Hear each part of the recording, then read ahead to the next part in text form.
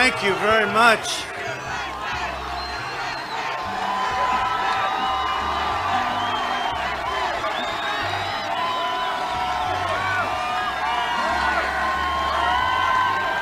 Thank you very much. That is a beautiful sight right behind me, isn't it? That's a beautiful sight. Thank you very much. And a very big hello, Wisconsin. We've been very good together. Hardworking American patriots. 47 days from now, we're going to win Wisconsin, and we're going to win 4 more years in the White House. This is the most important election in the history of our country. I feel that way so strongly, so do you. Joe Biden devoted his entire career to offshoring Wisconsin jobs, outsourcing your factories, throwing open your borders, dragging us into endless, ridiculous foreign wars, and surrendering your children's future to China. You know what he's been doing? I just see he's up there tonight getting softball questions from Anderson Cooper. They don't ask me questions like that. And the audience isn't quite like this. Do you see what his audience? They've got cars. They have like cars in a pocket. It's the weirdest thing I've ever seen. And CNN is going, oh, this is so beautiful. It's not beautiful. They have cars in a parking lot. What a deal, I'll tell you, what a deal. Biden supported every disastrous global sellout for half a century, including in NAFTA, China. You take a look at China's entry into the World Trade Organization and TPP. He supported them all. Biden surrendered your jobs to China, and you know that. I probably wouldn't be here if it weren't for that. It was one of the big things, one of the big reasons I decided to say to my great wife, our First Lady, let's go have some fun. Let's go have some fun. And she's done a great job and very popular, and the family is all over the place, all over the country. But unlike Joe, who let you down when he never even came back to Milwaukee to apologize or just to pay respects, I came to Wisconsin, and I've been here a lot since we started this, a lot. And you've been a tremendous beneficiary of what I've done, and I have too, because you've been with me, you've supported me, and we've had great victories together, all victories. So I want to thank you.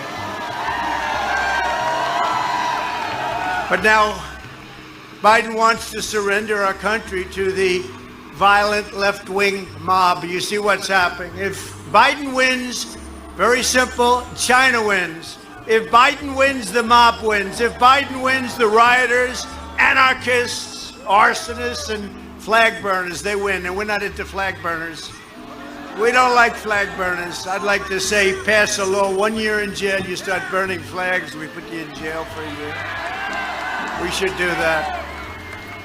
They would have done that. It's a different world, I guess, but it's sort of coming back to the way we have to have it because we're for law and order. They say, don't use that term, it's too tough. No, everybody wants law and order. Minorities want law and order. Everybody wants law and order. They have to have it. I'm running for the re-election, and a very important re-election, to bring jobs and factories back, and that's a continuation because I don't know if you know it, the single greatest year Wisconsin has ever had was last year. The second best year that Wisconsin has ever had was the year before. And guess what the third was the year before that? And you're going to have your best year economically next year. It's all heading in that direction. Despite the pandemic given to us by China. But we want to put the violent criminals behind bars, and we have to ensure the future belongs to America, not to China, not to other very terrible forces out there. Because if we win, very simply, America wins, and that's what we want. We want this great country to win. Over the last 3.5 years, we've secured America's borders. fixed the disastrous trade deals. They have been the worst ever. It was not even, when I looked at these, I studied them, and I used to talk about them. They had to be bad. When I started studying, I said, who are the people that made these deals? Grossly incompetent people. Brought back our manufacturing jobs, rebuilt the awesome power of the U.S. military, and obliterated the ISIS caliphate. We obliterated it. Obama was not able to do it. He wasn't able to come close. It was just announced that in 2019, before the virus came in from China, we grew median income by a record of $4,400 in just 1 year, achieving the highest median income in U.S. history. That's in the history of our country. In the first 3 years, we lifted 6.6 million people out of poverty, the largest poverty reduction of any president in the history of our country. That's not bad. And I didn't even make these numbers up. These are numbers that they sound good to me. We built the greatest economy in the history of the world. This is the greatest economy in the history of the world. Then the virus came in. We closed it down. We saved millions and millions of lives. We'd be at 2.5 million, 2 million, 3 million, a number that would not be sustainable, would not be acceptable, a horrible number. There shouldn't have been one person that died. It should have been stopped at China. They stopped it for their country. But it came out to us, to Europe, to the rest of the world, 188 countries. We will deliver a safe and effective vaccine before the end of the year, and it could be very, very soon. You've been seeing what's going. Could be very, very soon. Could be. It's amazing how all of a sudden they hate the vaccine. When they thought it couldn't be done, they said, well, these kids got to get a vaccine. And then all of a sudden, they're looking like it's going to be very close. We're doing great. We're doing great with vaccines and therapeutics, remdesivir, all sorts of other things that are bringing the rates down, like at numbers that nobody can believe. But we have 3 vaccines right now. They're in the final stage, clinical trials. We worked it for the FDA where they approved it fast. They went very fast, very quick, at levels that nobody else could have ever achieved. No other administration. Certainly the last one, because the last one was grossly incompetent. In fact, that's why I'm here. Because if it was good, I wouldn't have run. If they did their job, I wouldn't have run. I was very happy in my other life. I was very happy, but I'm very happy in this life, more happy, because nobody has produced in 3.5 years, the first 3.5 years, nobody has done what we have been able to do. Nobody. So we'll defeat the virus, and next year will be truly, I think, from an economic standpoint and from other standpoints, maybe the best year of all. Hard to believe we're going so fast. The numbers have been incredible. We've had employment numbers the best ever. We've had retail sales numbers the best ever. You see them all, they come out every day. And our stock market is, for the most part, at a new high. And if people have 401ks, if you want to have your 401k go down, like to depression levels, I think you should vote for Sleepy Joe, because he's going to raise your interest rates. He'll be raising your interest rates. You know, I watch him, though. He's denying all this stuff. You know, everything that he said, he's now denying. He said no fracking, right? There will be no fracking he didn't know what fracking was, but he said there's no fracking. The reason is because everybody else, all of the radical left candidates up there, they couldn't get too far left. So Joe agreed. Then he gets the nomination. Now they're all angry. You know that Crazy Bernie, all of the left Democrats, they don't want to vote for him anymore because he made promises, and now all of a sudden he forgot that he said no fracking. He said, well, now we can do some fracking. But, you know, remember this in politics. It's always the thing that they say first. That's what they're going to do. No guns, no religion, no energy, no oil. Remember that. Remember, he put Beto in charge of his gun policy, right? Beto, crazy Beto. Remember when Beto went out? He said, I was born for this. And that's when it all came down. As soon as I heard that, anybody said they were born for this, it doesn't play well. But he's in charge of the Second Amendment, and you won't have a Second Amendment. Frankly, you wouldn't have a Second Amendment if I didn't get elected. It would have been obliterated. It would have been torn up. Maybe it would have been totally knocked out. But there's tremendous pressure on your Second Amendment. As long as I'm here, you'll always have a Second Amendment.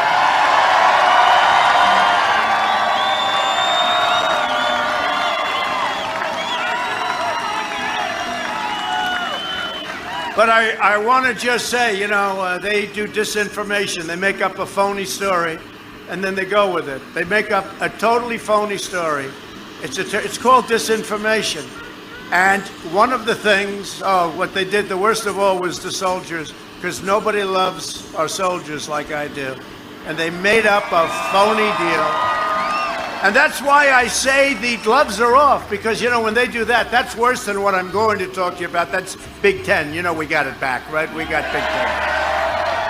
But the soldier story about standing over the graves, the one I'm talking about, then they do a commercial. And I said the good news about that is the gloves are off. I can now call him grossly incompetent. The man is incompetent. He's been there for 47 years. He didn't do a thing. Now all of a sudden, in years where he was never considered smart, but now he's really not considered smart. And now all of a sudden he's going to do what he never did in 47 years. He's going to do this and that and everything that I'm doing, everything that we're doing. But I want to congratulate the Big Ten Conference on yesterday's announcement that the fall season will start very soon. Oh, I hope your team does well after all that. I hope that team does well. But I especially want to thank a football legend. He was great. Wisconsin's own Barry Alvarez. He was great. Good. Got to be careful when you do that. A lot of times you don't like people too much. They say, oh, we don't. But he's a good man. We worked with him. We worked with a whole group, including the commissioner of the league. Did a very, very good job. But we called them, and the reason is that they took an ad. In other words, another one, disinformation. They took an ad saying I was against football. I'm the one that said they shouldn't close. But I said that, if they close, they close. But then they took an ad saying I'm the one, I didn't want it. I wanted it closed. So then I said, well, no, I don't. I want it open. Let me call up the commissioner. We called up the commissioner. And he was great. He said, you really think so? And bottom line, we worked very hard, lots of calls to lots of different states, lots of people. We dealt with the players, the parents of the players who are really the boss. That's okay, I won't say that. But these are players that have a shot at the NFL. They have a shot at pro football. We want the NFL to proudly stand when they sing our national anthem, right? Or their ratings are going to continue to go down like they did last weekend, down 27%. Because people don't want that. You know what? We have enough politics, right? We have politics here. We have politics all over. In fact, sometimes I have to turn it off. I can't do it anymore. I can't watch me. I can't watch me. I can't watch. But no, we have enough politics. We don't want to watch now on Sunday. Oh, here we go again with the politics. Let them play football. Let them stand and salute or put your hand on your heart and be proud of our country and be proud of our great American flag. And then go home to the mansion and have a good time, take a nice sauna. And then if you want, after you recover, you come out and you go and you do your thing, whatever the thing may be. But people don't want to see it, and the ratings are down. Here we go again. I thought we taught them that lesson 2 years ago, didn't we think? I thought we taught that lesson. But Biden would absolutely eradicate your state's economy. I know this state very well. It's one of the reasons I made the great deal with Canada and Mexico, but Canada, because they were taking advantage of you so badly on your dairy products. You had a 287% tariff on your dairy products with Canada. People don't realize Canada is one of the toughest negotiators, and they treated your state and this country very unfairly until I came along. Very, very unfairly. Did you know that? 287, but I saw some farmers And this was like the straw that broke the camel's back. They had something called specialty milk. Does anybody know what that is, right? You know. A lot of people, it's a small little grouping of milks, specialty milk. But this was the final straw, and I met some people, and Canada finally did it to them like they did it to everybody else, and they raised the tariffs massively. They made it impossible. They tried to take over that business too, along with all of the other dairy products, where it was just massive and horrible what they did. And that really got me going. The little specialty milk, specialty products, a small portion, but you know what? That was it.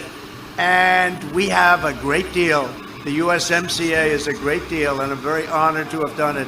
But it was all because of specialty milk and the way you were taken advantage of by Canada. You know, they have the wonderful, "Oh Canada," we love to hear the song, right?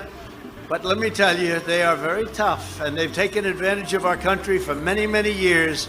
And I will tell you this, they're not so happy now, but at least they got a deal. But you're happy, and it's about time you were happy. You now have a great deal, and you're not going to have your companies leaving for Mexico anymore or Canada. And you're not going to have them make your product in Mexico or Canada, send it over here with no tariff, with no tax. Where we lose tax, we lose jobs, we lose our companies, we lose everything. And they make a lot of money selling the product to us, same product. So we're not doing that stuff anymore. There's a tremendous disincentive. It's called, like, let's not do it. And you haven't seen that lately. You haven't seen too many companies leaving, have you? It's sort of an amazing thing. It's a little bit like what we did with the statues. So on the statues, they were knocking them down 3 or 4 months ago. I said, do we have any laws? No. But there was a very old law. I said, what was it? You get 10 years in jail, 10 years in prison. They actually use the word prison, which is a tough word. You get 10 years in prison if you knock down a statue or a monument. I said, let me see that law. I want to see that law. Right, Glenn, right? I want to see that law. Where's Duffy? Is he there too? Oh, look at the guy. He's climbing trees tomorrow. And Rachel. Oh, Rachel. He was a good climber. You think he could climb up a tree faster than me?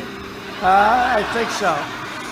So I just want to tell you, so what we've done in a very, very short period of time is what nobody thought. And we came in and we did it, and we did it for you, and we did it for everybody. We did it for our country. But we wouldn't have a country left. What was happening to our country, how we were taking advantage, now we have to get 4 more years to cement it and to do additional things, including tax cuts. They're going to raise your taxes. They're going to raise your taxes very substantially. We're cutting your taxes. We got you the biggest tax cut in history, and we're going down lower. It's called growth. Thank you. Thank you. Thank you, Lord.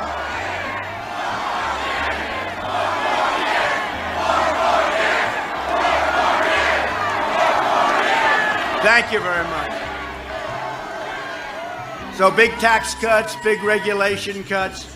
The Democrats, they want to just really break us down in terms of our competitive ability to compete with other nations. Do you notice what's happening with Japan? Do you notice what's happening? We have taken billions and billions of dollars in from China. We charge them a fortune. In fact, many farmers in this group, because you gotta love Trump. I gave you $28 billion, right? Thank you very much, China, right? You were targeted. 12 billion, Sonny Perdue, Secretary of Agriculture. I said, Sonny, how much have they been hit for, targeted for? Remember when China said, we're not gonna do anything, we're not buying, they thought they were gonna put pressure on us. Sonny said, sir, 12 billion the year before last, and last year was 16, total of 28 billion. We took 28 billion out of the tariffs. China never paid us 10 cents. Not 10 cents with Obama and Biden. And in all fairness, with no president, they paid us nothing. They pay us now tens of billions of dollars. I took a small portion of it. I added it up, 16 and 12, 28. And I said, $28 billion is going to the farmers. Did everybody get that money? Right? You had a very good year. You know, the farmers have had a very good year. Last week, China ordered, and you have to understand, I view China differently now than I did 6 months ago. We made a great trade deal, but I view it differently because I don't know if I can ever view it the same. But last week, they know how I feel, and they're very smart. So instead of saying we're not going to do business, which would have been okay with me, we would have worked it out somehow. You would have been very successful, the farmers. But last week, they had the largest order of corn, did you know this, in the history of our country. Did anyone know this, the farmers? From China, thank you very much. The largest order of soybeans in the history of our country, and one of the largest cattle orders in the history of our country, because they're very smart. Somebody else would have said, well, let's not do business, and then it would have been easy for me. But they gave us so much. I have every farmer calling up saying, please do me a favor. We love this. We love this. This is a great deal. It's a great deal, but we feel differently about it, don't we? We just feel differently about it. I don't talk about it like I used to. I talked about it. It was great. And it's turned out to be a great deal, but I don't talk about it the same way. At no time before has there been a clearer choice between two parties, two visions, two philosophies, or two agendas for the future than these two parties. You got law and order on one side and you have chaos on the other. On November 3rd, Wisconsin will decide whether we will quickly return to record prosperity or whether we will allow Biden and the Democrats to impose a $4 trillion tax hike, ban American energy, confiscate your guns, which is what they want to do, shut down the economy, destroy the suburbs. You know, they were destroying our suburbs. You know that, right? I don't know. Somebody said, you're just doing okay in the suburbs. I said, how can I do okay? I saved the suburbs. What I've done is save the suburbs. And you know this, I don't have to go into it, but I saved the suburbs. I think the suburbs, you know that last time, 4 years ago, oh, he's not going to do well with women. I did great with women. They said, well, a big thing. Remember that? Election day. He won't do well. This will be a very short. Not doing well with women. I did great. They said at the end of the night, after they announced I won, they said, what happened? Well, he did very well with women. I don't know how it happened there. They said he did very well with African American community. He did very well with Hispanic. They said he did very well with everything. We kicked their ass. That was them. No, but was that one of the greatest evenings ever? Remember? And remember all the fake news? Look at all the, oh, lie. That's a lie. Whoa. That's a lot of people back there. Look at that. The red lights are on. Don't worry. I won't say anything bad about you, CNN. Because as soon as I'm getting ready to say something about fake news, et cetera, the lights start going off. So I'm not going to say, whoop, one just went off. You can tell by the lights. They got that little beautiful red light. You see it? But I won't say anything bad about it. But they are fakers. And do you remember when they were saying that the polls are terrible? Actually, these polls are very good compared. That was so bad, it was like, why did anybody vote? They're called suppression polls. They make them so bad that you lose all your appetite, you lose all your spirit, they take your guts out, and you don't go and vote. And your wife looks at you and said, darling, I love that guy, but he's not going to win. He doesn't have a chance because the polls, he's down 10, he's down 20, he's down 50 points, darling. He can't possibly win. Let's go have dinner and then we'll come home and watch his concession speech. But my people didn't buy that because my people went out to vote.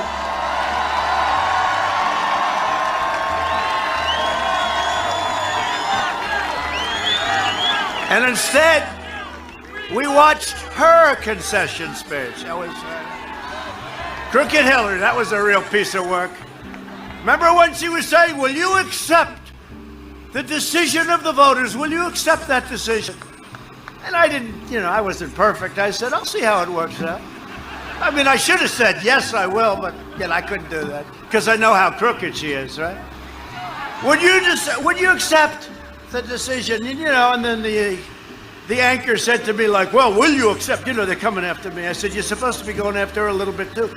Did you ever see debates where you had all of the anchors plus the candidates against me? And here we sit. Is that Air Force One? Yes, that's Air Force One. How did that happen?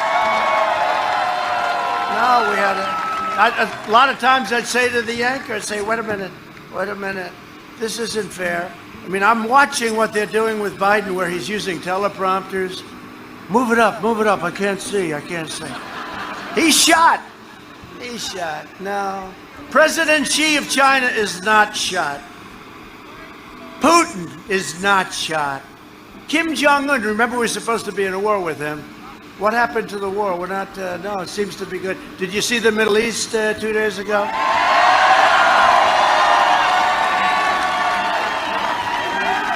Remember our incompetent negotiator, John Kerry? He never got up to walk. The guy's getting beaten on every point. I say, walk, get up and leave the table. You're giving up. They'd say, we want this. He'd say, well, I'd rather not. We want this. Okay, you got it. We want that. You got it. We want that. Say no and walk. They'll possibly call you back. And if they don't, that's okay too. But right now, I will tell you, Iran, if we win, Iran will be calling us within the first week. They're dying to make a deal. GDP down 27%. They don't have too much money for terror anymore. It's actually amazing. Do you notice what's going on? Now, I don't want to speak too loud, but I did put out on social media the other day that if they hit us in any way, any form, written instructions already done, we're going to hit them 1,000 times harder than we've ever hit them before. So hopefully they will just come and we'll make a deal and they'll go back to being a rich country. Let them go back and be rich, but they cannot have a nuclear weapon. They cannot. That deal was so bad that Obama made $150 billion. They got $150 billion for nothing. You know, the deal is practically, if I didn't terminate it, which I'm proud to have done, but if I didn't terminate it, and they got $1.8 billion in cash, how about that? If I didn't terminate that stupid deal, first of all, you wouldn't have the deal in the Middle East, and all these countries are joining. It's happening fast. They're all wanted. They want to all join. We did it, you know, the reverse. We did it the reverse. Thank you very much. Thank you very much.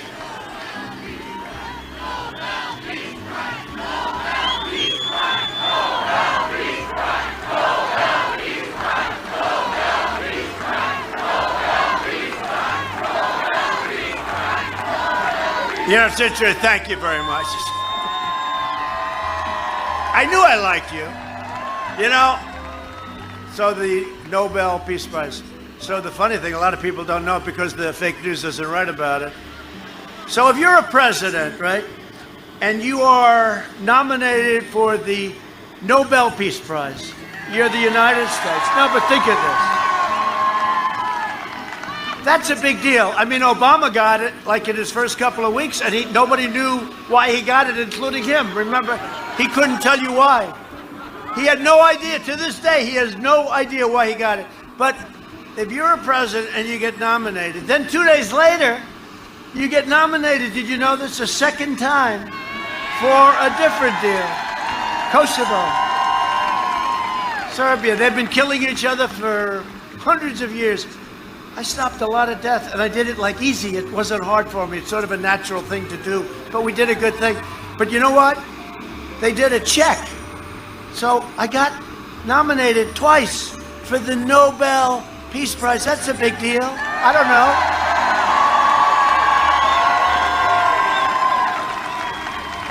I should have gotten nominated 7 times because we did a lot of other things. But these are for 2 different deals. And not one mention was made on the evening news. Think of it. Now, when Obama got it, it was headlines. Our president just got the Nobel Peace Prize. He was just nominated. Headlines.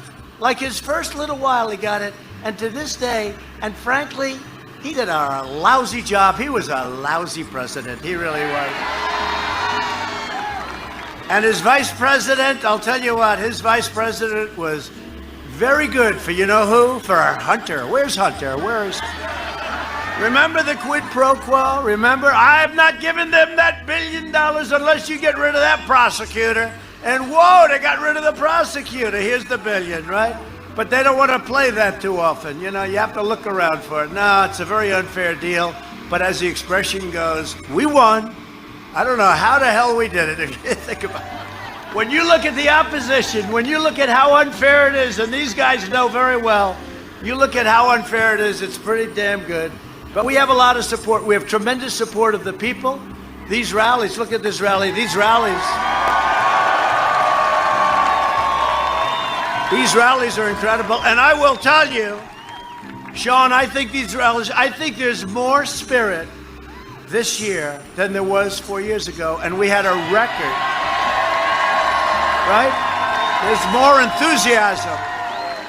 I think it's the biggest enthusiasm gap ever polled. I mean, again, I'm not a believer in the polls, but I believe that one, it's the biggest enthusiasm gap. He's got no enthusiasm. The only enthusiasm is for the people that want to beat us. They want to beat me. That's the only thing he's got. The people that want to, they couldn't care less about him. He could be that piece of wood that was left on the ground. Biden will hand the left-wing mob the keys to your kid's classroom. Earlier today, I took a historic stand against the hateful lies being fed to America's youth. The parents know all about it. And I checked. They're doing it in Wisconsin, too. I'm a little surprised. I'm a little surprised I know you people. I'm a little surprised you let it happen, actually. But we're going to get rid of it. I announced that we're launching a new pro-American lesson plan for students called 1776 Commission. We're going to teach our children the truth about America, that we're the most exceptional nation ever to exist, and we're getting better every single day. Sleepy Joe Biden is wholly owned and controlled by the far left. He even opposed sending the National Guard into a place called Kenosha. Did you ever hear of Kenosha? How about that? Did we do a good job? Now, I mean, I wish we did it a little sooner, but we finally got your governors okay. You know, we have to do that. If we got to get the governors to say, please do it. How they don't do it in some other places when you look at what's going on with Chicago, right? When you look at what's going on with Portland, those are just anarchists. You know how long it would take us to fix up Portland in terms of ending it all? I'd say far less than an hour. I'd say a half hour. Look at what we did at Minneapolis. You know, we're doing well in Minnesota because they saw what happened. Now, they shouldn't have allowed it to go on for 11 days. They should have called us immediately. But you remember that beautiful night? Nice evening. A little problem. There were a lot of buildings in the background that were burning down to the ground. As reporters said, no, this is a peaceful protest, okay? By the way, officially, this is called a protest. You know that. We no longer call it rallies. We don't use the term rally, okay? Rachel knows. We don't call them rallies anymore because, you know, you're not allowed to have a political rally for more than 10 people. You're not allowed to go to church. You're not allowed to meet. You're not allowed to talk to anybody. You have to stay in a prison. Your home has become your prison. And then I'm saying, well, what are you allowed to do? Sir, you're not allowed to do anything. I mean, there is one thing, but it doesn't pertain to you. What is it? Well, you are allowed to protest. Oh, really? Oh. Hence the name. We call them friendly protests. So these are protests, so it's totally allowed. This is a protest. Remember, when they walk out and when you walk outside, what do you consider this? Did you enjoy the rally? No, I really, this is a protest, I'm sorry. No, they had a little line and bottom. I don't know if it's your state, but a couple of them, you're allowed to protest. So you can't go to church, but you can rip the hell out of the streets of Main Street and Fifth Avenue, break up the stores, burn down the buildings. Climb over each other's face. You can climb right over their face. You don't have to wear masks. You don't have to do anything. 25,000 people walking down the street. Looters, anarchists, agitators, burning down stores, throwing things at police. They've taken the authority away from our police, our great police. They've taken their authority and their dignity away. We're giving it back. We have to. We have to. By the way, I was endorsed by New York's finest, and we're with them all the way. I was just endorsed 2 days ago by Chicago police. I think that takes courage, right? Philadelphia, Florida, Texas, everybody, Ohio. I don't know, did anybody, is there one group of, even if it was a tiny little group of 2 or 3 police, did anybody endorse Sleepy Joe? I don't think so. But we did a great job in Kenosha. We got out there. I went there, as you know, a little while ago. But had we not gone in, that place would have been burned to the ground. They did damage. We should have gone in. I wanted to go in the first night. We would have stopped it immediately. But it was a great outcome, as was in Minnesota. Again, if they would have called us early, it would have been over. Portland, oh, I'd love to go there. That would be so easy. You know, in Seattle, they heard we were coming in, they gave up. I said, that's enough, we're going in. I don't care, we're going in. Do you have permission? No, we're going in. They took over a chunk of the city. And when they heard we were going in, it's like, well, we give up. That was the end of the Seattle problem. Now it's a terrible thing that's going on. All in Democratic-run, super liberal-run cities. They're red. The red cities are doing great. I think we're doing great all over. The Republican cities, you know, we're fair. We're not stupid. How stupid these people are. Did you see Chicago? 48 people shot. 6 died. You know, we're in Afghanistan. We're pulling the troops. You know that. We're coming back. We're almost finished. We're pulling, finally, these endless wars. These endless wars. And we had to fight other things, but we've done a great job. But we're acting like a police force over there. No, we're pulling troops. We're almost out of Iraq. That's another one. We're down to about 2,000 troops. Did you know that, Sean? 2,000 troops. So Syria, we're out, but we kept the oil. So we have some. Was it okay that we at least kept the oil? You know, I feel badly because we have some troops. Oh, you haven't pulled the troops. I said, no, we're gone. We pulled all the troops out of Syria. Remember, we were supposed to be guarding the border between Syria and Turkey. I said, why are we doing that? They said, well, you know, we are. I said, wait a minute, we have an army of 100,000 here, an army of 25, 30,000 here, and we got 5,000 soldiers in them. That's a very dangerous position to be in. I don't like it. They've been guarding their own borders with different names for 1,000 years. Why the hell do we have to be over there guarding their border? We want to guard our own borders, right, where we're doing very well. We're doing great on our southern border. You know, I hate to say this, but that wall is going up very rapidly, 10 miles a week.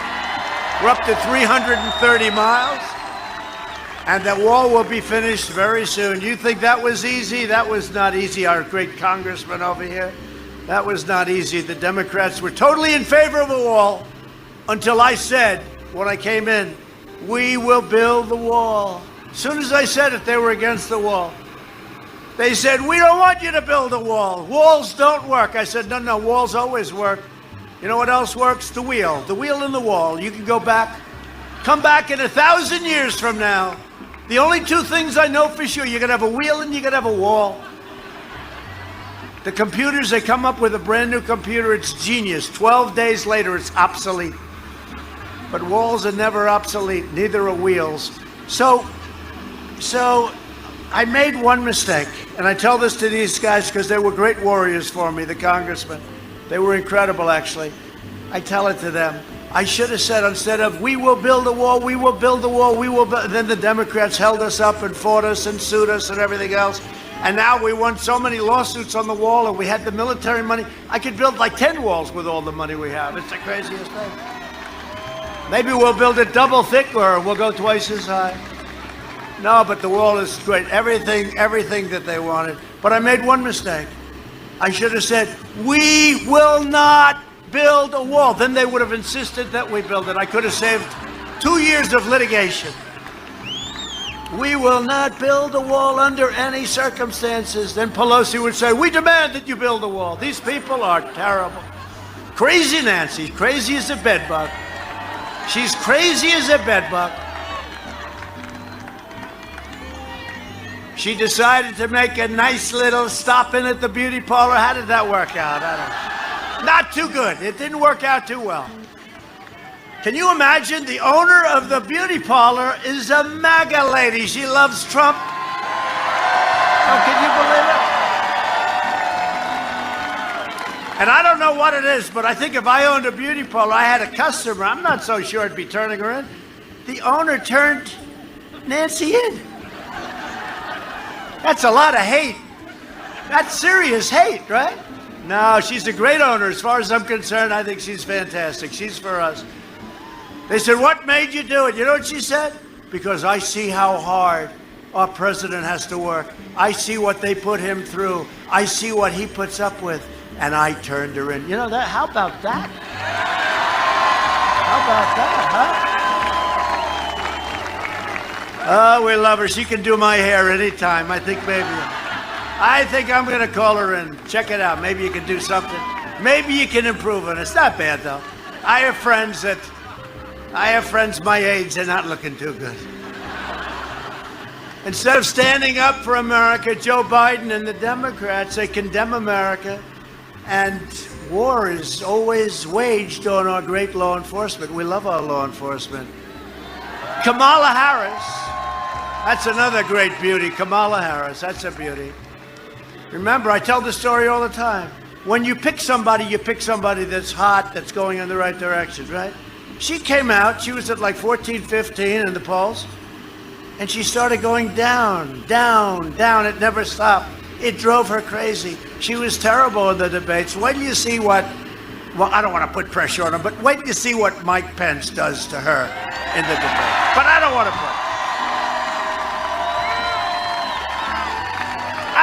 put pressure. Mike, do we have a great vice president? Is he great?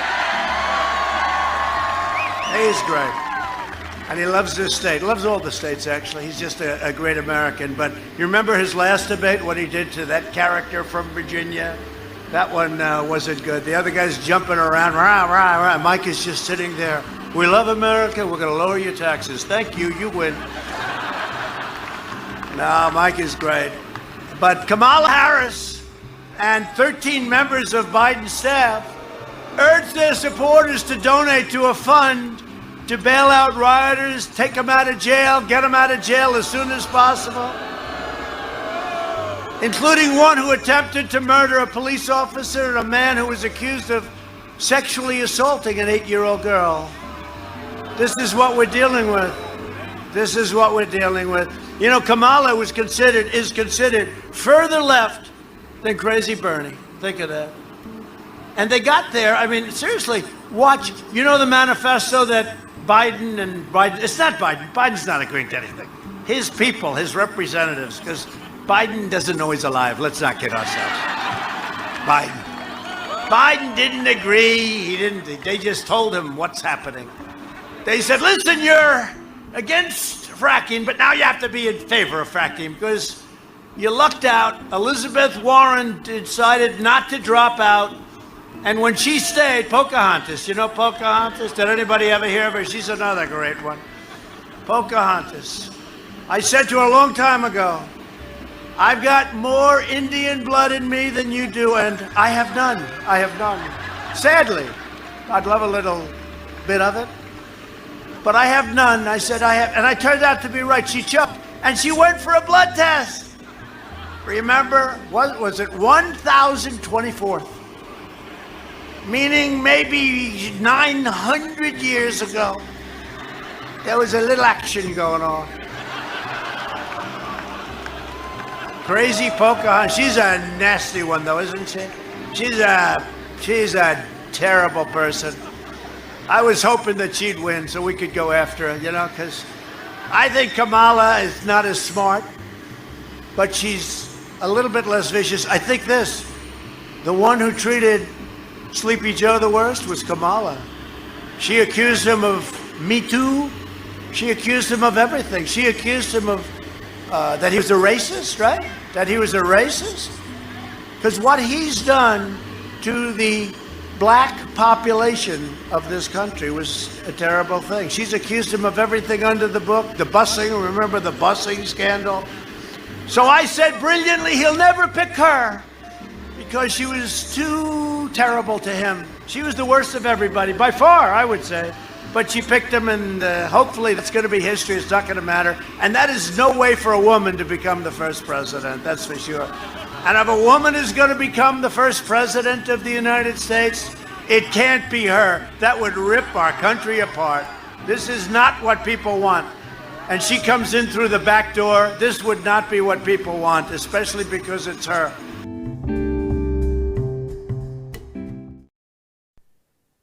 All right, I want to thank you all for listening to the What is Truth podcast. My name is Greg Fernandez.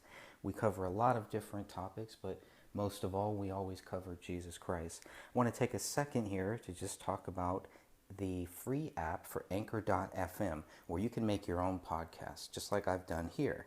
Now, first of all, it's free. There's creation tools that will allow you to record and edit your podcast right from your phone or your computer. Anchor will distribute your podcast for free, and they will distribute it for you so that it can be heard on Spotify, Apple Podcasts, and many more. You can make money from your podcast with no minimum listenership. That's right, no minimum listenership. It's very cool. It's everything that you need to make a podcast all in one place. God bless you all. Let's get back to the show.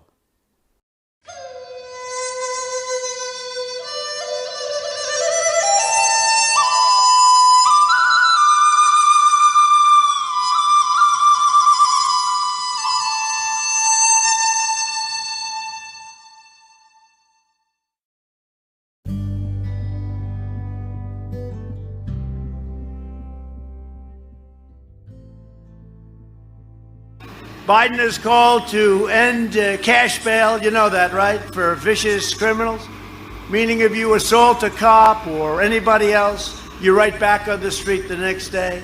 He called for police, and he calls them all the time the enemy. He says they're the enemy, and he just thinks it's terrible. He thinks it's terrible. Now he's liking the police much more.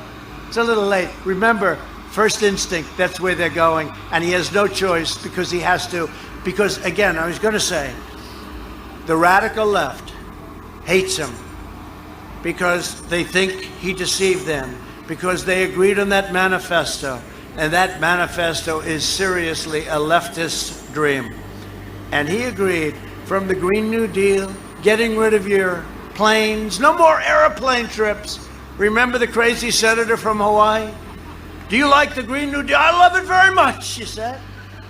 Oh, okay, well, you're the senator from Hawaii. That's right, the beautiful island of Hawaii. She said, well, you know, under the Green New Deal, you basically can't fly in an airplane. Oh, that's a problem. So they said they'd build a bridge from the mainland to Hawaii. It's 2,000 miles long, but these are minor details.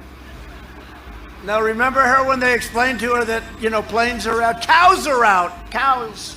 They don't want cattle, they don't want cows. Did they withdraw that one? That was a tough one, wasn't it? They don't want cows, bad for the ozone layer. Who would even think of that? I mean, you gotta be sick to even think it, okay? Give me a break. Give me a break. And I guess under that theory, this big guy is next. He's next. No, it's a sick deal going out there. You know, to do it the way they want would cost $100 trillion. That's more money than this country could earn in 1,000 years, okay? To do it right. We don't like that building. The windows are too large. Oh, okay, let's rip it down and build a new one. What windows are you going to have? We're not going to have windows anymore. Environmental.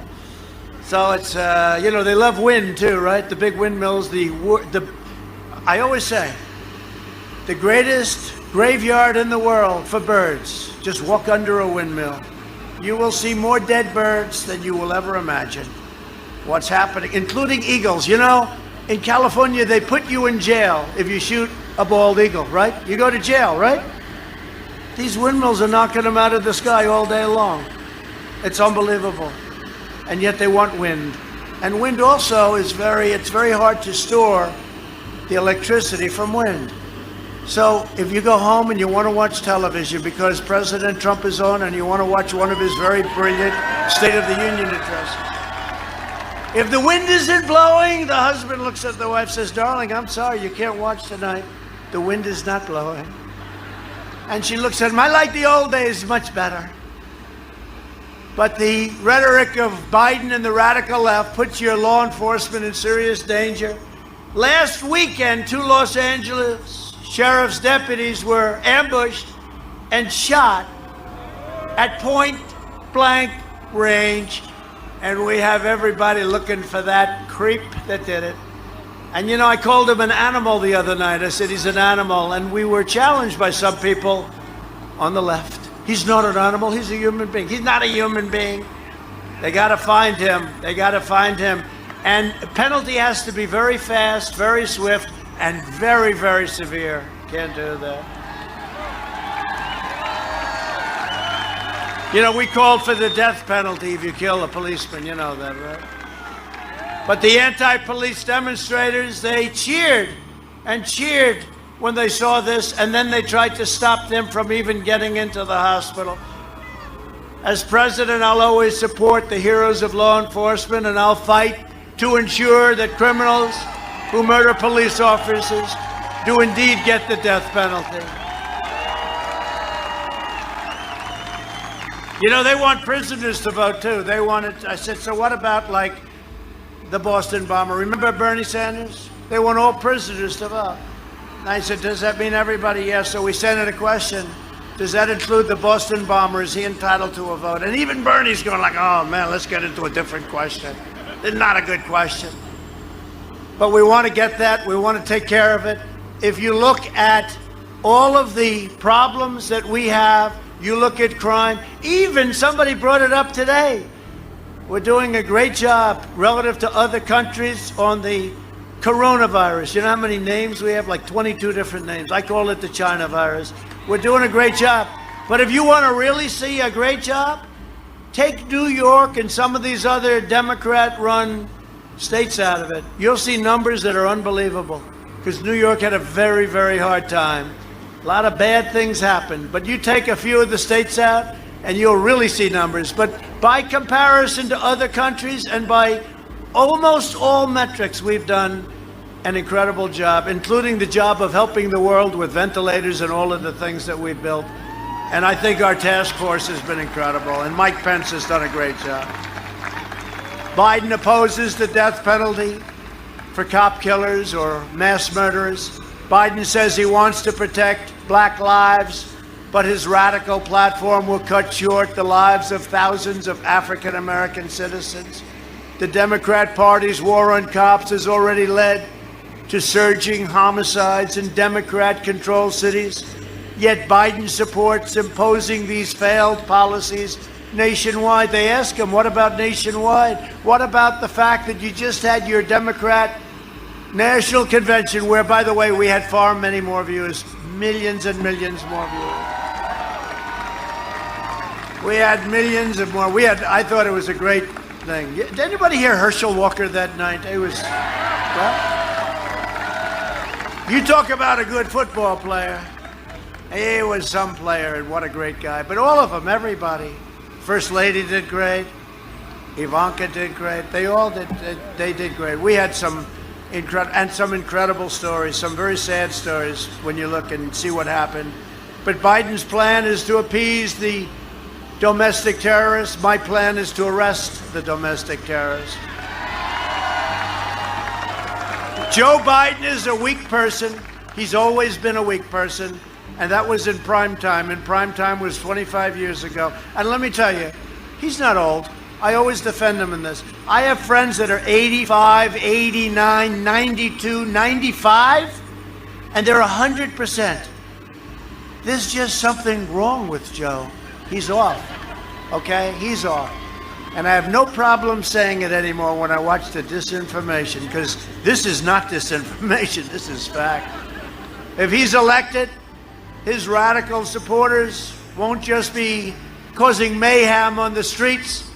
They'll be running the Department of Justice, Department of Homeland Security, the Department of Education, and most importantly, they will put many judges on the United States Supreme Court. We can't have that. We'll have a totally different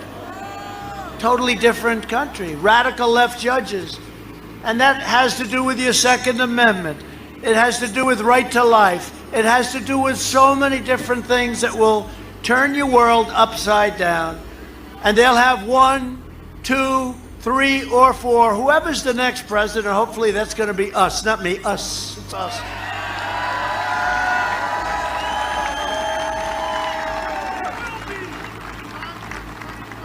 But you know, think of this, By the end of the term, we'll have approximately 300 brand new great federal judges, Court of Appeals judges, 300, which is a record.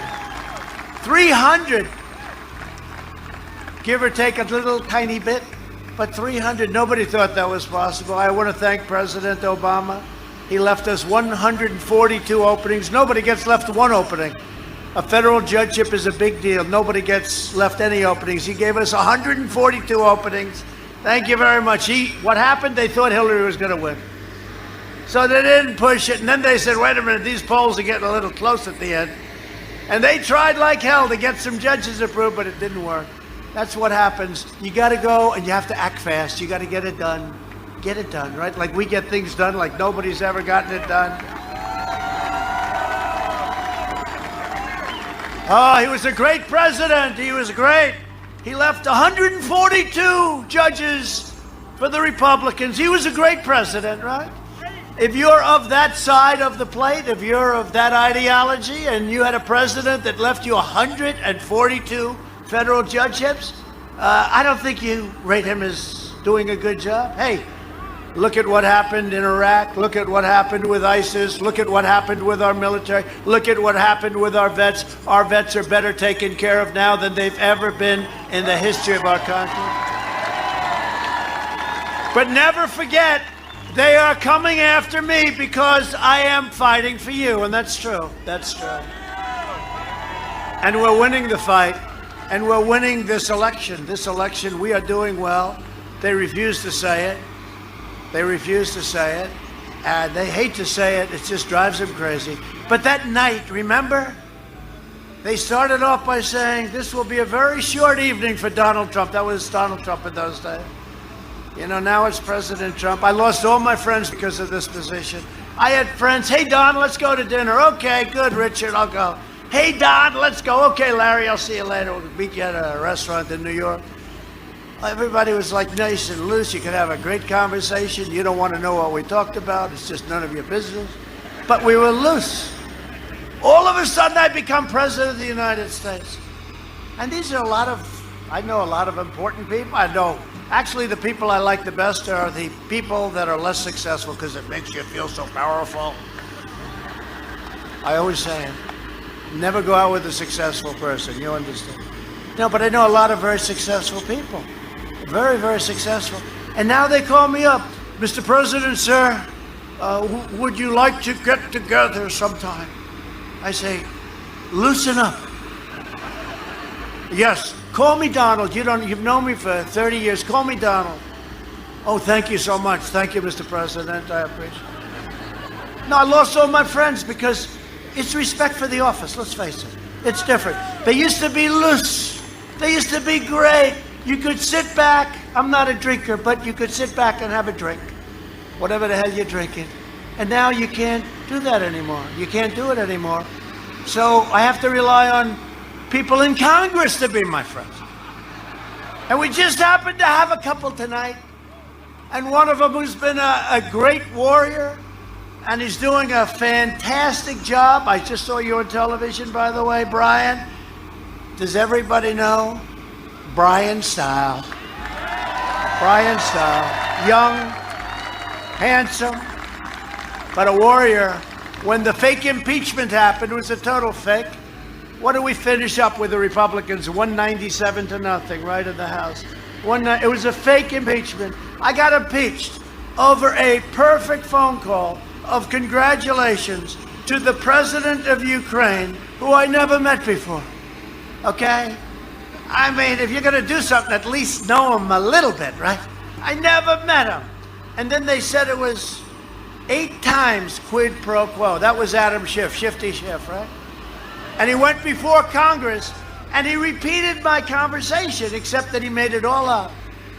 Remember? He repeated it. And then I said, fortunately, we had that whole thing essentially recorded. I'm glad I did. But these are very deceptive, deceiving, sick people.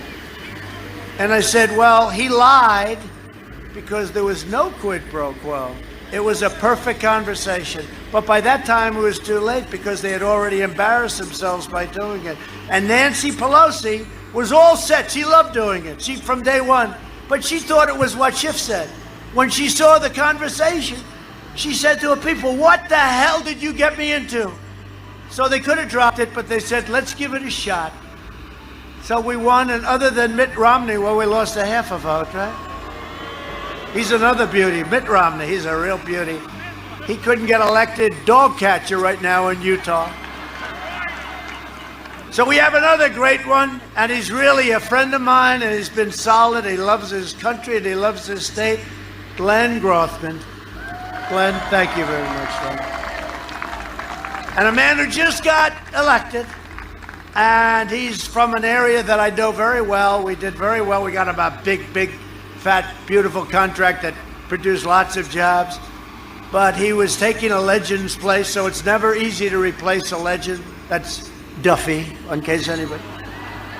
And he was running, and we did a lot of work for him, and it was great, and he reacted very well under pressure. You know, a lot of people don't react well under pressure. They choke. They choke. He was under a lot of pressure, and he ended up winning by like 18 points. And now he's your congressman. He's doing a great job. You got to vote for all these people on November 3rd. Tom Tiffany.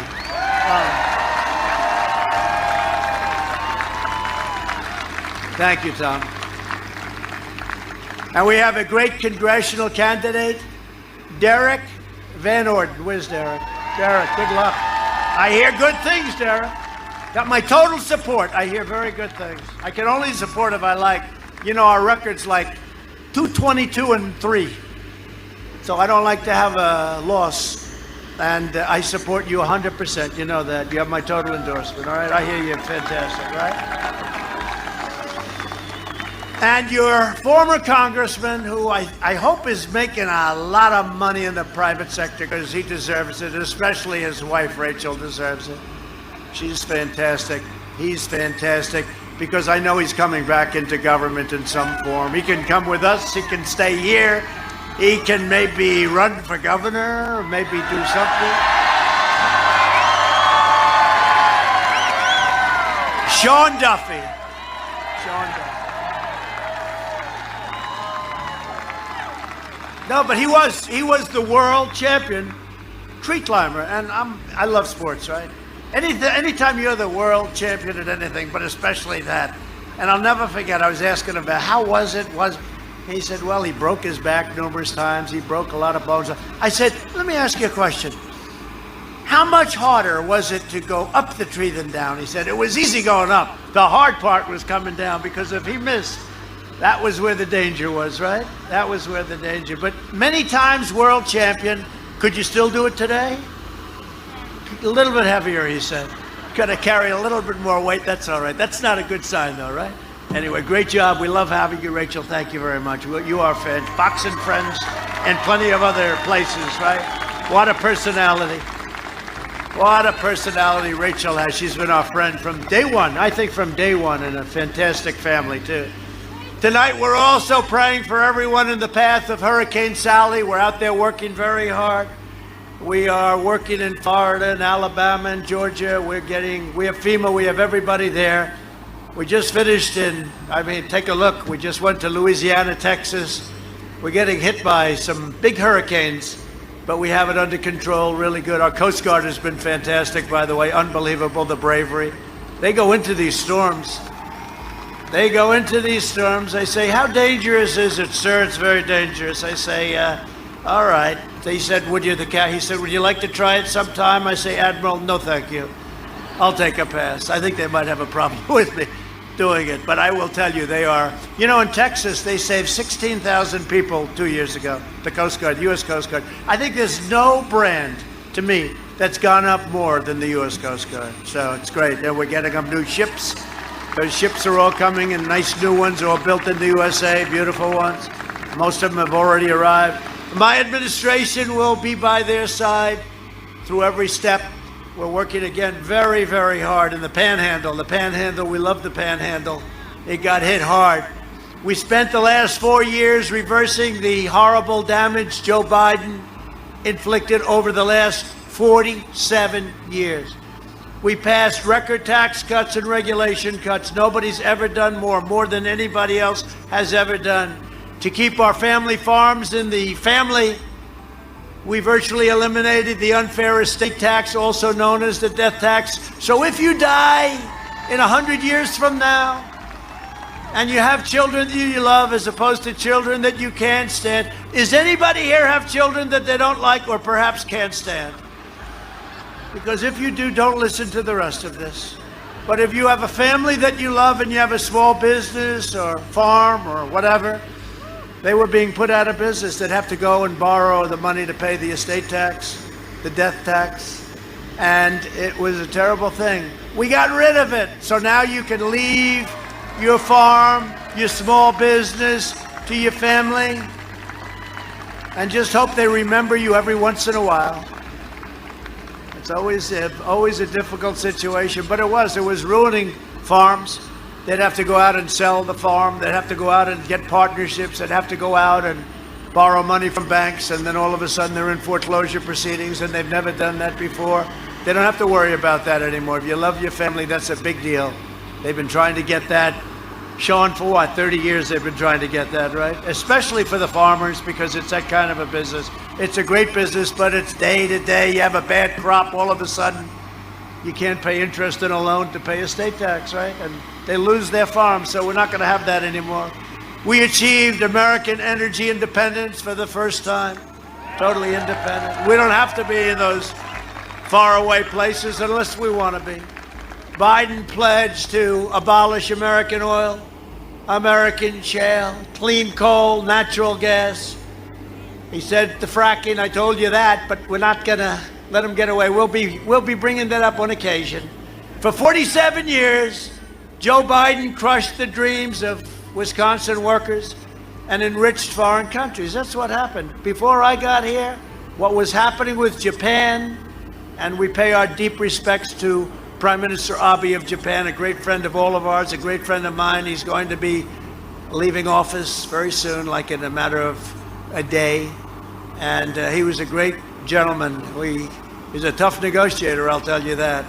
They made very good deals against the United States, but he's somebody that's going to be missed. He's a great gentleman. He championed every special interest, Biden, every special interest, and he sold out on trade. He sold out like almost nobody ever before. Earlier this year, I kept my promise to American workers when we ended the NAFTA nightmare and signed the brand new U.S.-Mexico-Canada agreement into law. I saved the U.S. auto industry by withdrawing from the last administration's job-killing catastrophe, the Trans-Pacific Partnership. You ever hear that beauty? That would have really hit you.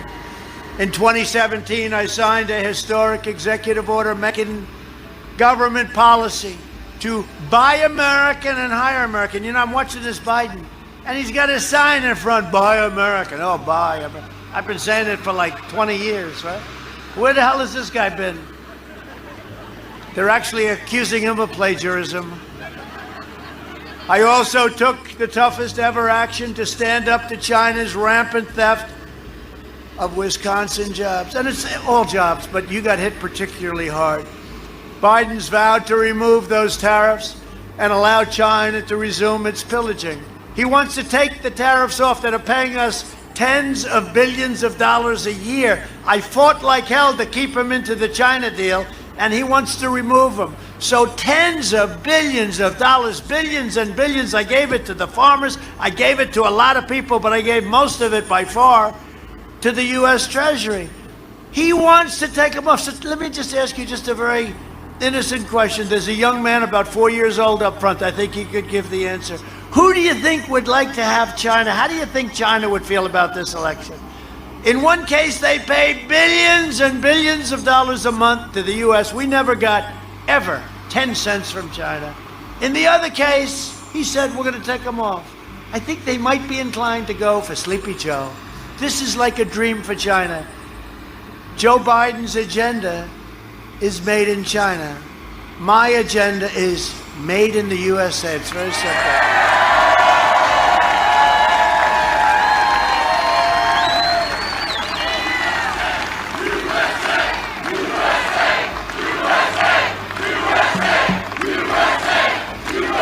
So we did many things, not only China, not only the $28 billion to our farmers. We did so much, and I'm proud to announce that I'm doing even more to support Wisconsin farmers.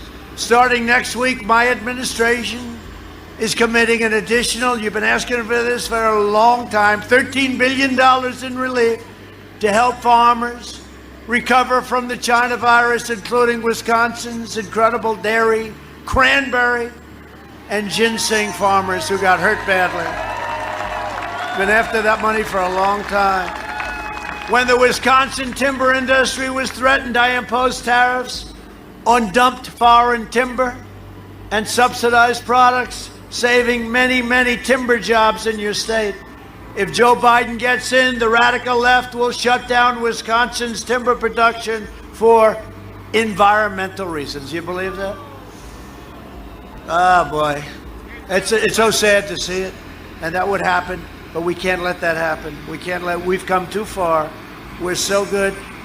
If that virus hadn't hit us, and it did, and it hit the whole world, but if it hadn't hit us, we would have numbers the likes of which nobody thought were even remotely possible.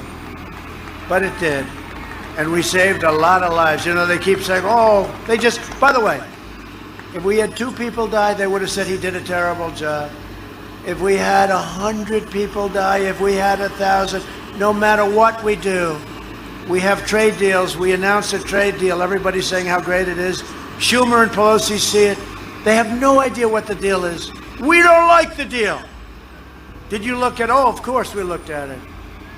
It doesn't have tariffs. Oh, no, it does have tariffs. They know nothing about the deal. Automatically, anything we do, they just take the reverse. But you know what? I'd probably do it to them too, so I can't complain. On perhaps no issue have our opponents more thoroughly betrayed working families of all backgrounds than on the subject of immigration. Under my administration, we've achieved the most secure border in American history. We ended the catch and release. You know what catch and release is? Yeah, catch them. They may be a killer, they may be a criminal at the highest order. You take their name. Then you're supposed to bring them to a court, like Perry Mason, right? But we actually catch them, take their name, release them, say, come back in about 4 years for your court case. We ended all this stuff. And you think that was easy? It wasn't easy, let me tell you. It was tough. But we have a really good, secure border, and the president of Mexico has been terrific. We right now have 27,000 soldiers from Mexico guarding our border, free of charge. We stopped asylum fraud, and we've deported 20,000 gang members and over 500,000 criminal illegal aliens of the worst kind. We're enforcing the clear requirement that newcomers to our country must be financially self-sufficient and not reliant on welfare. They have to sign a document. We invested $2.5 trillion in the U.S. military, including major contracts to build new warships that help save the historic shipyard in Marinette. Okay, how about that? I was there 2 months ago. Marinette. So that's a great company, but it was having a hard time, and now they're building, what was that? Like $6 billion worth of ships, and they're beauties. They started already, and we worked very hard on that. We had a lot of help from your congressman on that one, because a lot of people wanted that contract, but we got it for Wisconsin. Remember that? We launched the first new branch of the United States Armed Forces in nearly 75 years. That's right, the Space Force. You know, the fact is, and somebody said it on the other side, an opponent said, whether you like it or not, Trump actually did more as president than he promised during the campaign, like Space Force. That's a big deal. Think of it. Army, Navy, Air Force, Marines, Coast Guard, right? Think of it. I mean, that's all you heard your whole life, right? The Army, the Navy, the Air Force, the Marines, the Coast Guard. And now we have the Space Force. You know what a big deal? First time in 75 years, it's a new one. Last one was 75 years ago, the Air Force, right? That's a big thing. I never talked about that on the campaign. Right? I never even thought about it. When I became president, I said, we have to do this because I saw what Russia was doing and I saw what China was doing. And they've created their space forces. I said, what are we going to do, not have it?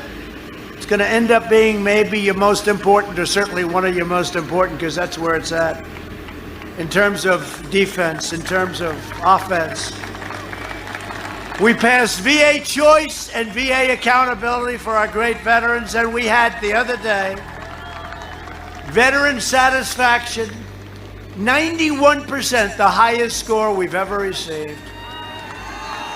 Do you ever notice, remember years ago, every story, every night, the nightly news, you'd always have horrible stories about the VA. You don't see it anymore. Now, I don't want to give them any ideas because they'll search all over the country for a vet who's unhappy. I'm hurting myself by telling this story. This is not a good story, but remember that every night you'd have these horror stories about the VA. You don't see it anymore. 91% approval rating. I kept my promise, recognized the capital of Israel, and opened the American embassy in Jerusalem. I recognized Israeli sovereignty over the Golan Heights, and we achieved the first breakthrough in the Middle East peace, and you saw that 2 days ago.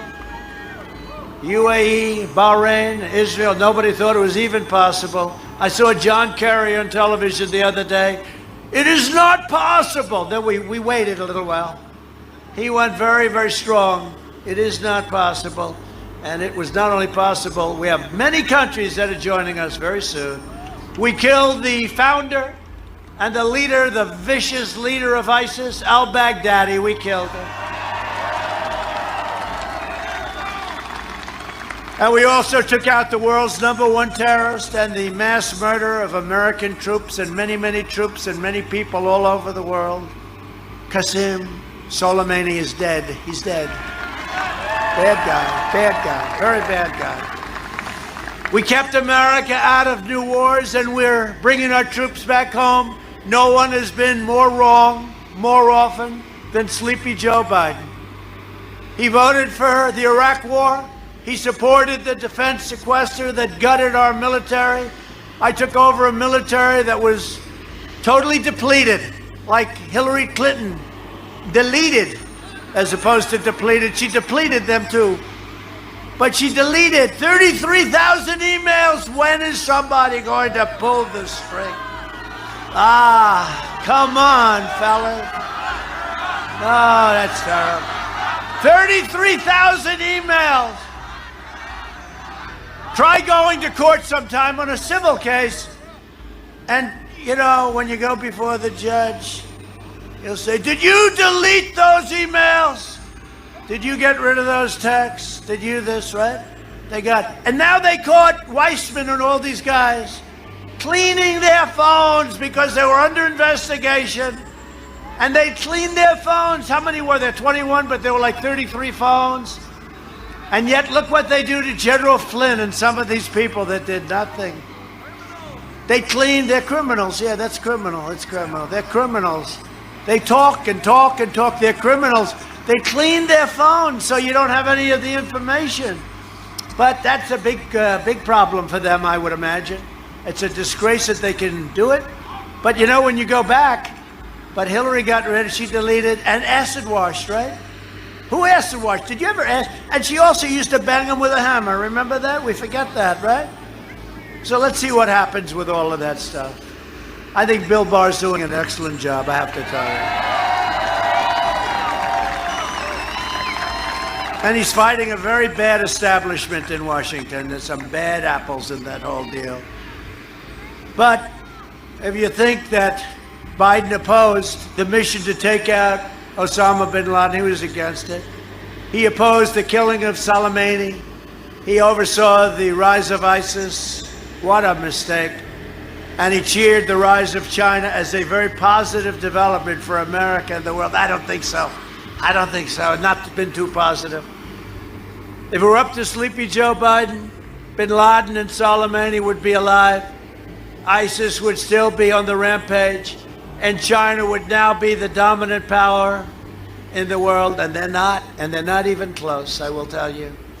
We have weaponry the likes of which nobody's seen. You know, 2.5 trillion buys you some good stuff, especially when we have the finest scientific minds and military minds in the world. We have weapons the likes of which nobody's seen, and just hope to God we never have to use them. I say that, and I say it strongly. Hope that we never have to use them. My attitude was that, and I've learned this a long time ago, by having them, we keep ourselves out of war as opposed to bringing ourselves in war. But we have built and created weapons the likes of which this world has never seen before, and we don't have to talk about it too much, nor do I really want to talk about it. When I banned travel from China, Biden called it hysterical and xenophobic. He said he's xenophobic. What does that mean, Joe? Tell me. Biden also opposed my plan to ban Europe. I saw what was happening in France and Spain and Italy and highly infected. We banned Europe. If we had insisted and listened to Joe and insisted on doing what so many other people said doing, which is you don't have to do the ban, hundreds of thousands of more Americans would have died from the plague. Biden was willing to sacrifice American lives on the altar of open borders. Now I hear him talking, he should have followed me. You know, this guy did the swine flu, right? It was a catastrophe. And the man that headed up the swine flu, I won't use his name because I'd like to have him have a nice evening because I can't imagine the Democrats are thrilled. He said, it was a horrible job. We had no idea what we were doing. It was a disaster. He said it was a disaster. And now Biden's telling us how to do what we're doing so well on, what other countries are calling me and congratulating me on the incredible job. And I got Sleepy Joe Biden trying to tell me how to do it. And his own man who headed it up, swine flu. It's H1N1 swine flu. Joe called it N1H1. I keep saying, Joe, it's H1N1, right? I said, it's easy to remember because H comes before N. But he can't do it. And then you saw what he said the other day, under a Harris-Biden administration. That was a disaster. I never said under a Pence-Trump administration. He said under a Harris-Biden administration. And what made it worse is she said the same thing. That was terrible, right? Sean, right? Did you hear that? They are a disaster together. Through our historic relief programs, we saved more than 1 million Wisconsin jobs and 87,000 Wisconsin businesses. That's not too bad. And Biden would demolish all of those gains, and we've done similar things in other states. He would destroy your Social Security, totally destroy it, and destroy protections for pre-existing conditions. They want to go to social medicine. They want to go to social. You know that, right? You do know that. They want social health care, where you don't. Remember Obama 28 times, you can keep your doctor, you can keep your plan. That didn't work out too well, right?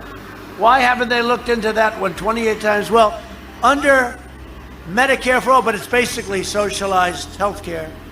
You will never have your doctor, you will never have your plan, you'll have horrible health care. You're going to wait long times. And he wants to wipe out 180 million private health care plans that people love. 180 million plans. I don't think so. I don't think he's going to make it, you know? How do you get elected? Let's say you're doing, not only here, let's say Texas, right? He's against oil, he's against God, and he's against guns. That's a tough combination in Texas. How does that play?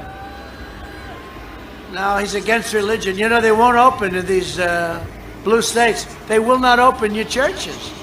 They won't open them, and I think they have an ulterior motive. One thing they have is probably everything opens on November 4th. You understand that. And they better be careful. Those paper ballots you talk about a bad thing. Just get out and vote. Get out and vote. And if you have to go that route, make sure they have it counted. And they know it's trouble. They just had another election today, fellas, where it's a disaster. The votes come in, they have no idea, they can't count them. And I don't mean they're off by a little bit. They're off by 20%, 25%. There's fraud. There's missing ballots. They have a woman in New York who's a terrible congresswoman. You know that. Carolyn Maloney.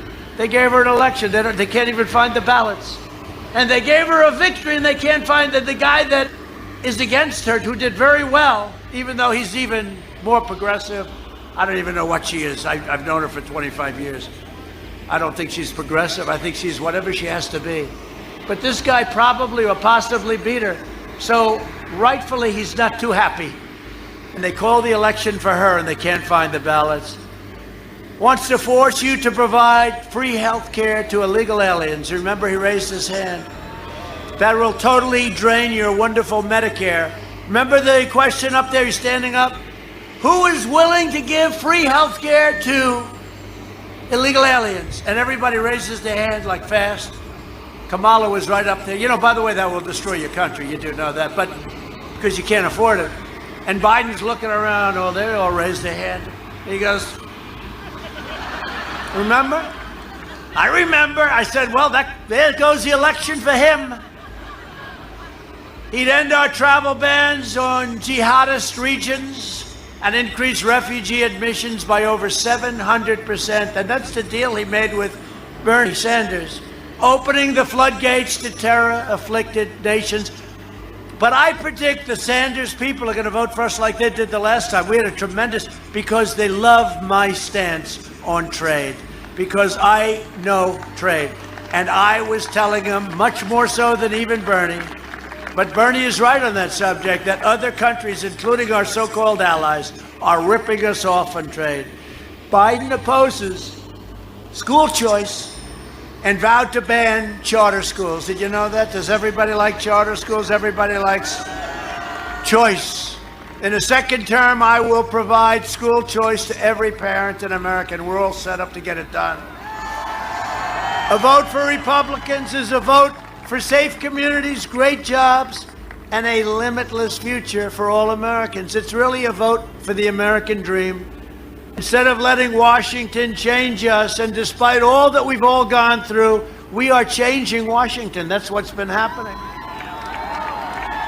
And just in conclusion, and I hate concluding with you because I like you. I like you. I don't know why the hell I like Wisconsin, but for some reason.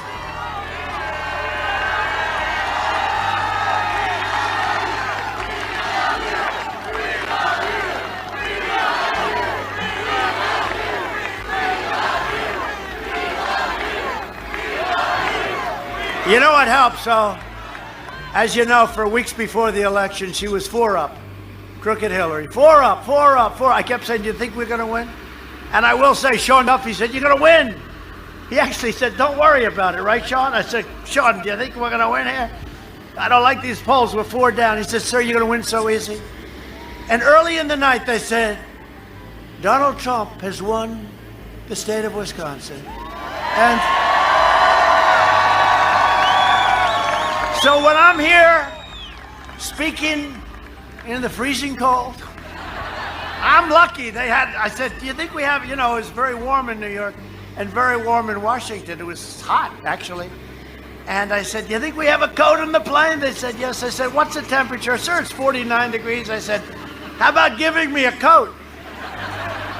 They have everything on Air Force One. That's the great thing. Got more televisions than any plane in history. They've got televisions in closets, on floors, on ceilings. But over the next 4 years, we will make America into the manufacturing superpower of the world, and we will end our reliance on China once and for all.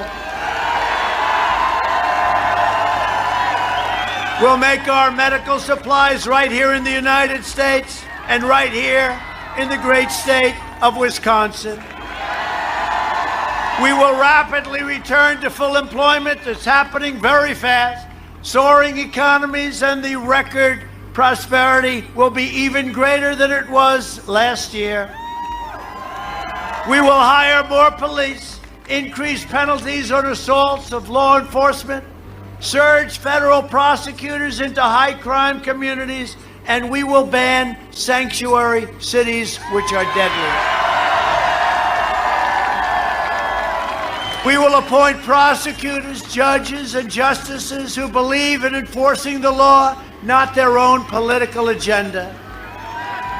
We will ensure equal justice for citizens of every race, color, religion, and creed.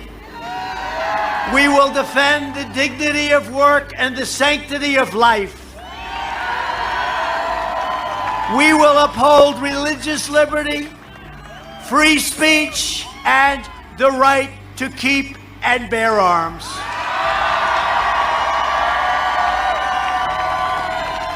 We will strike down terrorists who threaten our citizens, and we will keep America out of endless foreign wars.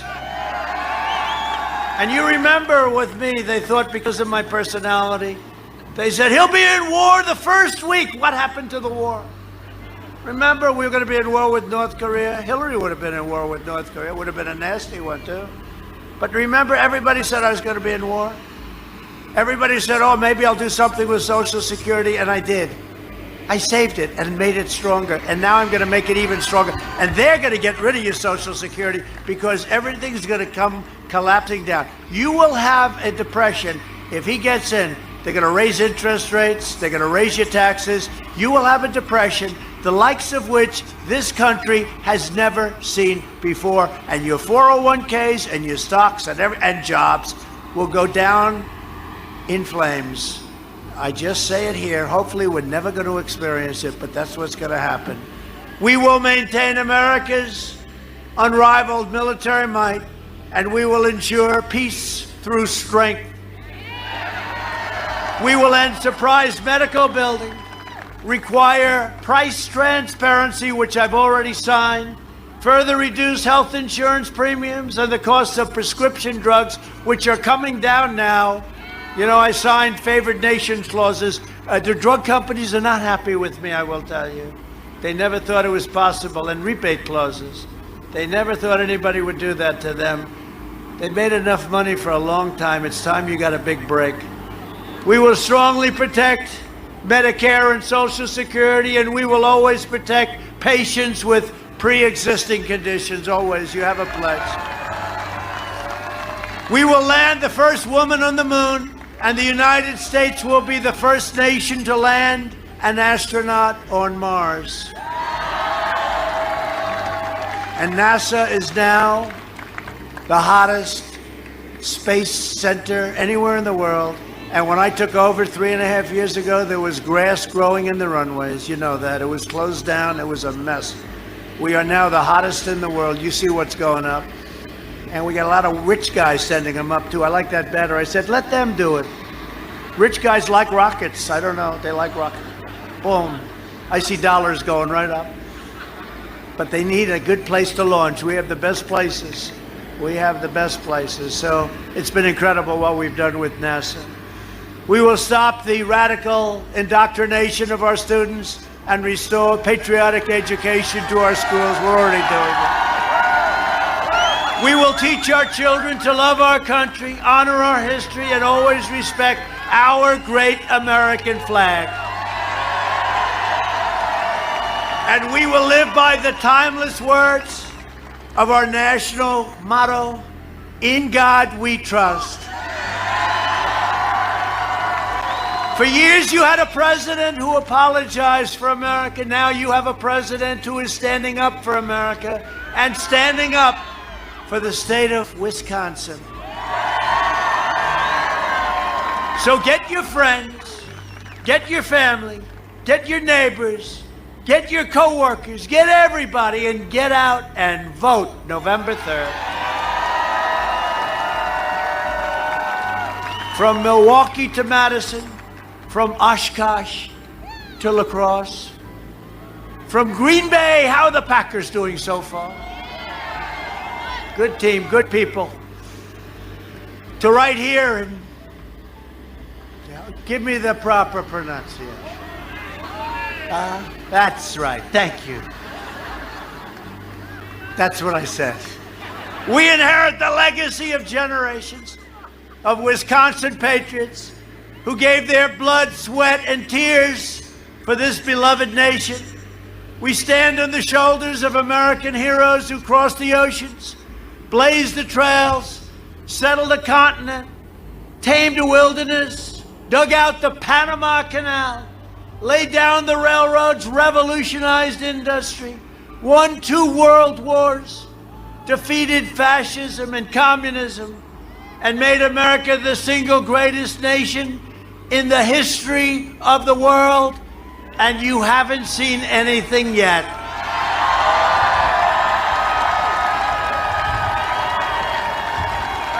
Proud citizens like you help build this country, and together we are taking back our country.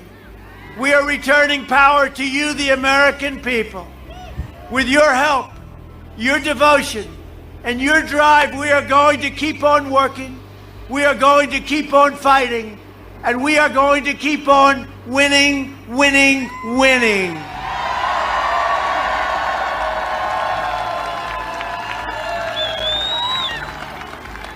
We are one movement, one people, one family, and one glorious nation under God.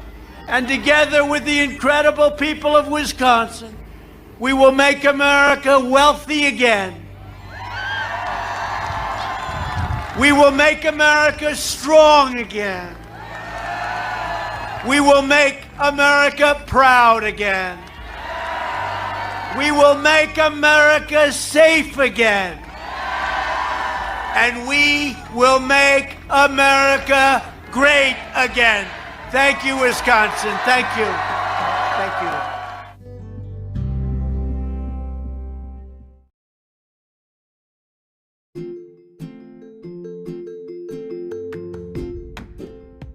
Good morning. I'm honored to welcome each of you here today to the White House Summit on Human Trafficking, honoring the 20th anniversary of the Trafficking Victims Protection Act. On behalf of the President, thank you for joining me to celebrate this milestone and to recognize the incredible work that has been done across this country to tackle modern-day slavery, pursue justice for victims, and hold traffickers accountable. Thank you to Attorney General Barr, Secretary Scalia, Secretary Azar, Acting Secretary Wolf, Deputy Secretary Bygum, for all being here today. Under your leadership and in coordination with the full of government, the United States is committed to ending human trafficking in all of its grotesque and evil forms.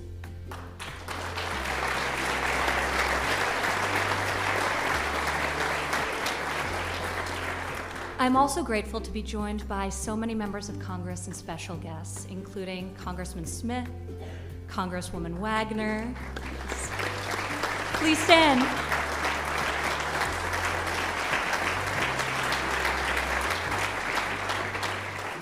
Congressman McCall, Ambassador at Large, yes.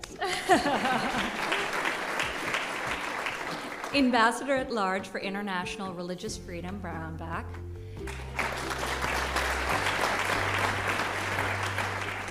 And U.S. Ambassador to the Holy See, Callista Gingrich. Thank you.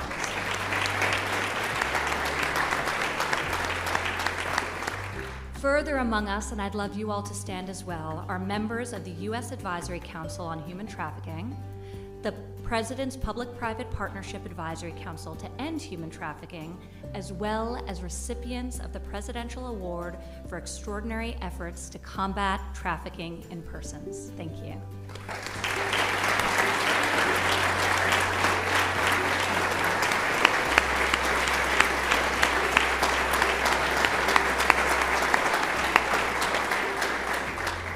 Each of you possess a wealth of knowledge and action-oriented approach that are invaluable resources in this fight against this crime and as we seek to best support survivors. Human trafficking is believed to be one of the largest criminal activities in the world, with an estimated 24.9 million people trapped in forced labor, domestic servitude, or commercial sex trafficking. It is also, sadly, one of the most lucrative illegal industries worldwide, generating over $150 billion in annual profit. This issue has no demographic limitations and exploits society's most vulnerable, often women and children, and particularly targets runaway and homeless youth. In 1983, Robert Fuller and Louis Maltera's 2 middle-aged men, both born with intellectual disabilities, were discovered working on a dairy farm in Chelsea, Michigan. Isolated from the world, these 2 men were working 17-hour days with no pay and living in squalor. They were hidden in plain sight. The ruling of United States versus Kobminski, as Robert and Lewis's case would come to be known, recognized that the U.S. involuntary servitude and slavery statutes were not sufficient in their scope, lacking necessary provisions to guarantee protections for these men and so many others. This case spurred what would become a national outcry for legislation to address modern-day slavery. In 2000, Congress responded.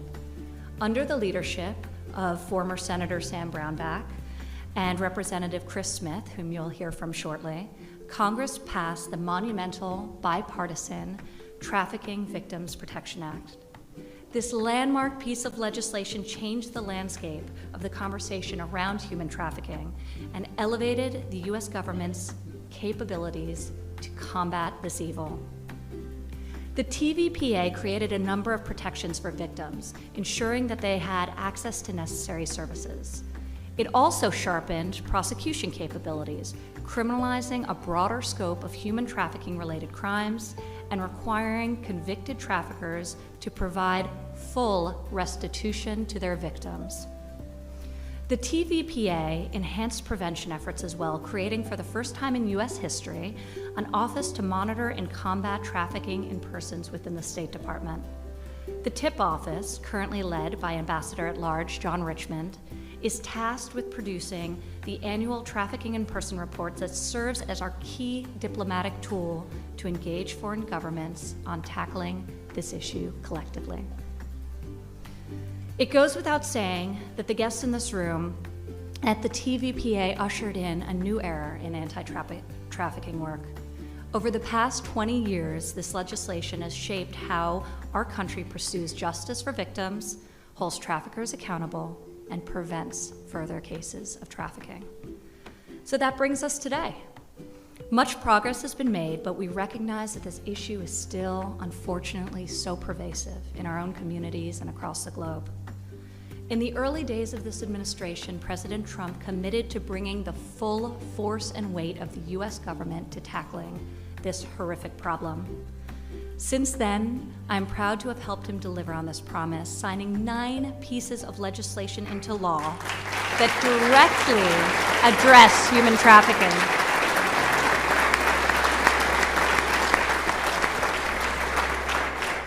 And we're just getting started. These bills, amongst other things, expanded on the provisions of the TVPA of 2000 to include required law enforcement victim training and HHS grants authority for academic institutions to educate teachers and students of signs of sex and labor trafficking, and so much more. In 2017, President Trump signed an executive order to dismantle transnational criminal organizations, including those trafficking human beings.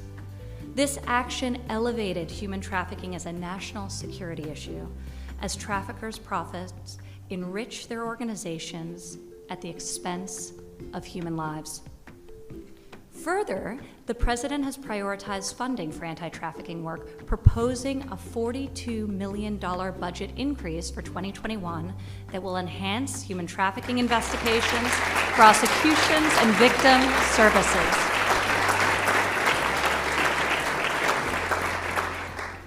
We are resolved and we are relentless in the fight to hold perpetrators accountable and restore human dignity for victims.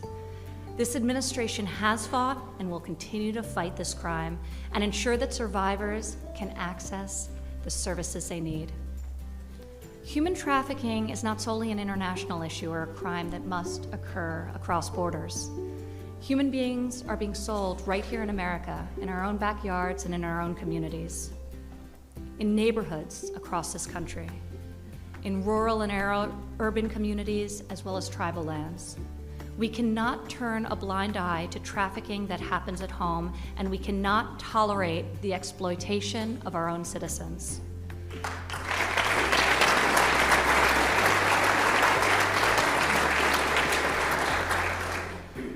prevalence of domestic trafficking was brought to a new light for me on a recent visit to Atlanta. Facing one of the nation's highest rates of human trafficking, the city of Atlanta has taken big strides forward to equip survivors with long-term care and the skills they need to succeed as they begin to rebuild their lives. One of those facilities leading this effort in Atlanta is Wellspring Living, a nonprofit providing a path forward to survivors of domestic sex trafficking. Wellspring's motto is to live and dream again, a beautiful testament to what I witnessed that day. I met incredible, courageous women in Wellspring Living's Women's Academy, which is dedicated to helping survivors attain skills for their GED, an apprenticeship, and a future career. A few of those ladies join us here today, including Jessica Hamlet. Jessica's story is one of remarkable transformation. Jessica shared with me her very personal and heartbreaking experience of being trafficked for sex domestically after surviving childhood abuse, losing custody of her children, and facing serious challenges with drug addiction herself. Despite all this, Jessica recently completed an apprenticeship at Delta Airlines, regained custody of her beautiful, sweet daughter, who I had the honor of meeting that day in Atlanta, and now works full-time for the city. Her resilience is inspiring, and I would be honored if Jessica would come up and say just a few words.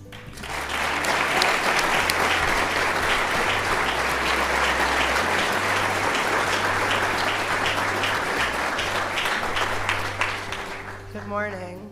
My name is Jessica Hamlet, and I am a resilient and creative woman who is here to share a story of hope.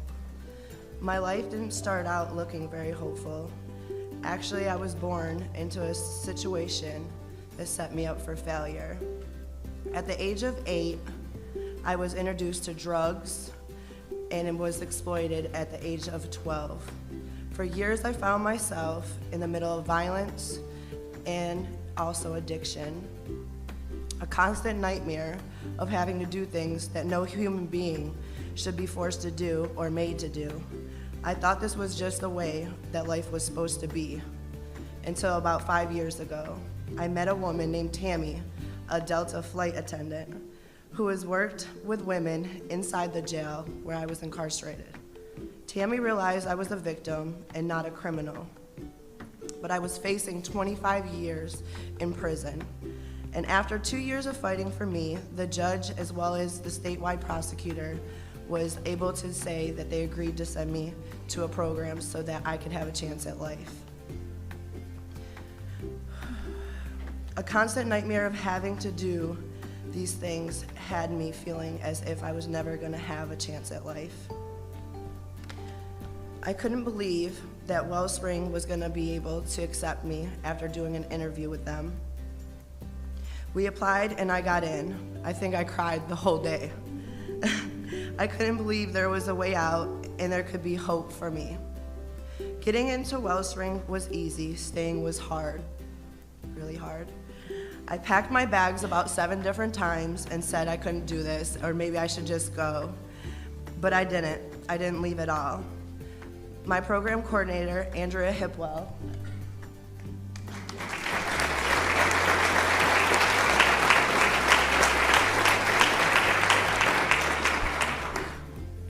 and the people there loved and accepted me in such a way that I thought I was being set up. I didn't even know what love looked like. I thought it couldn't be real, but it was.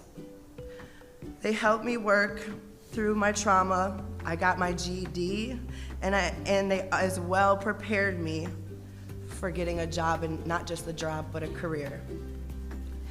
As well as getting a paid apprenticeship, and then they wouldn't believe, or you guys wouldn't believe, I got an apprenticeship with Delta Airlines.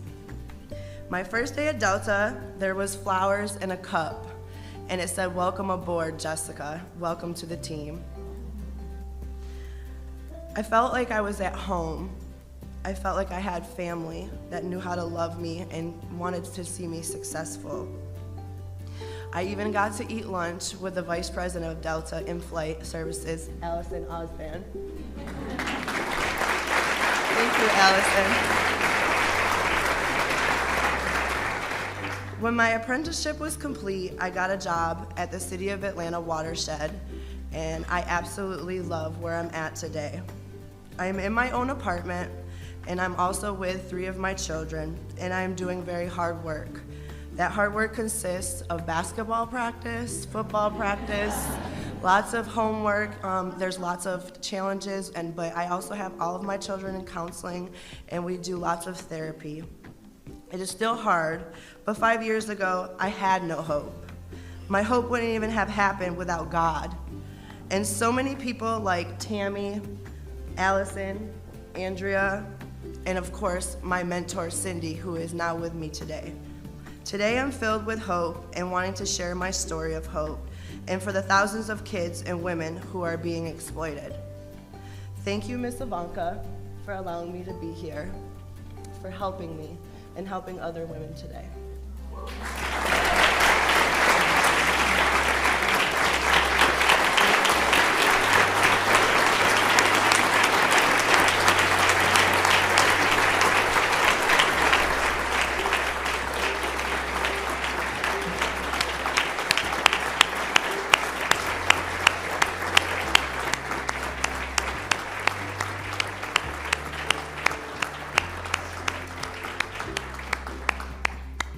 Jessica, you have shown courage and resilience that few of us will ever know, and we are so grateful for you being here and sharing your very powerful voice with all of us today. So thank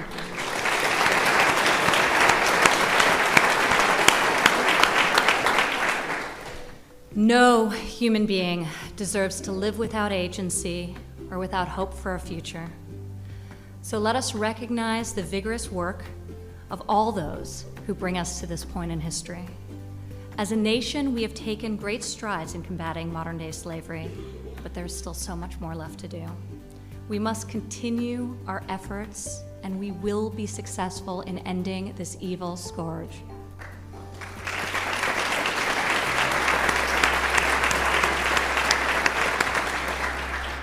Thank you all so much for being here. And with that, I would like to welcome Attorney General Barr, who has been such a formidable champion on this issue, to come up and join us and say a few words. Thank you all.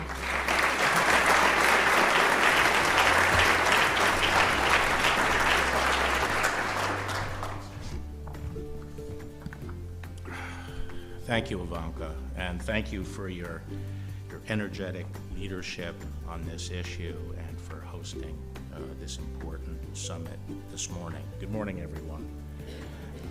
It's really an honor to be here, and I'd like to acknowledge Jessica and thank you for sharing your story and for your courage.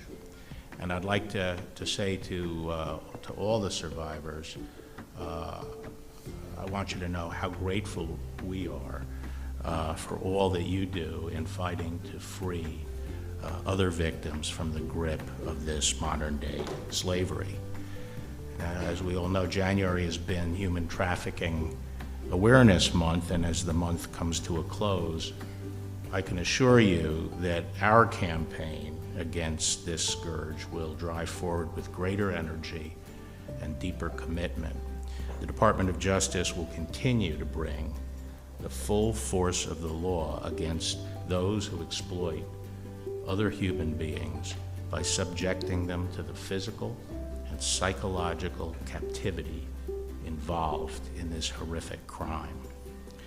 Now, human trafficking is, we all know, modern-day slavery, and it is a crime of exploitation. It comes in innumerable forms, and it involves no single type of victim. Sometimes those who are abused are homeless, sometimes they're undocumented aliens or runaway children, or they are people who have become addicted to drugs, or just simply impressionable minors. Emblematic in many ways is one horrific case I was briefed on recently in the Southern District of New York. A very dedicated team of prosecutors doggedly pursued a few little leads and ended up convicting 19 defendants in Manhattan with sex trafficking of minor girls and young women in the New York State child welfare system. In other words, children whose society had a special obligation to protect ended up being instead exploited. In this, as in every case, a person who gains leverage or power over a vulnerable victim exploits them for their own gain. There's nothing more predatory or disgusting. As you are aware, this year marks the 20th anniversary of the Victims Trafficking and Violence Protection Act, and anniversaries are a good time to pause and to survey the past and take stock. And since this statute was passed 2 decades ago, we have achieved very encouraging results in the fight against human trafficking. But I'd be remiss if I didn't mention a serious challenge that is emerging. We live in a digital age, and like everyone else, human traffickers are relying increasingly on digital communications and the internet and platforms like that. And more, the evidence we rely on to detect and to deal with these predators is digital evidence. However, increasingly, this evidence is being encrypted. And we all recognize that encryption is important in the commercial world to protect consumers like us from cyber criminals. But now we're seeing military-grade encryption being marketed on consumer products like cell phones and social media platforms and messaging services. And this means that we cannot get access to this data, and we just can't have chat rooms and websites that are involved in grooming children victims or selling trafficked women, sites that are impenetrable to law enforcement. And we have to do something about this. And recently I met with my counterparts in the Five Eyes, Great Britain, Canada, Australia, New Zealand, and we've all agreed, and we met with victims groups, we met with the companies, and we tried to impress upon the companies the damage that would be done to our efforts to combat human trafficking unless we can find a solution for this. So we're working together with our foreign partners on this issue. In the meantime, we are committed to combating human trafficking in all its forms and using every tool at our disposal. And I commend the President and Ivanka for all they have done to stop this scourge. Today's event is a very important opportunity to ensure that victims' voices are heard and to send a message that this issue is a top priority of this administration, the whole administration.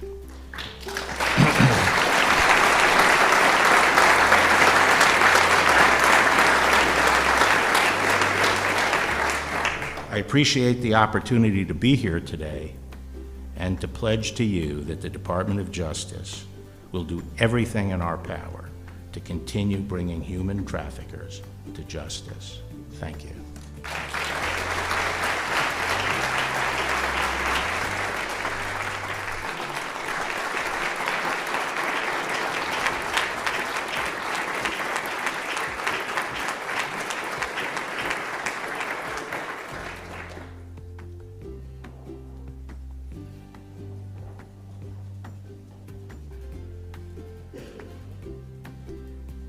Ladies and gentlemen, please welcome to the stage the panelists for our first panel, moderated by Director of the Domestic Policy Council, Joe Grogan.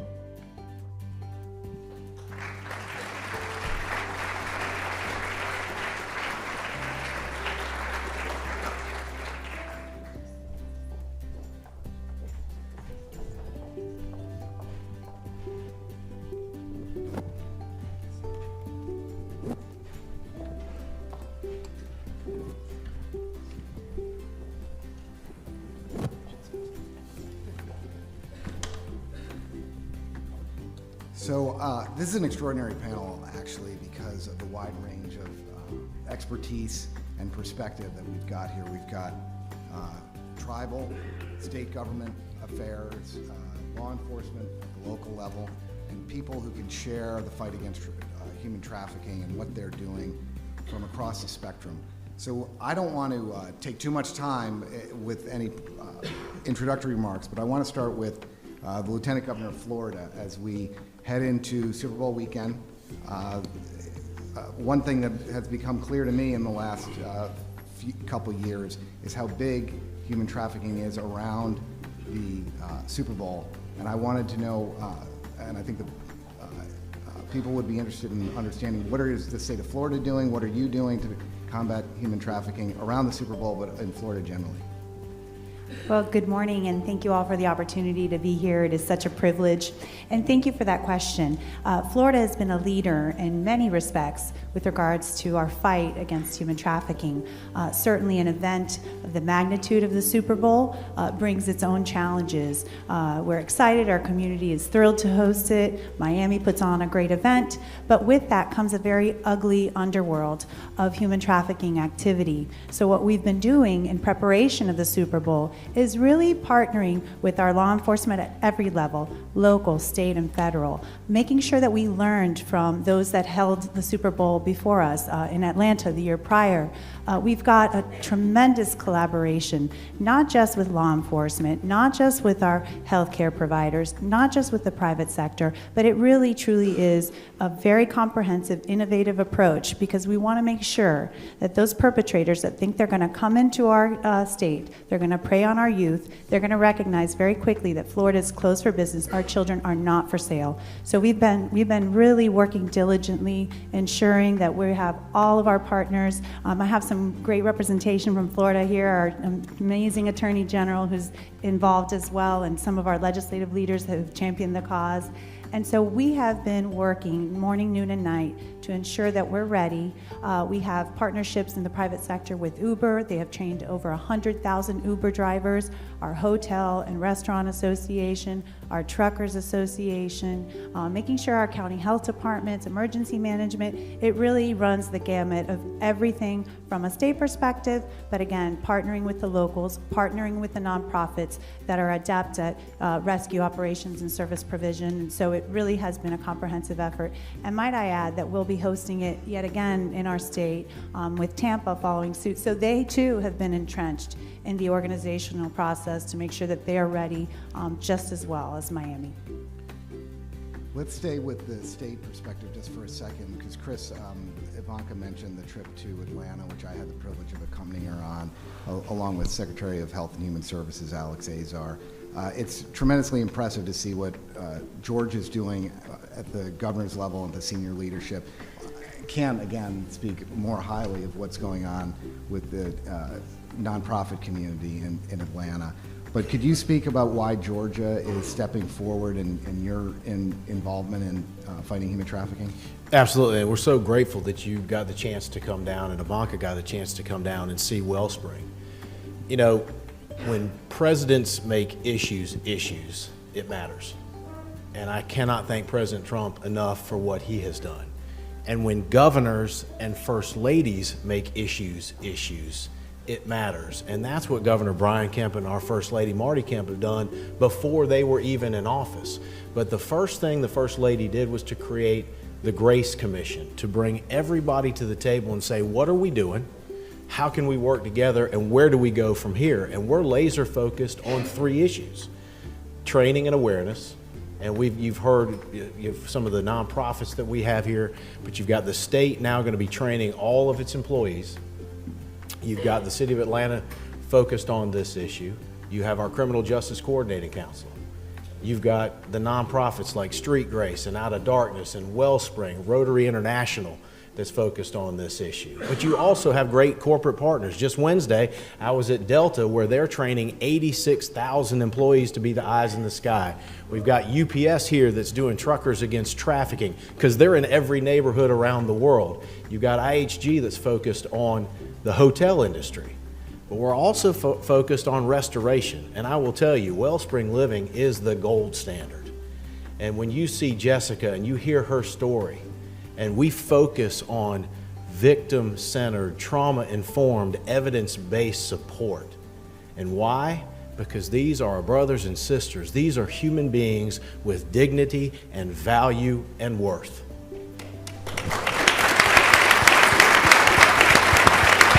And I'll be quick, but you have to go after those who are buying and selling our children for sex. And thanks to our governor and our legislature, we now have a human trafficking prosecutions unit in our office because, as the Attorney General said, this is happening online. Today they're in South Georgia, tomorrow they're in Atlanta, East Georgia the next day. So we can partner with our 3 great U.S. attorneys, the FBI, our GBI, our DAs, sheriffs, and police chiefs, to make sure that we go after them. Because, and I'm proud, Shared Hope, and we had a C with Shared Hope a couple years ago. We now have an A, and I'm proud because we are focused on the victims. Great.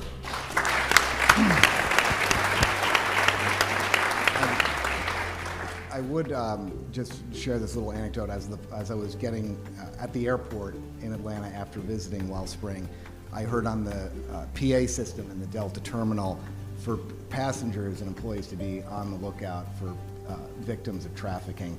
It was kind of a stark example because we had met at Delta at the event and heard about their apprenticeship program, but to see it in action, their commitment to the issue was pretty incredible. And so I commend them. They do it on the train, Voice of God, and some great messaging as well. So I'm gonna jump to the sheriff for a second because you opened the prosecution door, and I'd like to understand from you, Sheriff, what are you doing at the local level? Have you seen any changes over the past over your career and how we confront this issue? And thank you. Why you're committed to it? Yeah, thank you. And it's an honor and a privilege to be here with you today. Coming from Texas, of course, we have a tenacious governor who's made it resoundingly clear that every level of government, all the way down to the local level, will be involved in the fight to end this scourge. I want to tell you a story about 8 sheriffs in North Texas that banded together in order to fight human trafficking. When I was elected in 2017, I met with 7 other sheriffs in the North Texas area, and we sat down and talked about what are those things that we can do to stem the flow of narcotics and human trafficking across our counties. And what we came up with is, first of all, listen, we understand that what happens here is the very same transnational criminal enterprises and gangs that are trafficking narcotics, these are the people that are trafficking humans. These are the people that are continually victimized and drug addict these victims in order to control them. We also understand that as sheriffs, that the one advantage we have is jurisdiction over long pieces of road in our counties. So what we did was we decided to band together to sign an agreement with one another that extends the jurisdiction of our deputies into each other's counties. You don't see that done very often. And what happened was we took specially trained deputies who were trained to detect those indicators for human trafficking and narcotics, and we turned them loose. And I'm happy to tell you that in just 2 years, what they've been able to accomplish is they have seized tons of narcotics and dangerous drugs, millions of dollars, weapons and ammunition are being smuggled south, destined for Mexico. They've recovered almost 100 stolen motor vehicles. They've discovered loads of human cargo in commercial motor vehicles, 18-wheelers, and most importantly, they've rescued children. I want to tell you 2 quick stories about that. One of our deputies northwest of Fort Worth, late at night, stopped a vehicle with a 15-year-old girl in the back seat of a vehicle occupied by 2 middle-aged men who did not know her name. And she did not know theirs. And she had been reported missing by her parents the week before in San Antonio. We had another case in which one of our interdiction deputies out east of Dallas on the interstate made a traffic stop and discovered that the woman driving the car was wanted for capital murder in Los Angeles.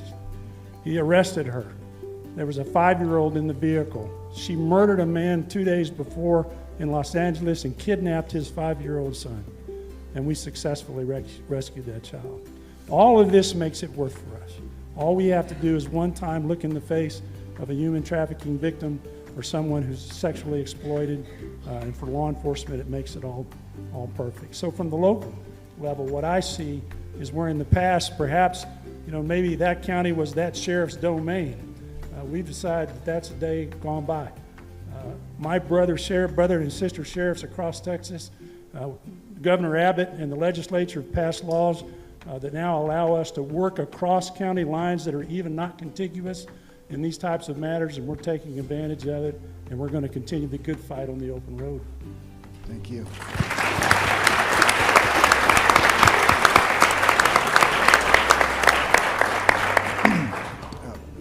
Judge Blake, you're a tribal judge in Northern California. I thought maybe you'd share a little bit of how you're interacting with law enforcement and fighting this scourge at the tribal level. Certainly, and again, thank you very much for the honor to be here today. I not only am an elected judge for my tribe, the Hoopa Valley Tribe located in Northern California, I'm also the president of the National American Indian Court Judges Association, the only tribal judges association in the nation. So I speak on a national level. I don't speak just on behalf of California, but I also speak because I am a parent of a traffic victim myself. My own daughter was trafficked, and when we talk about, I heard that the Attorney General talk about the use of social media. I tell people that my home is 67 miles from the closest McDonald's and 71 from the closest Walmart. That just gives you an idea how remote we are. And how a trafficker found my child in remote Humboldt County was through social media. And with the dream that she was going to be this model, with this dream that she was going to achieve all these aspirations that she had in her life. The idea that you have to be a child that is a foster child, that you have to be a neglected and abused child is not always accurate, because this child never wanted for anything. This child was pretty, as we looked back at her empty room after she left, we kept thinking what we missed. And what we missed was the encouraging her to be something, to be somebody, to reach those goals, and her wanting to do so and being falling prey to somebody that is offering that service, but not for that purpose. And and like I say, so that started my road on this issue with trafficking. Because one, if it will happen to me as a sitting elected judge, as an elected official for tribal communities, I was tasked with providing, prosecution for this type of stuff, making certain that our children are safe, but yet my own child was able to walk into the hands of somebody who takes the innocence away from a child like that. So these tribal communities, they're not only remote, they're very, very remote. Social media is huge in tribal communities, so because of the remoteness, and you only look at the number of UPS and FedEx trucks that come into our community, that's the only way you can get things in and out. So again, the training nationally, as we look and finding ways to train our tribal leaders, to train our providers, and to train our parents on the signs of trafficking, so that their children are not going to fall prey like mine did. Thank you for that.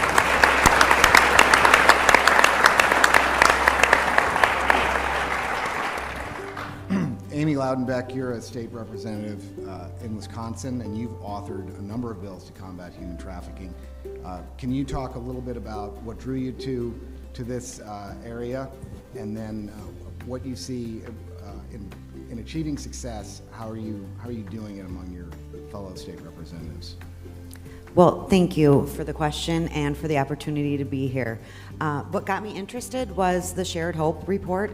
In 2011, when I was first elected, Wisconsin had a D, and we, in my office, decided to team up with our Attorney General at the time, J.B. Van Hollen, and do a rigorous review of their recommendations and modernize our statutes, provide the tools for law enforcement. We did an omnibus bill my first session. We did another omnibus bill my second session, focusing on tools for law enforcement, the racketeering procedures, all of those other things, and really managed to chip away and raise our grade.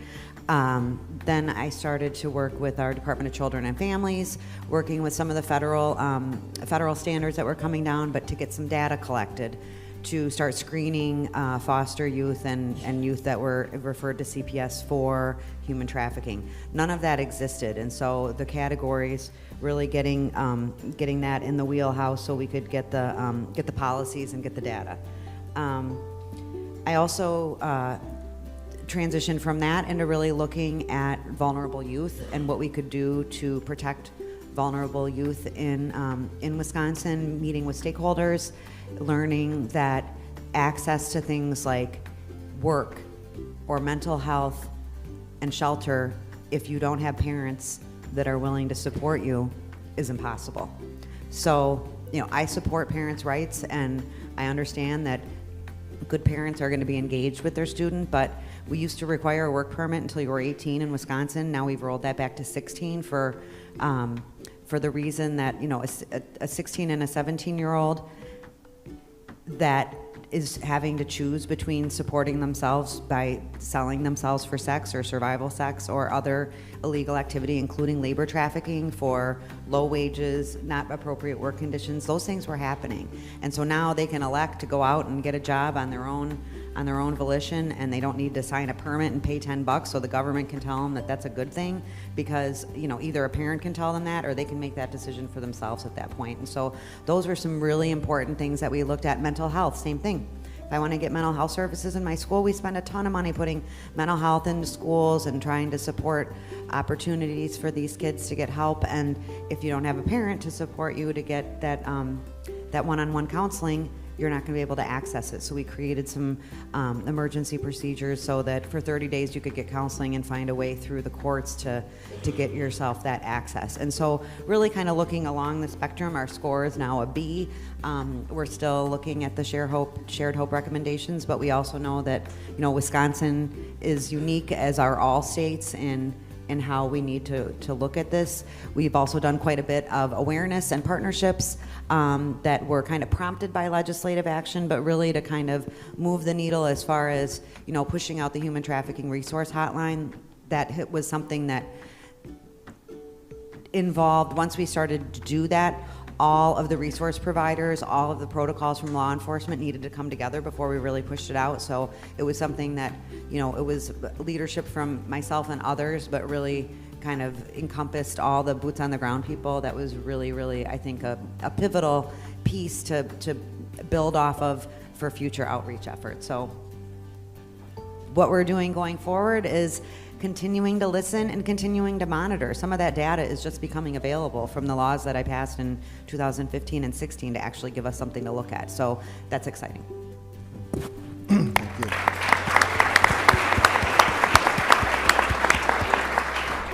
Michael, you're here to give us a little bit of a perspective as a county commissioner. Obviously, here in the White House, we're focused so much on federal legislation, and we interact a lot with governors about how we can partner with them. But two questions. One, what can the federal government do for local communities, maybe a little bit better than we're doing now? And what can you do on your own, frankly, to combat this scourge? Let me start with the second question first. But first off, thank you for having me here. This is a great, great event, and I'm glad to see so many people here, and I'm honored to be here to help fight this heinous, heinous topic, right? It's just near and dear to my heart, very passionate, and I'm assuming everybody in this room is just as passionate, if not more so. But we, from a county level, a couple years back, we formed a task force, because you see a lot of people back then on the local levels talking about it. And a lot of the comments, it's not in my backyard. It's not here. Even at the elected official level at the counties. It's like, that's not true, right? It's everywhere. It doesn't, as many people said here, it affects everybody. It's in everybody's backyard. You just don't know about it. It's most likely right in front of your face and you don't see it. So we formed the task force, and task force includes every different level of local government, from the prosecutor's office to the sheriff's department. We even have state level on that task force. And one of the first things we wanted to do is create a website. Where does everybody go? Because once we formed this task force, people were coming out of the woodwork. These small groups, these church groups, these local groups saying, hey, how can we help? Do you have anybody that can help educate us? So you had so many small groups, and they didn't necessarily have the resources, which is something the federal government can help with, to do some things, to battle some things, to educate, to bring in speakers, bring in people to talk about this topic. So we put everybody together, and once we formed the website, we also put a hotline in there. We attached to the national hotline, but we created our own hotline because one of the questions that comes up is, how does this affect our county? But from a data perspective, there's general numbers out there. If Ivanka mentioned some numbers from a national level, and some of the states have numbers. But if you go down to the county level or the local level, it's very difficult to say the true effect of that. You see news, the Sheriff's Department in Oakland County has done a great job. We've a couple different raids with local, not only in Oakland County, but surrounding communities in our Wayne counties, in the Tri-County area in Michigan. And we've had numerous amounts of busts, both on labor trafficking and sex trafficking. So now that all this is starting to come to light, people are starting to see it. The press has actually taken point of it and actually started to report on it. I'm hoping they report on this today, because there's a lot of good activity going up here. And then to be straightforward, I'm going to steal half the ideas that you guys put out here today, because I'm not shy. I don't need to have my idea or the task force idea. If there's a great idea, it's a great idea. I also flew through the Atlanta airport to get here today, and I heard the same thing. I'm taking that back with me and going to our international airport, and I'm going to push to have that done, because these are all good things to help people out there. Awareness is the number one thing. Education. How do we get the information how people can help people out there? Because that's what this is all about. Help people helping people. So let's get the word out. And from a federal government standpoint, the more education, the more information we can help push out there nationally would help. Great. Thank you.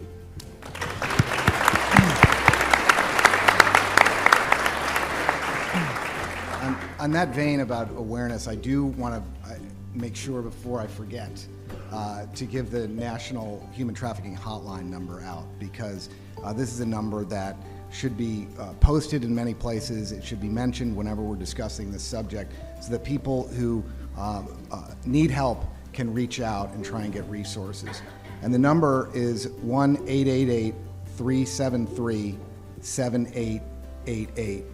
And I think it's important, as you said, events like this, even just to begin a discussion about it. I mean, it's great working in the Trump administration with so many committed people, but people like Ivanka who can plunge into an issue like this, dive into the substance, raise awareness, and use her platform, as well as the Attorney General and so many others. So on the state and local level, are you seeing, any of you seeing an increase in awareness on the subject and reports of both the incidents, the crime incidents, but also people reaching out? And maybe we could start with Florida.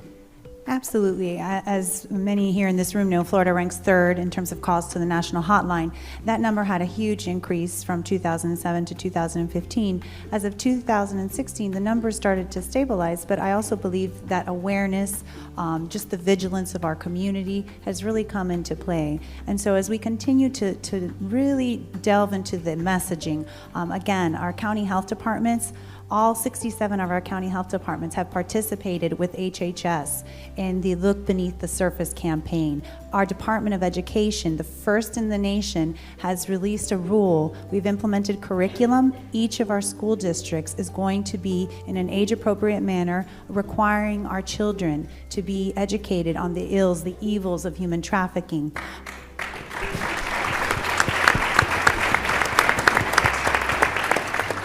Our statewide council on human trafficking, which is led by our Attorney General, continues to find ways to develop creative solutions with law enforcement and other partners in the fight. This is truly a battle, and what I continue to stress each and every day, and the Super Bowl has given us a great platform to do it, but what I continue to stress is that this is a problem that we are plagued with 365 days a year, and each and every one of us can make a difference.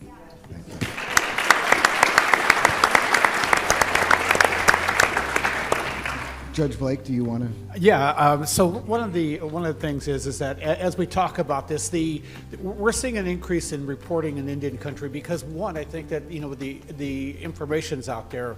The giving of the hotline, I think, is critical. But the other, with the president's position on missing murdered of Indigenous women, that was a real aha moment for Indian country, and it's giving people the opportunity to come forward to say that they were victims of trafficking. And we're seeing it more and more, that these children that were missing for years, that we thought just were runaways, were now coming back and telling us, no, I was living a life that I had no choice to live but to survive. So that there again, I think that, the continued efforts, when you were talking about the funding part of that, and be inclusive of tribal land, because it's not that we don't want to be involved, it's that I think that the invitation needs to be more formally given, and we will be there. Great, thank you. Certainly, tribal issues and tribal engagement is something that this administration really wants to lean in on. We have a dedicated person in our intergovernmental affairs office, totally devoted to tribal issues. And on this, when the president, specifically to trafficking, when the president signs an executive order later on today, it's important to note that there will be a new position created at the Domestic Policy Council solely devoted to fighting human trafficking. So we're very excited about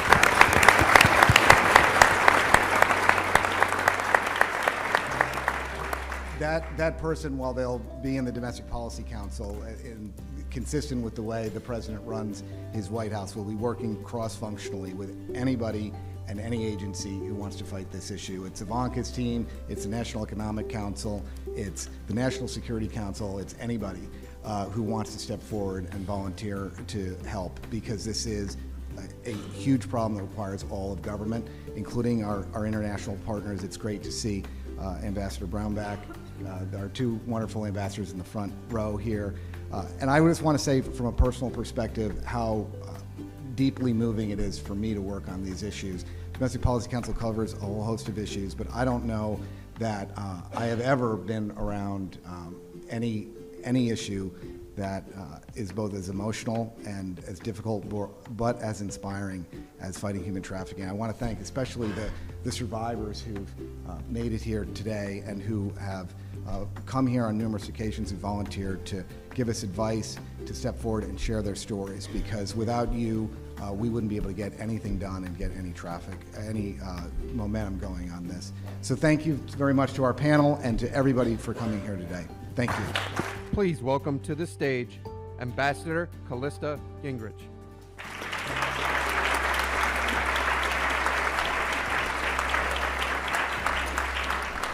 Good morning. It's an honor to be here. I want to thank President Trump and Senior Advisor Ivanka Trump for their leadership and steadfast commitment to the fight against human trafficking. The scourge of human trafficking is a stain on all of humanity. It invades borders, destroys communities, and robs millions of their human dignity. Faced with this great challenge, the Trump administration is committed to protecting survivors, prosecuting offenders, and ending modern-day slavery. However, governments cannot act alone. Human trafficking is a global crisis and requires global solutions across all sectors of society. Partnerships with faith-based organizations are critical in turning the tide. Faith-based organizations serve as lifelines for some of the most vulnerable people on the planet, including victims of human trafficking. They have an unrivaled ability to build trust with survivors and to provide care and rehabilitation. Like the United States, the Holy See understands and appreciates the powerful role of faith-based organizations in eradicating modern-day slavery. Indeed, Catholic organizations are among some of America's best partners in this endeavor. The U.S. Embassy to the Holy See works with the global network of the Catholic Church, which extends to more than 1.3 billion people worldwide. For example, as an embassy, we promote and support the courageous work of Catholic sisters. Our grants have funded anti-trafficking programs for women religious, in 36 countries. Recently, we established an anti-trafficking training course for a global organization called Talitha Kum. Talitha Kum is comprised of over 2,000 Catholic sisters in 92 countries, all working to combat human trafficking. Faith-based organizations like Talitha Kum are on the ground in nearly every country in the world, including the United States. They work tirelessly to save women, men, and children from horrific fates. And they are key partners for federal and state law enforcement agencies, braving the omnipresent threat of criminal and terrorist organizations that profit from this global crime. Together, law enforcement agencies and faith-based organizations help facilitate victim recovery, reintegration, and criminal prosecution. Here in the United States, the Department of Homeland Security and the FBI have strong partnerships with Catholic service organizations to provide safe havens for victims. And internationally, the United States and the Holy See are members of the Santa Marta Group, an organization comprised of law enforcement officials, Catholic bishops, women religious, and civil society leaders that work together to develop victim-centered approaches to end human trafficking.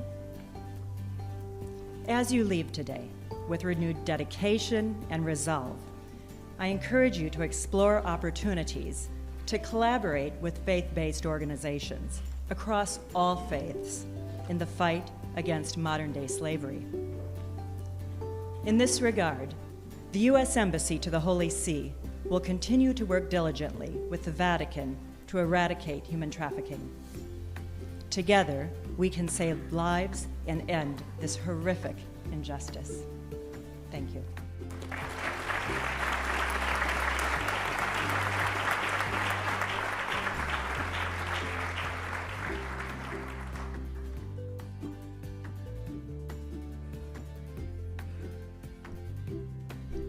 Please welcome to the stage the panelists for our second panel, moderated by Ambassador at Large, Office to Monitor and Combat Trafficking in Persons, John Richmond.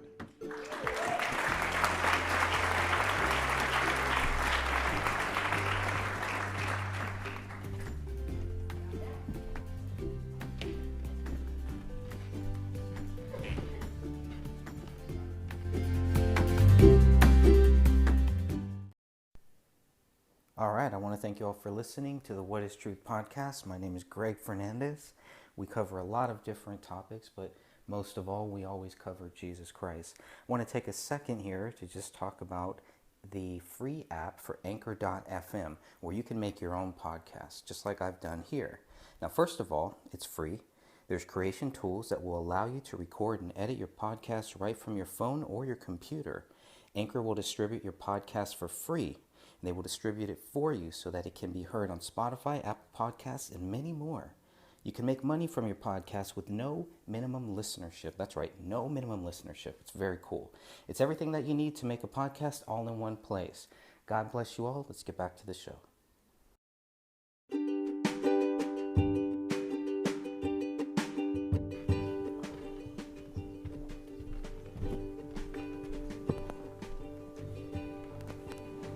This morning we do have the incredible privilege of hearing from several members of Congress, leaders who have helped create the massive shift in the legal landscape around the world, establishing a comprehensive trafficking in persons law, or Trafficking Victims Protection Act, the 20th anniversary of which is this year, which is what is bringing us all together. It defined human trafficking to include both labor trafficking as well as sex trafficking. It includes trafficking offenses against children and adults. It makes sure that we're thinking about both domestic and international trafficking, and dispels some common myths, like the idea that trafficking involves the movement of people. It doesn't require the movement, it just requires coercion. This is a crime that there's something we can do about. I'm grateful that the law gave us the 3P paradigm that we still use today, this idea of prosecution, protection, and prevention. Three inextricably important and mutually reinforcing ideas that help us in this fight. So with this incredible panel, let me start with Congressman Smith. Congressman, you were one of the earliest champions of the bill, and you introduced the bill that ultimately became the Trafficking Victims Protection Act. I'd love for you to tell us what was going on in the late 90s. What prompted you to be an early champion of this work? And how has the Trafficking in Persons report that was created and mandated by the law that you helped champion making an impact around the world? Mr. Ambassador, thank you so very much, and thank you for so faithfully implementing the law and doing above and beyond what was even articulated in the statute and statutes that followed. You know, I've been in Congress now 40 years, and in 1982, I introduced my first anti-trafficking resolution targeted at the Soviet Union. The use of gulag labor there was horrific. Commissioner Von Raab, who was then the Customs Commissioner, had a number of products that he wanted to put an import ban on. So I did a resolution that passed in the House. A few years later, Frank Wolf and I went to Perm Camp 35, the infamous gulag where such great people like Natan Sharansky had spent so many years of their life.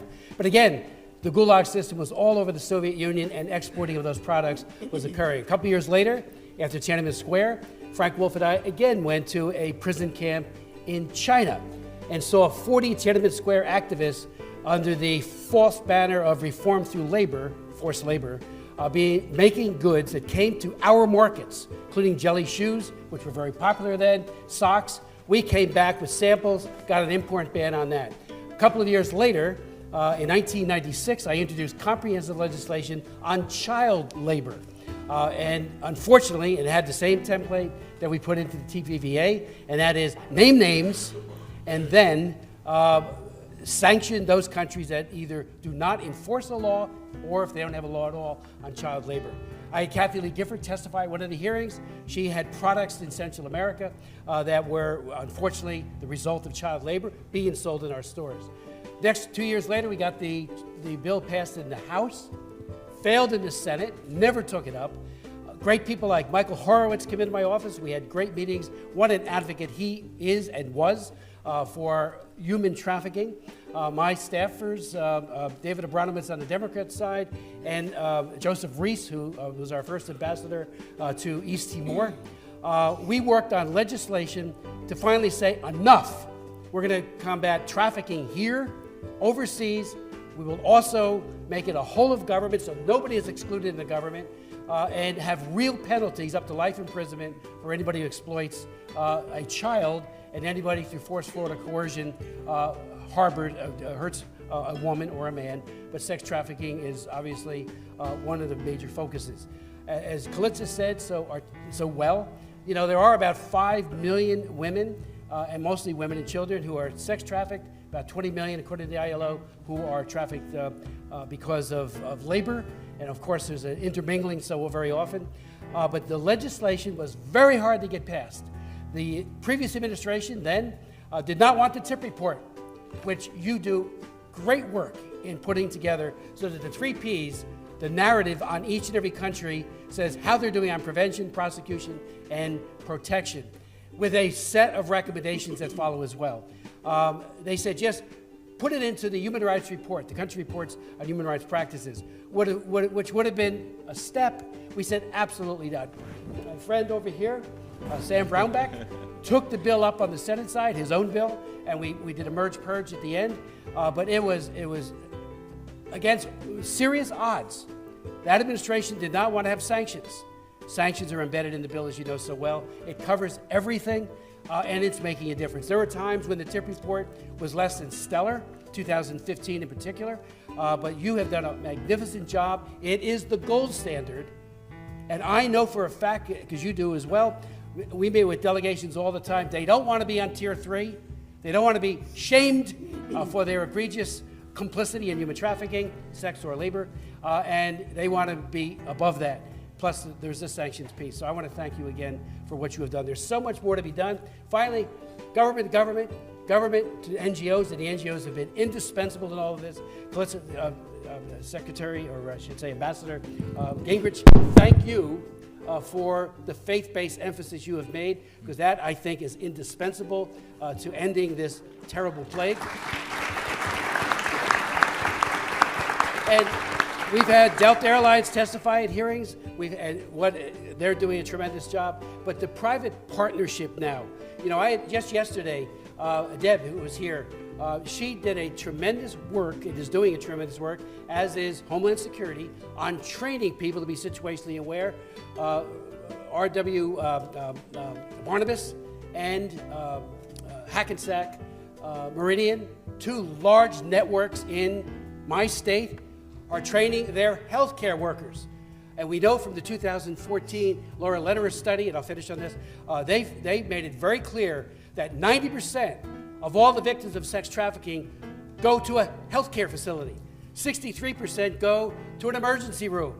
So if you have healthcare professionals who are situationally aware, and we need to share this as you are with overseas partners as well, there is a point of contact for victim identification, God willing, intervention, and then on to the road to recovery. So thank you.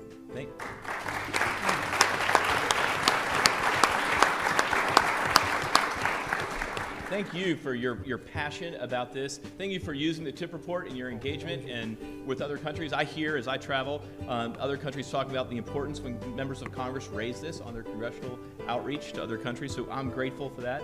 And you might be encouraged to know there are original members of the Trafficking in Persons Office here today that opened the office when it first started based on the act.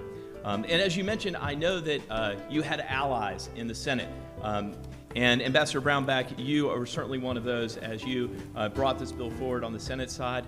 And now I get to work alongside you at the State Department in your new role as Ambassador at Large for Religious Freedom. And I'm grateful for your wise counsel during my time at the State Department. I've certainly benefited from working with you. But I'd love to know what motivated you, and what were your thoughts as you began to think about the Trafficking in Persons Act from the Senate perspective? How have you seen it be used? What are we doing well, and what do we need to do differently? How do we need to adjust as we're moving into the future? Well, I saw something and then decided you need to do something, which my guess is my story is pretty similar to most people in this room. You see it, something clicks and you say, well, somebody needs to do something, and then you turn back and you look at yourself, well, I need to do something, and did it. Gary Haugen showed up at my office when he was heading the IJM, which I believe he still is. I don't know if Gary's here or not, and he laid a lock on my coffee table. And he said this was taken off of a brothel in India, off of a room where a 12-year-old girl was locked in here, and then the lock was taken off when a customer would come, and she was locked in there at night. And this continues to go on, and it goes on a great deal.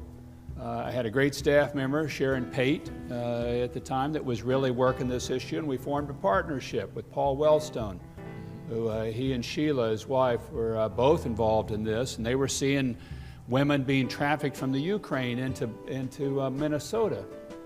And they were showing up then at battered women's shelters and saying, what are you doing here from the Ukraine? Well, it's kind of a long story, but let me tell you about it. And did. And together we formed a partnership. And behind and on that partnership also, the private sector, was, we had Gloria Steinem on that, Chuck Colson. And we would go around to other members in the Senate and say, we've got Gloria Steinem and Chuck Colson on this bill, and Paul Wellstone and I are doing this. And they'd say, just sign me up, I don't care what's in it. If you guys agree on this, we'll go forward. But that's really the point of it. This is an issue that just knows no political boundary. This is a complete human dignity issue about somebody that's just been put in a horrific circumstance and condition. And being from the state of Kansas, and I have my Kansas City Chiefs socks on, my mother grew up on the property where John Brown would stay when he was in Kansas during the Bleeding Kansas. We're fighting against slavery in those very early days. And I'm looking at that heritage and saying, I've got to be a part to end this modern slavery, just like you've said that to yourself.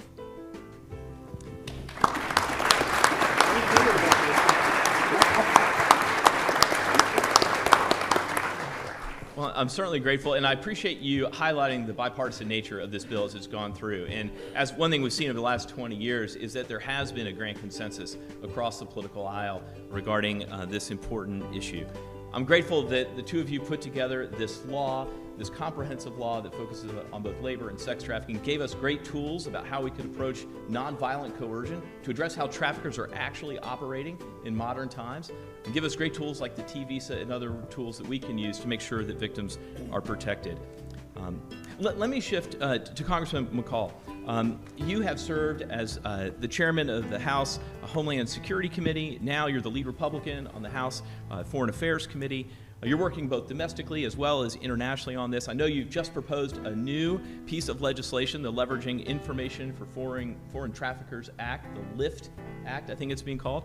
We'd love to hear more about that and how you see the role of the U.S. Advisory Council and survivors that are here today, but also survivors around the country and around the world, and how they speak into this issue. What needs to be done as we look into the future? Well, thank you, Ambassador, and thanks for having me, and thanks for your service, and Ambassador and Congressman Ted Poe, who's on Foreign Affairs, did so much on trafficking issues. It's good to see you again. I think my journey started, I was a federal prosecutor for about 10 years, and then Cornyn's Deputy Attorney General, we started the Internet Crimes Against Children unit to catch predators online. And there have been thousands of prosecutions in my state putting these predators behind bars. And that's a real positive thing. That was back in 2002, but since I became chairman, when I was chairman of Homeland, we had the Blue Campaign in the Department of Homeland Security. I see some out in the audience. We authorized that into law to raise public awareness on the issue, because what we found is that most people in the country were not even aware this was happening. And it happens not just in Thailand, it's happening in our own backyard.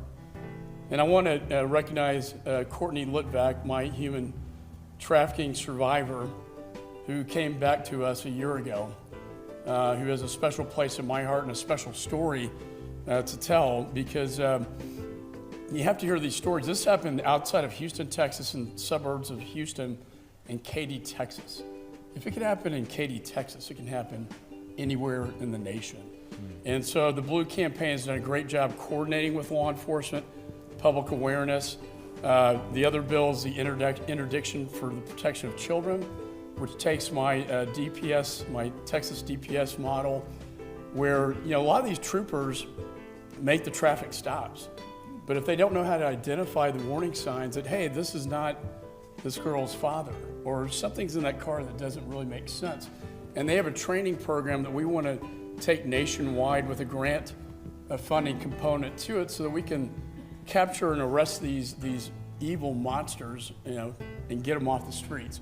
Finally, the LIFT Act, leveraging information on foreign trafficking. Believe it or not, in our embassies and our consulate offices, when they deny a visa for based on human trafficking, they do not share that information with law enforcement. It's just tucked away in a file. So this would mandate that information be shared with law enforcement.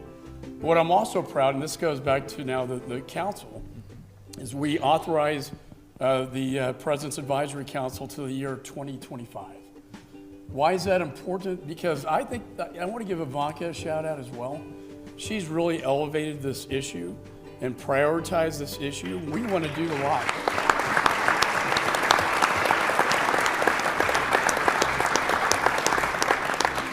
We want to make this council really mean something, not only for the executive branch, but for policymakers in the Congress, so we can get the advice. And I've learned so much from just Courtney about the process and how it works. How could a beautiful 17-year-old girl get swept up, and I can't say where because there's an ongoing investigation, but how could this have happened? It really makes no sense. And to get these stories and have victims and survivors on the council, I think is very valuable to Congress and to the executive branch. As we approach the Super Bowl, I know you're going to that, that's going to be a major trafficking event.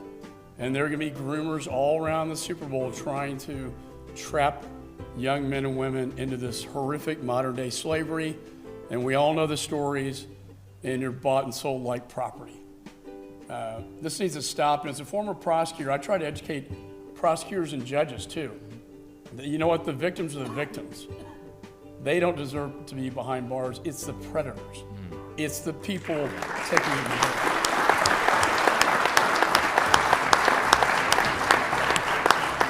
And they need to be behind bars for a very, very long time. No, I so appreciate you highlighting both the role of the Advisory Council and the fact that you're trying to extend its life in the LIFT Act. The council has been so valuable to me personally, and I think it's been valuable to the administration as well. And I also hope that, that folks hear the message that you're saying about the principle of non-prosecution of victims, that victims should not be prosecuted or penalized in any way for the unlawful acts their traffickers make them engage in. I think that's a really important point. Let me shift to Congresswoman Wagner. During your time in Congress, you've been incredibly focused on online exploitation of women and children as well as men. I know that you're personally interested in some of the work in the Philippines. I know the State Department has a robust child protection compact with the Philippines, where the Philippines puts skin in the game along with our foreign assistance, where we work together in order to actually stop traffickers and protect victims. Love to hear your perspective on what is going well and what needs to change as we move forward. Great. Thank you, Ambassador Richmond. I'm going to stand up. I've got a long flight ahead of me, and stretch my legs for a minute. But and I want to see all the survivors, all the NGOs, all the advocacy groups that just lift us up. To be here on the 20th anniversary of TVPA, Chris Smith, my ranking member, Mike Call, and Ted Poe. I stand on your shoulders. This is only my 8th year in Congress, not 40th, 8th year in Congress. And the TVPA is so important. I got really passionate about human trafficking and labor trafficking that was going on, sex trafficking and labor trafficking, during my very first TIP report as a U.S. ambassador in Western Europe. And I was watching women and children and young boys being brought in from Eastern Europe and being exploited in Western Europe in horrific ways. And served my time and went back to the United States of America and began to dig into this in my own backyard, in my own country, and found that, yes, indeed, that human trafficking, and specifically sex trafficking, was hiding in plain sight in every community, in every faith organization, in every cul-de-sac, in every school district, all across our country, and that it was a scourge and something that we absolutely had to do something about. I tell you what you all are doing with the TIP report in terms of the compact is fantastic in the Philippines and online. It's been expanded, I know, to Peru and Ghana, Jamaica. I want to see it grow, so more and more. But my passion is to go after those predators online. I'm probably best known for the authorship and the passing of FOSTA, the Fight Online Sex Trafficking Act. Yes! You all know, you were there. They said it couldn't be done, and we did it. It was a life's work. I have to say, it truly is. To be able to give tools and resources to our law enforcement and prosecutors that allow them to go through the sex trafficking statutes and the prostitution statutes to fight this criminal enterprise. It allows justice for our victims at last. And it did something they said could never be done, which was to go in, and Congressman Poe knows, to go in and amend the Communications Decency Act, Section 230, to make Congress's intent very, very clear. We never meant through the CDA to make the internet an red light district. If it is a crime offline, it is a crime online. Period. Full stop. So it's been now, President Trump, and with the help of Ivanka and so many others, the president signed this into law in April of 2018. So it's been about a year and a half, and the disruption has been amazing in a good way. We brought down Backpage.com with a 93-count indictment.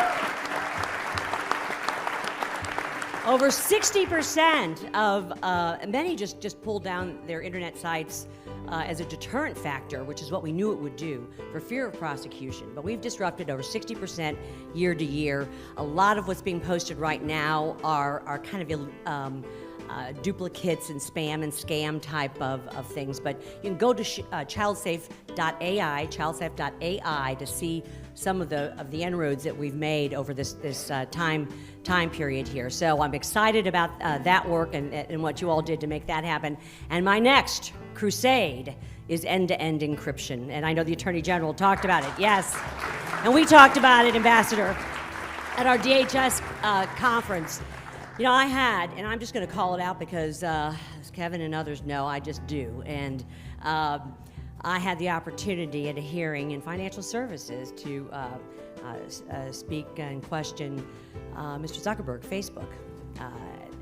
90% of the online sexual, pornographic, horrific, exploitive images are on Facebook and their platforms.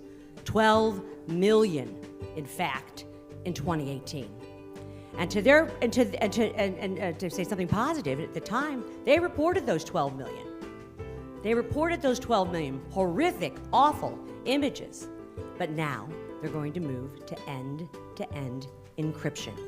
And when they do that, law enforcement will not be able to access any of those images. And with impunity, after letters and pleadings from the Attorney General, from the Department of Homeland Security, from law enforcement, from prosecutors, from DAs, from me, Congress, others, they refuse. They want to go move forward on their end-to-end encryption. So if an industry won't police itself, that's when Congress steps in. And we're going to police them, that's for sure. You know, and this is important, privacy and lawful access are not pitted against each other. Privacy and lawful access are not pitted against each other. The Fourth Amendment gives us a lot of broad privacy rights, but you know what, it's not warrantless, all right? And we have to have a way to make sure that people's privacy is protected, but that also law enforcement has a way to keep our children, our women, the most vulnerable in our society, safe. That's what we're going to do with this legislation. So that's where we're going next. I thank you for the time. I thank you all for what you do. We all stand on your shoulders and are grateful for the advocacy group work. My great staffer, Rachel Wagley, back there, about ready to give birth any minute now. She helps author so much of what goes on here. I'm just grateful to you. I'm grateful to our State Department and for the TIP report. And what you're doing online now with the Compact is really great, and I want to see it expanded. So I thank you. Thank you.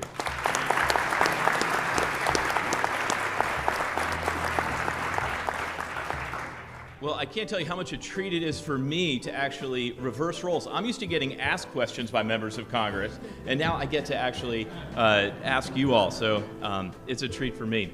I can tell you that a lot has been accomplished on the Hill. And we're grateful for the legislation that's been provided. Shortly after the Trafficking Victims Act became law in 2000, the United Nations passed its protocol against trafficking in persons. And I'm grateful today that the head of the United Nations Trafficking in Persons program is actually here with us. Grateful for your partnership over the years and look forward to continuing to combat this with you. It's one of the most widely adopted international protocols. There's over 175 countries that have signed up. There's only about 15 to 18 countries that haven't, which is just remarkable. And since then, we've had over 150 governments around the world have followed the United States and passed trafficking in persons laws, comprehensive laws.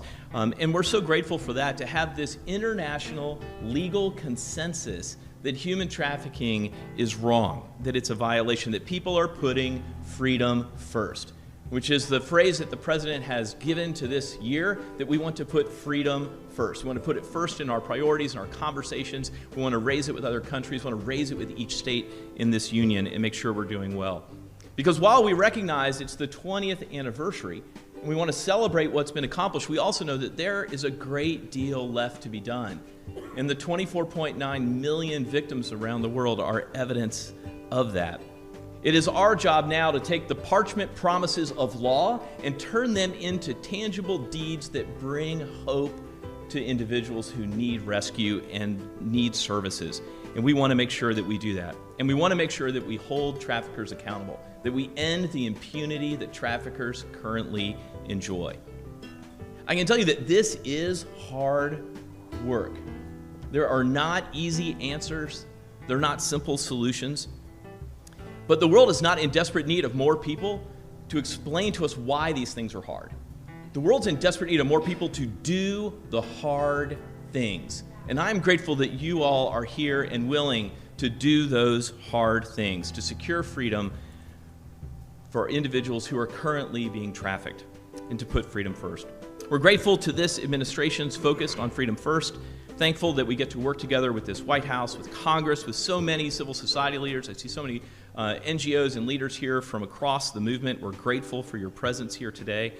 And we're grateful that as you leave here, you're going to receive a commemorative book of the last 20 years that highlights the history of what has gone on here in the United States, how the act was formed, early stories from Congressman Smith and Ambassador Brownback about their days along with their colleagues from both sides of the aisle. It's a retrospective of what has been accomplished and really a call to each of us that as we pivot into the future, we have to do more. That what we've accomplished so far is not sufficient. There is more to be done, and I'm grateful that we get to be in this fight together. So thank you all. Thank you. Well, thank you very much, please. Thank you.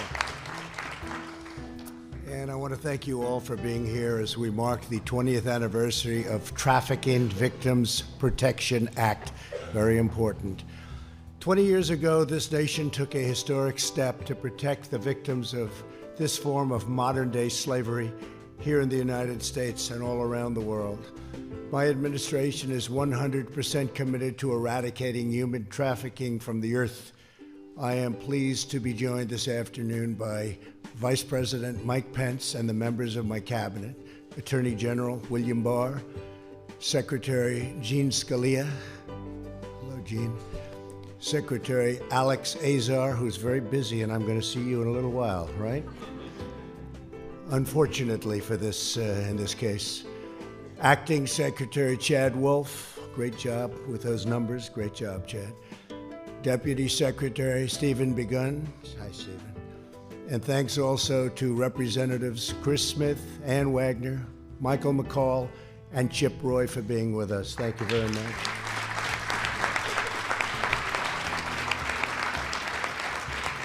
And we have a lot of great senators that wanted to be here so desperately, but I said, just stay where you are and do your job, please. We also have with us Ambassadors Callista Gingrich. Hi, Callista. Sam Brownback and John Richmond. Thank you all very much. Thank you. Thank you. And Director of the FBI, Christopher Wray. Christopher, thank you, Chris. And we have Georgia Attorney General Chris Carr, very active. Thank you very much, Chris. Thank you very much. And Florida Attorney General Ashley Moody. Thank you. Thank you, Ashley. Thank you, Ashley. Florida Lieutenant Governor Jeanette Nunez. And First Lady of Texas, Cecilia Abbott. I just saw your husband, by the way. I just saw your great husband, great gentleman. And North Carolina Lieutenant Governor Dan Forest. Thank you very much. Thank you, Dan. Great. And I'm especially grateful to Ivanka for her unwavering efforts. She has taken this under her wing.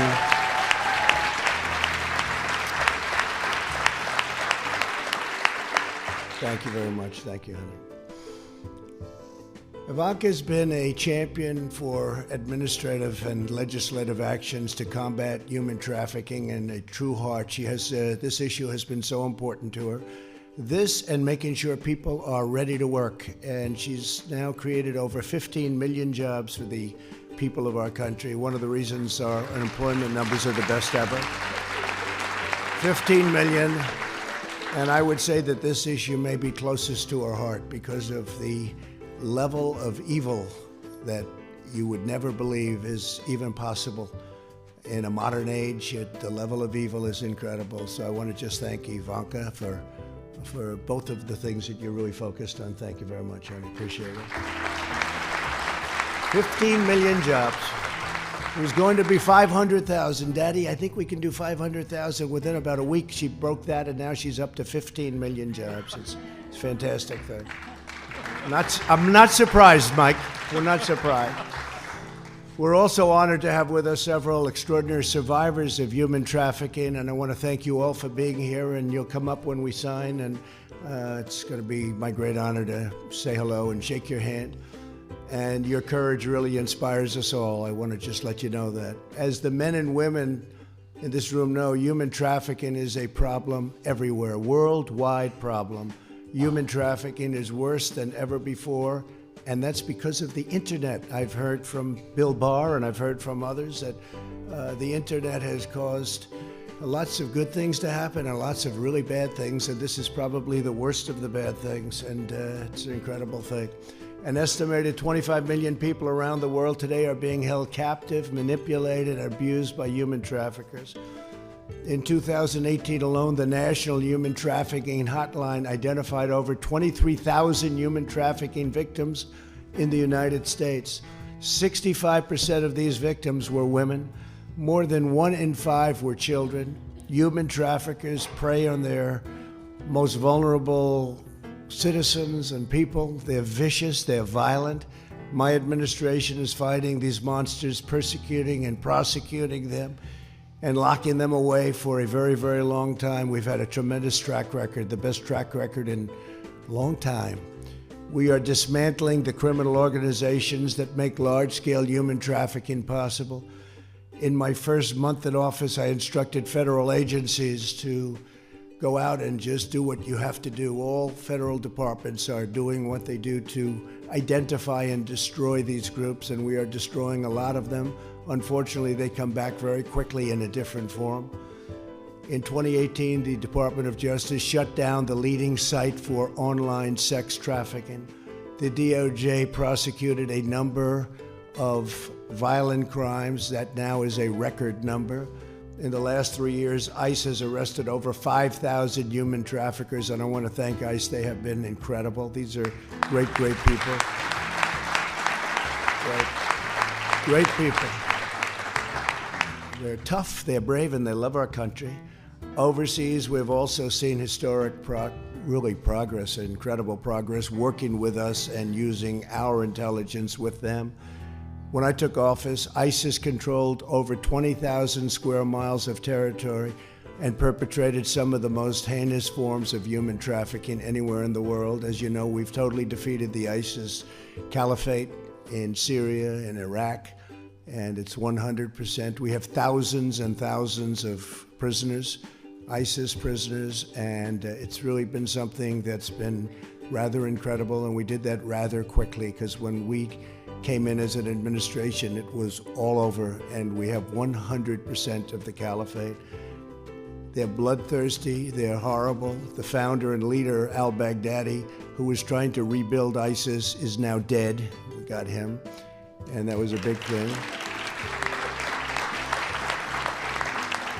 That was a big thing and not an easy thing. He was hiding, and they've been after him for 15 years, but we got him. My administration is putting unprecedented pressure on traffickers at home and abroad, and we are freeing innocent victims at every single turn. I was proud to be the first commander-in-chief to attend a meeting of the President's Interagency Task Force established by the Trafficking Victims Protection Act of 2000. In November, I was also the first president to sign an executive order to establish a task force on missing and murdered American Indians and Alaska Natives. Just signed it.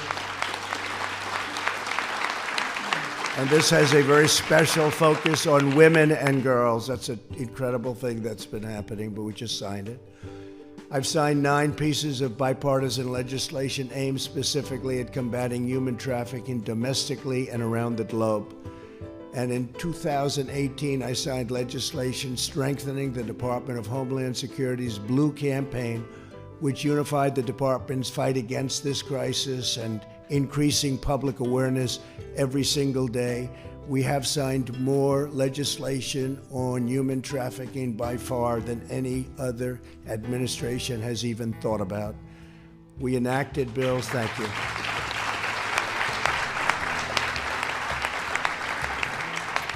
And we'll do what's necessary. We will do exactly what's necessary. There's nothing more horrible than this. We enacted bills to fight sex trafficking, increase support for survivors, and raise the standards by which we judge whether other countries are meeting their duty to fight human trafficking. And you have countries that talk, and they talk.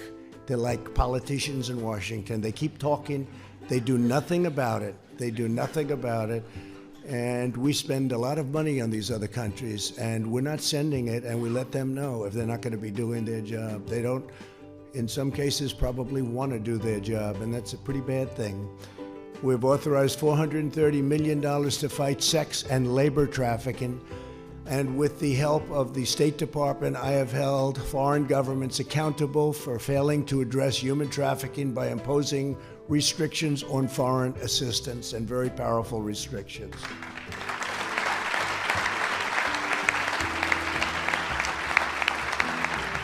I've also prioritized increasing funding for anti-trafficking efforts in my 2021 budget, allocating $70 million toward enhanced prosecutions, and at the Department of Justice, we are spending $123 million towards supporting state and local efforts.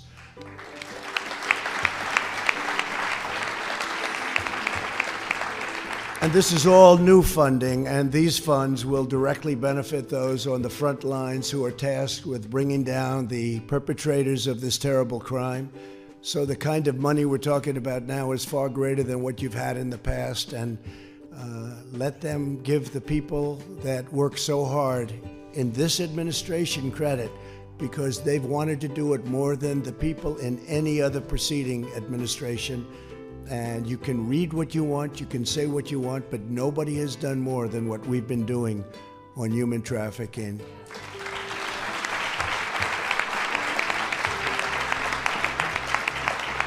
So today, on the last day of this year's National Slavery and Human Trafficking Prevention Month, I will take another very decisive action. In a few moments, I'll sign an executive order targeting human trafficking and child exploitation all across our country. This order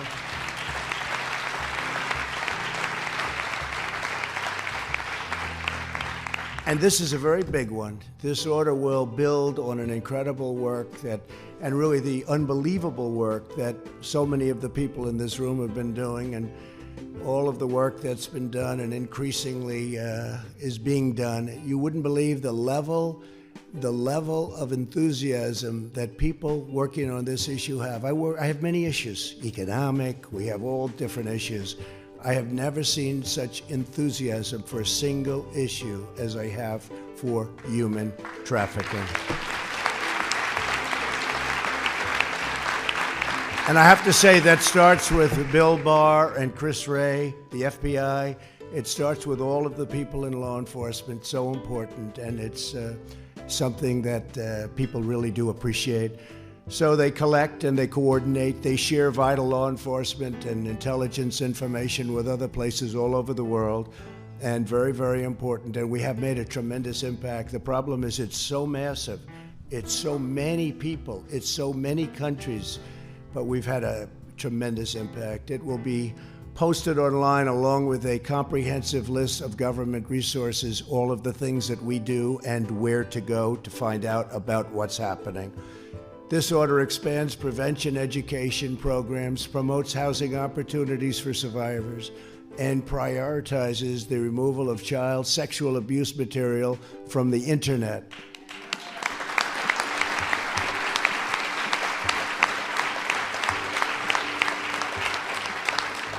And furthermore, it takes the vital step of designating a full-time position here at the White House dedicated solely to combating human trafficking, so people know how important it is.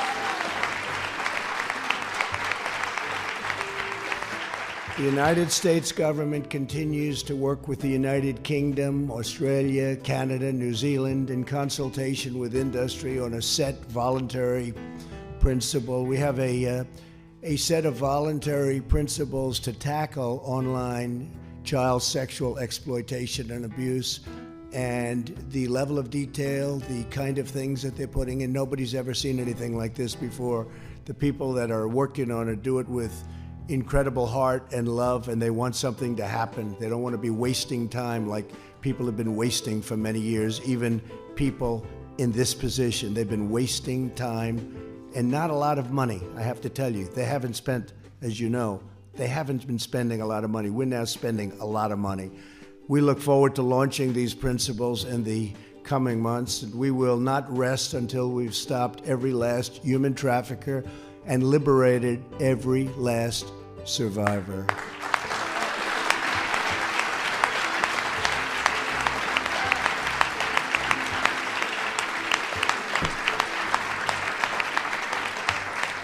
So I'm now pleased to introduce an incredible survivor and the newest member of the U.S. Advisory Council on Human Trafficking, Bella Haneke. Hi, Bella.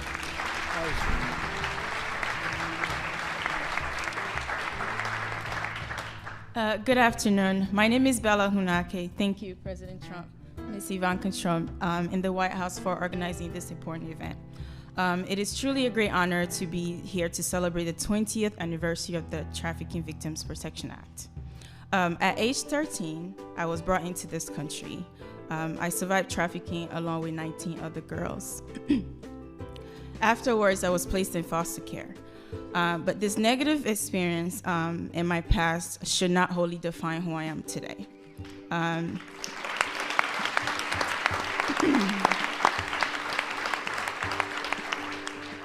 Today, I am a college graduate. Today, I am an American citizen. And today, I stand before you as the newest member of the U.S. Advisory Council on Human Trafficking.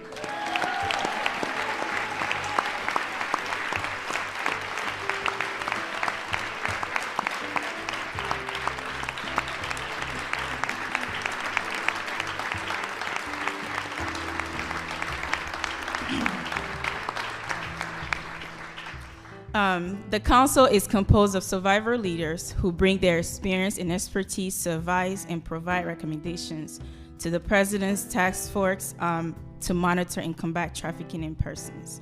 We represent a diverse range of backgrounds and experiences, and we're sincerely grateful to this administration for appointing our current 8 members to support federal government efforts to prevent and improve trafficking programs and policies. We view the existence of this council as a victory for trafficking survivors and the federal government. This council is a model for survivor empowerment and survivor-centered approaches that other countries, states, and localities may learn from and adapt. This council shows in real and tangible ways how survivors can positively impact and inform anti-trafficking efforts at the highest levels of government. To truly be survivor-centered and informed means to not only prioritize survivors' needs or wishes and service delivery, it must also include meaningful collaboration with survivors to inform the design and implementation of the very policies and programs that affect them. No survivors should ever be viewed by their trafficking or lived experiences alone. We acknowledge the great strides the federal government has made in the last 20 years to combat trafficking, as well as that of other stakeholders. We look forward to continue to advise and collaborate with the task force to realize the goals of the TVPA, and we encourage all of you to view our 2020 annual report, which will be released this April.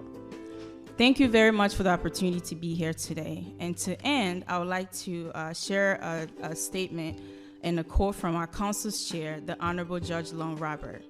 This is to the victims and survivors out there. It's never been your fault no matter what. So let go of that toxic shame. It doesn't belong to you. You are never too old, too lost, or too broken to begin healing today. Hope is key, and even if it starts out as small as a mustard seed, nurture hope. It'll save you. And most importantly, you're not alone. You're not alone. You're not alone. Thank you, and God bless America. Great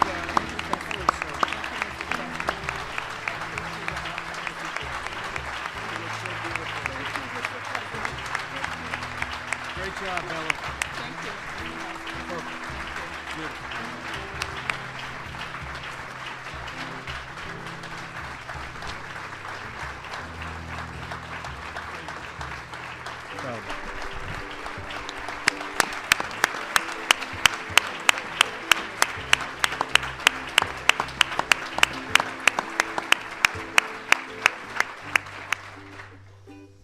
Mr. President, Attorney General Barr, members of the council, Ivanka, cabinet secretaries, members of our diplomatic corps, including Ambassador Gingrich, distinguished members of Congress who've worked on this issue for so many years with such heart and compassion, members of the law enforcement community and faith leaders, and most especially Bella and the courageous survivors who join us here today. It is an honor to be with you on this historic day.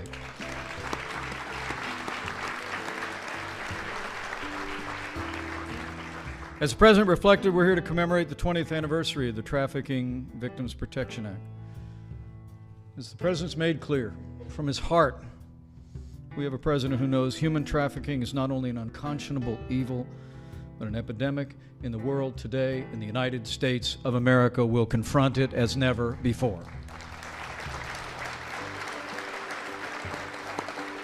Mr. President, you said in your proclamation, marking this past month, that human trafficking is an affront to humanity, and you've taken decisive action to bring human traffickers to justice, their victims to safety, and to help survivors walk the difficult road to recovery. Like no president before you, you've made it a priority to target transnational criminal organizations that have victimized thousands of innocent people on both sides of our borders.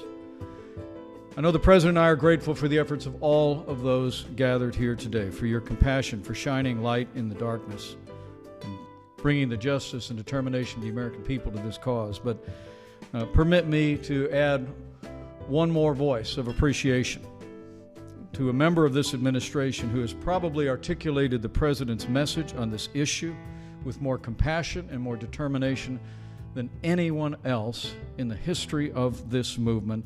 Would you join me in thanking Ivanka Trump one more time for her extraordinary leadership on human trafficking?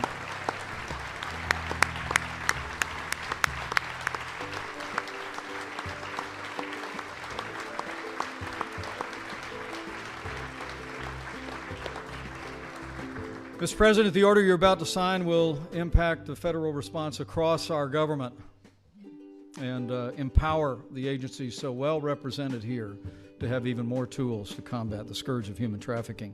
It will improve the way law enforcement and federal agencies gather information. It will also make it easier for the American people to partner with this administration and with law enforcement in combating human trafficking. It will empower faith-based organizations to provide victims and survivors with more compassionate care.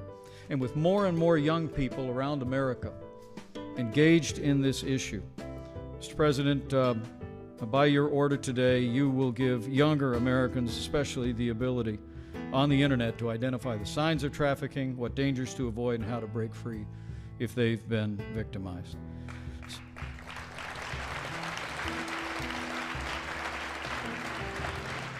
Our founding documents attest that we believe that every person is endowed by our Creator with certain inalienable rights: life, liberty, and the pursuit of happiness. And today, with the compassion and determination of all of those gathered here, Mr. President, you again show the American people's commitment to the justice and dignity and worth of every person. And we thank you for your leadership and compassion.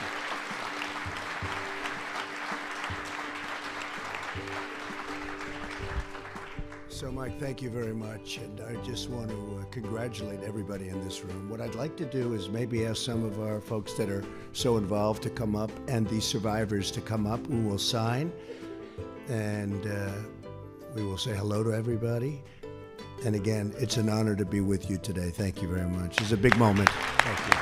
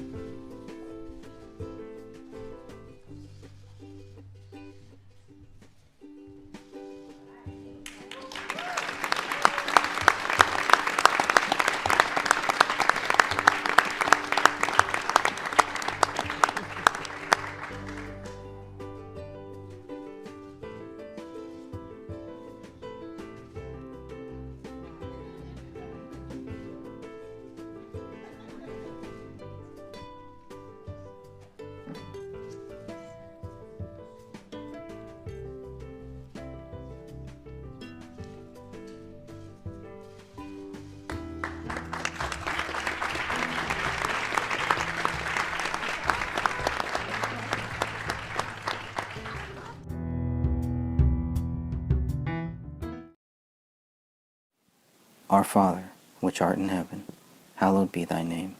Thy kingdom come, thy will be done, on earth as it is in heaven. Give us this day our daily bread, and forgive us our debts, as we forgive our debtors.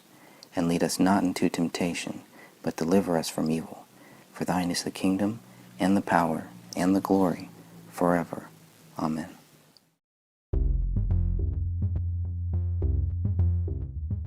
All right, another amazing day with President Trump. This guy just will not stop.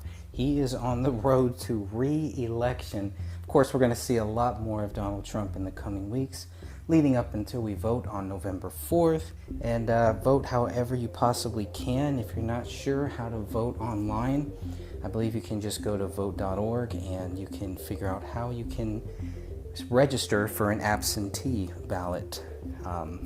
Nothing wrong with that. So if you can't make it in to go and vote, to cast your vote in person, you can still sign up, you can still register.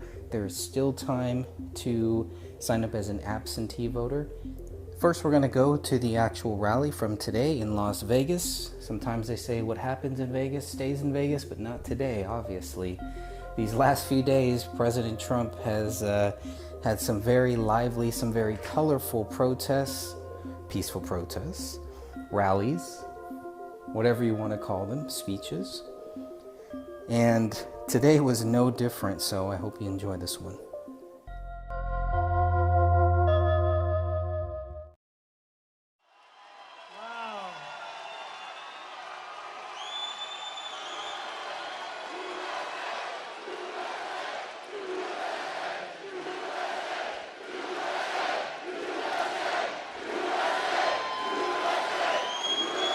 Well, thank you very much. Thank you very much. Thank you. It's great to be with you. And a very special hello, Nevada. Hello, Nevada. We love Nevada. But I'm thrilled to be here with you in Henderson. Thousands of loyal, hardworking, great American patriots. And 51 days from now, we're going to win Nevada. And we're going to win 4 more years in the White House. And after we win 4 more years, we'll ask for maybe another 4 or so.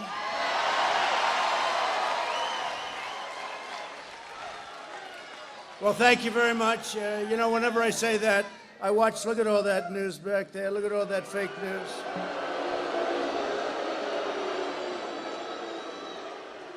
When I say that, their heads explode. Our movement is pro-jobs, pro-worker, pro-police, and 100% pro-American. As we begin tonight, our thoughts are with the 2 sheriff's deputies in Los Angeles who were fighting for their lives when a vicious criminal walked up to their vehicle and shot them at point-blank range. Tonight, we send our love and our support to their families, and we pray to God for their recovery. The radical left in America is waging open war on law enforcement. Hundreds of officers nationwide have been injured in left-wing riots and mobs. You see it. You see it all the time. Please sit down. Please, let's have a little fun. We got plenty of time. I mean, here it is. I mean, you know. What do we have? Football's boring as hell.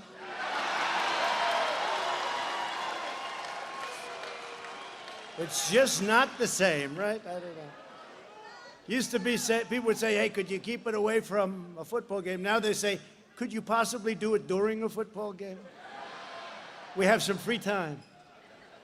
But during violent demonstrations in Las Vegas, a 29-year-old police officer, you know this very well, was deliberately shot in the head, leaving the young, brave officer paralyzed. Yet, Sleepy Joe Biden and his supporters continue their dangerous war on the police. They're putting the lives of our brave officers directly in harm's way. At his convention, he never even mentioned the words law and order, never mentioned them once. Now he's all of a sudden, his polls are dropping like a rock, and he's starting to say, well, we need law and order. And then he goes back into the basement for 4 days. What happens to this guy? I know what happens to him. He's shot. That's what happened to him. Every once in a while, the great Dana White. Does anybody know Dana White?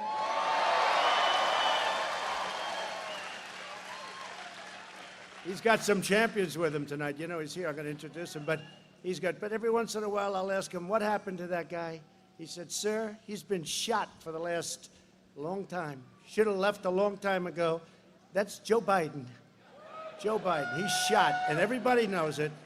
And you know what? They ought to be ashamed, because they do interviews with him, they give him the questions, and they let him read the answer from a teleprompter, and that's the fake news.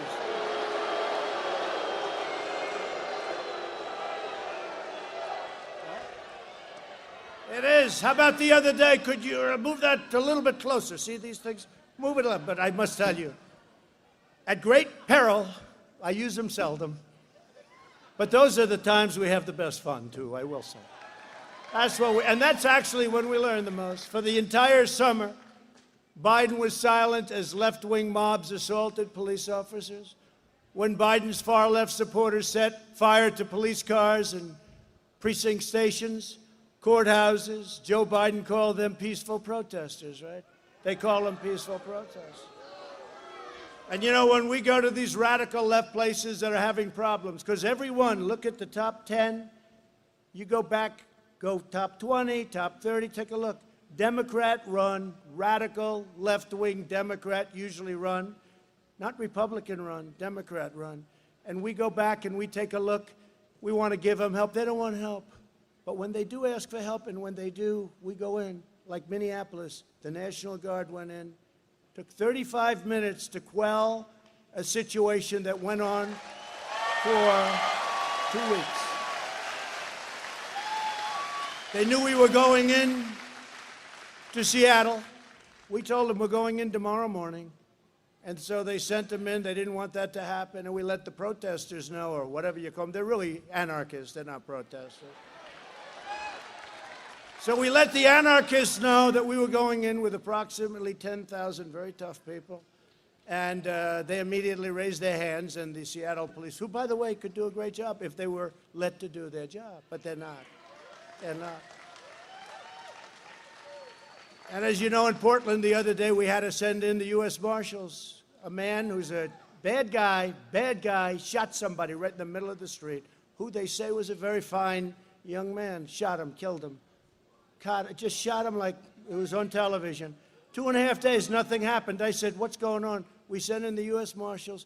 It was taken care of in 15 minutes, okay? 15 minutes.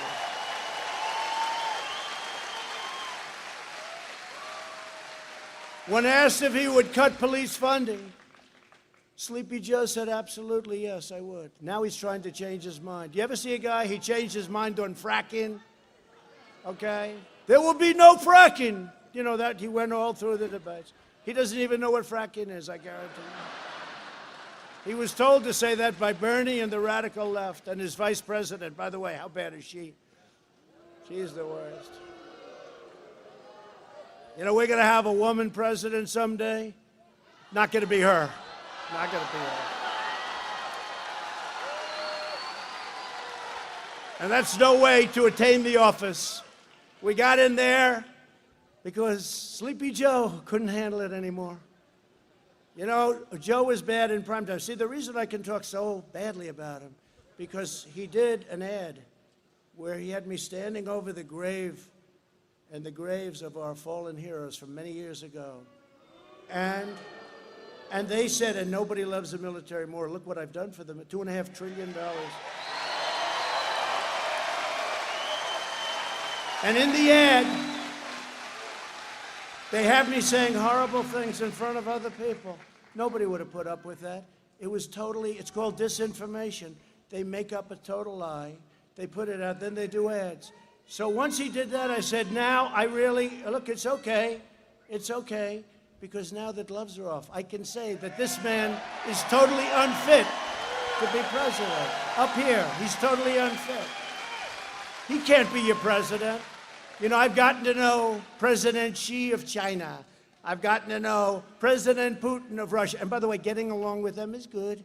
Although China, I must tell you, got a real problem with China. What they did with us We can never forget that. We made a great trade deal. The ink wasn't dry when the plague came in from China. They stopped it from going into China, but they didn't stop it from going in to our country, Europe, and the rest of the world, okay? They could have done that. But you see, I deal with all of these people, and they don't have the kind of mental problem that Sleepy Joe has. They're very sharp. Kim Jong-un doesn't know about the problems that Joe has. We need very sharp people, I'm sorry. Joe is not qualified for this position.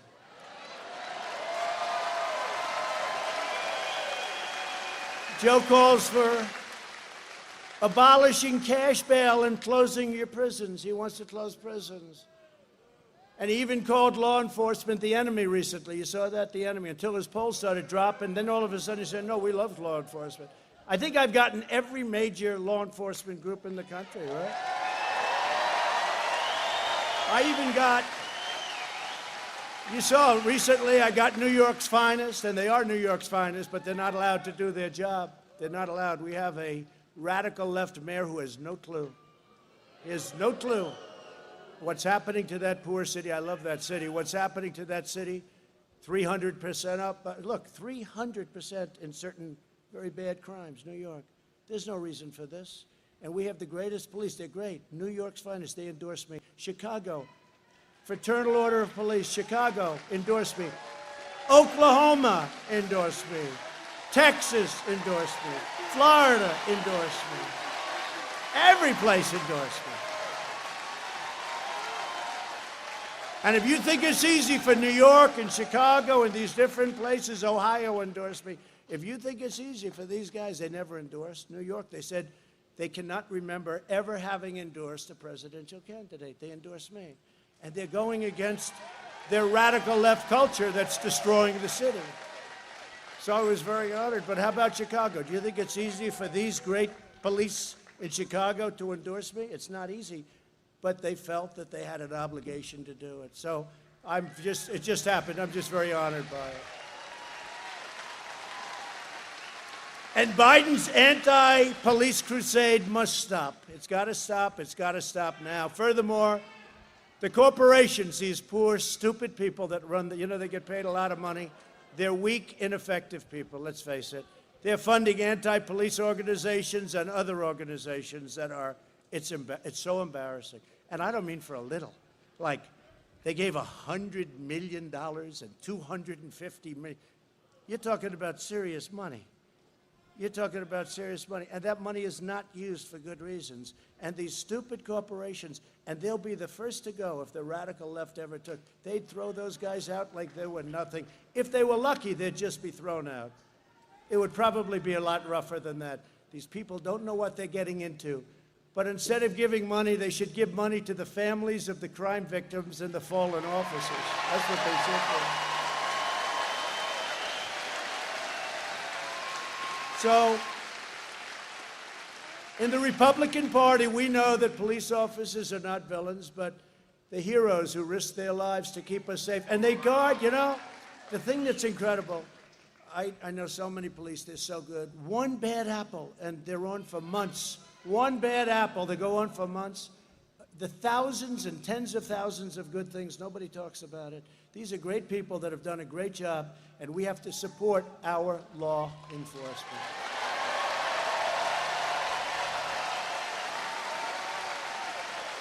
So Biden wants to appease domestic terrorists, and my plan is to arrest domestic terrorists. Okay? And we also believe that if you murder a police officer, you should receive the death penalty, and that's something that's very important.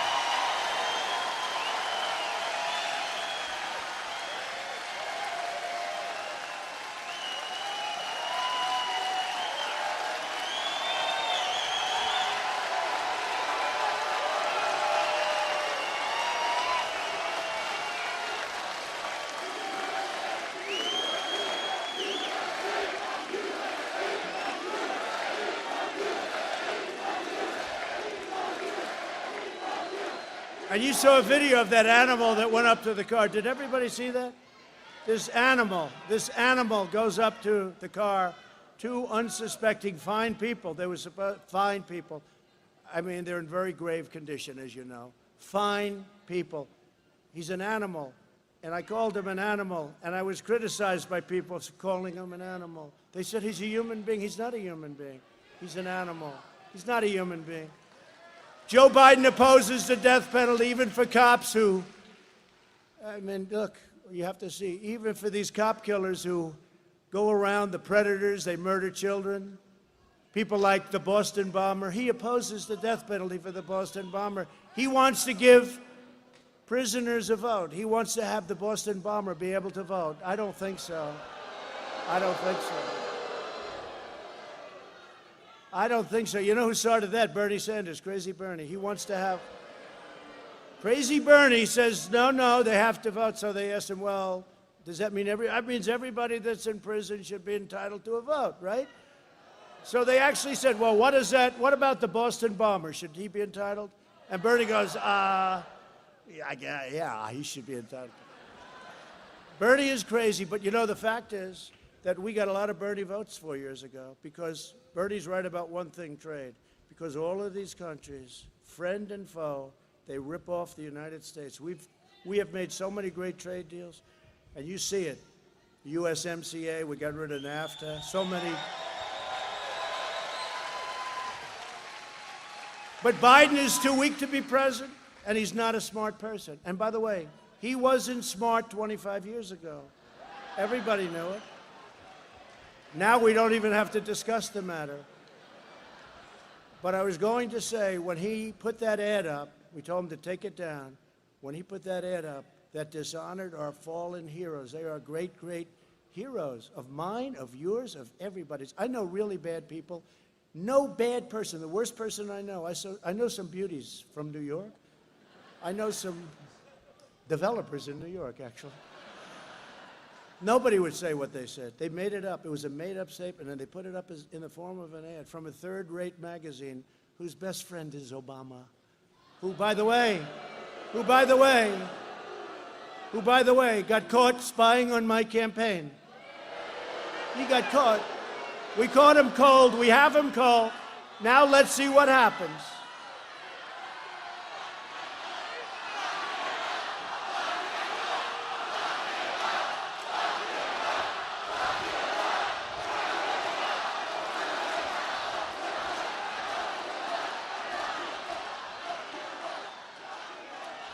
Now, the Republicans, you know, it's interesting. We have much better policy, but the Republicans, they don't fight like Colby.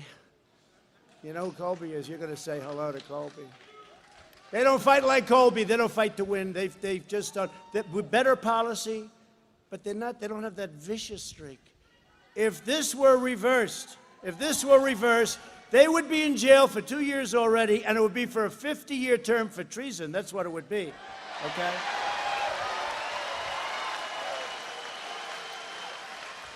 But Biden's too scared to stand up to the crazy socialists and never will. He'll never have the strength. And he's going downhill fast. It's going to be very interesting. And, you know, I called for a drug test because, you know what? I want a drug test because we don't want to have a situation like we could have with this guy. I watched him in debates with the other 24 lunatics. Right? And he was so bad. No, he was so bad. You know, maybe he'll win because they don't like me, they don't like my personality, but I hate to say it, I'm what you need. I'm what you need. It's true.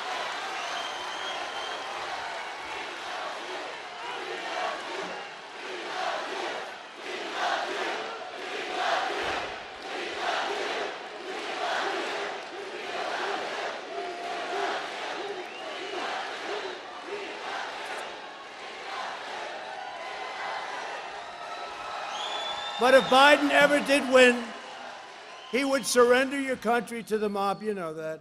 And he will have nothing to do with it. It's not him. I mean, he's going to be pushed around. And she's, by the way, just so you know what you're going to get, she's considered far more liberal than Bernie Sanders. How about that? That's what you're going to have.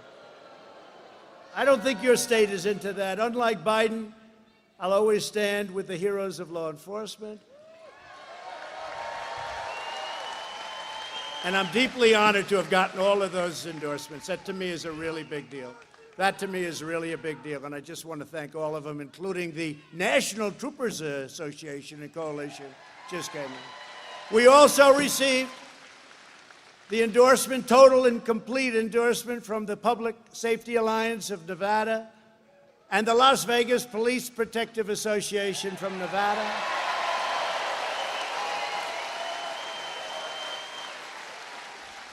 And I want to thank for that Steve Grammas, who's with us tonight. Where's Steve? Was Steve here? Steve, thank you.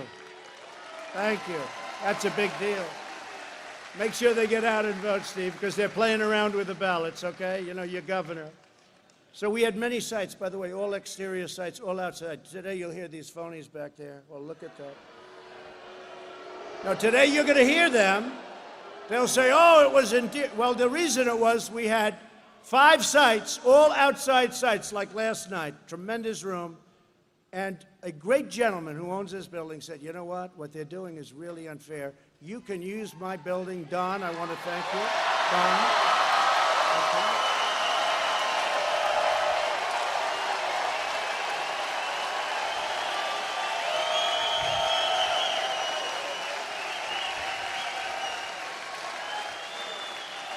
I want to thank you.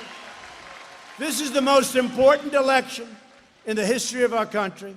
At no time before has there been a clearer choice between 2 parties, 2 visions, 2 philosophies, 2 agendas for the future. Joe Biden spent the last 47 years selling out America. Look at what he's done. Everything he's done was wrong. He always voted the wrong way. Even his Secretary of Defense, his Secretary of State, they said he always voted the wrong way. He was offshoring your jobs, throwing open your borders, depleting our military, and sacrificing your children's future to China and other faraway lands. I've spent the last 4 years.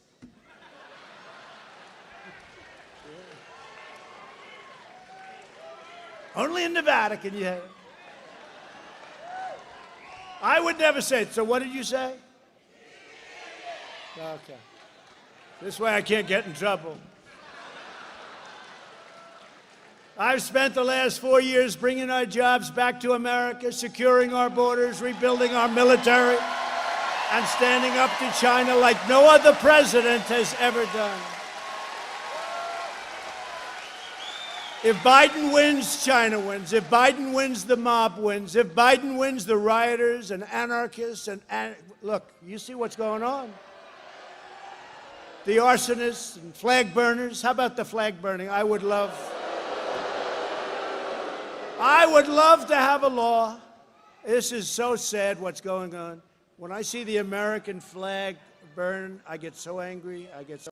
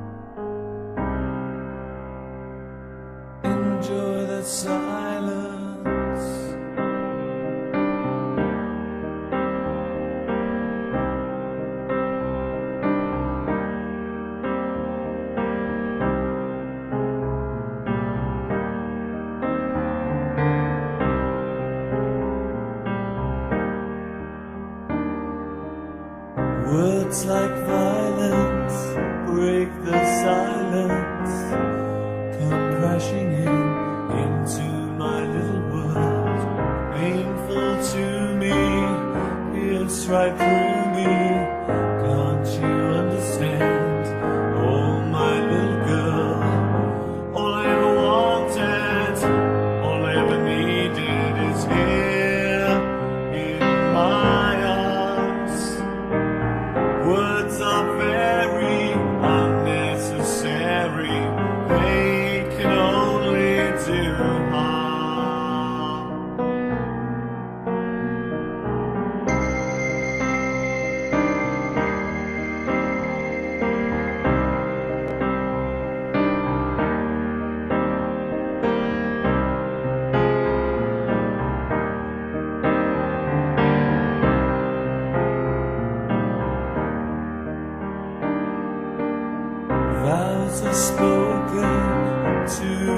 broken, feelings are intense, words are trivial, pleasures remain, so does the pain.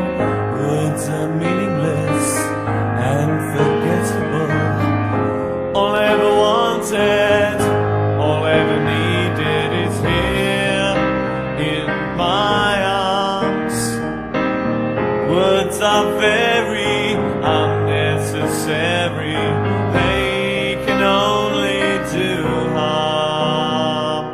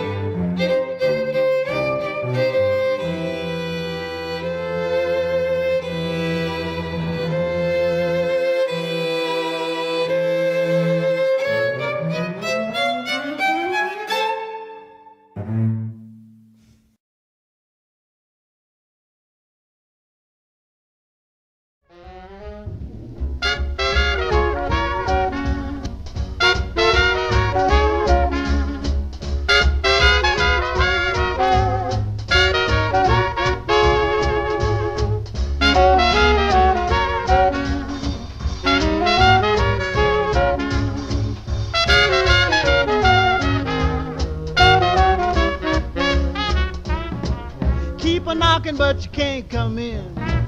Keep a knocking, but you can't come in. Keep a knocking, but you can't come in. Come back tomorrow night and try again.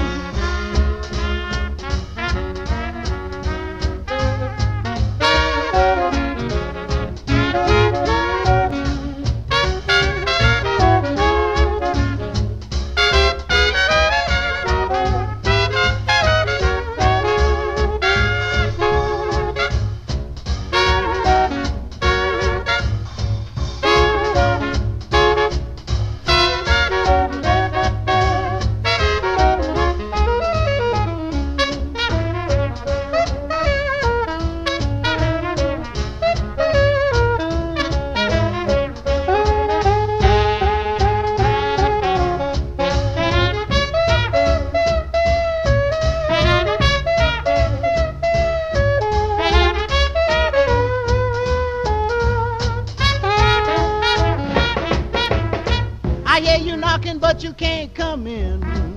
I know you've been drinking gin. You've been cheating around with other men. I'm busy and you can't come in.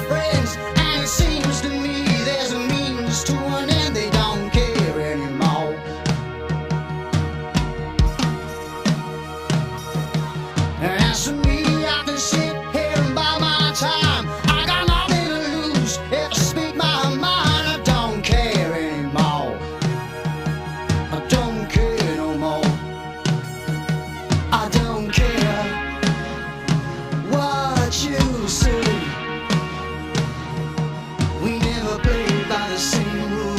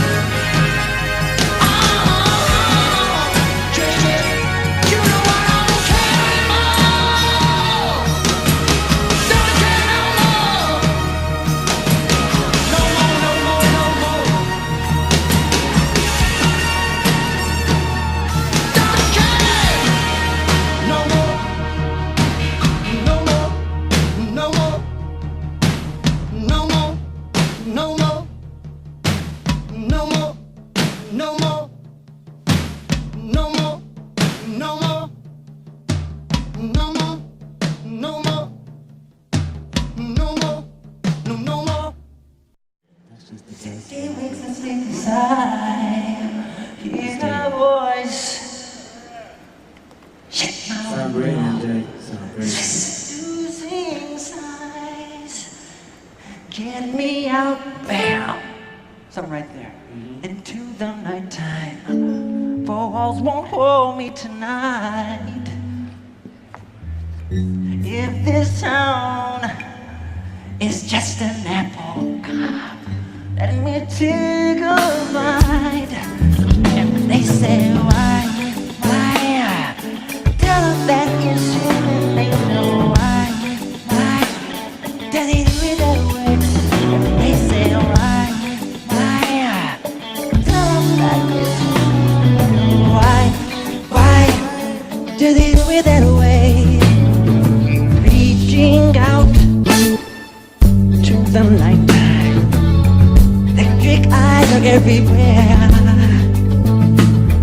See that girl, she knows I'm watching. She likes the way I stare. If they say why, tell them that it's human nature. Why, does he do it that way? They say why, tell them that it's human nature. Why, does he do it that way? I like living this way. I like loving this way.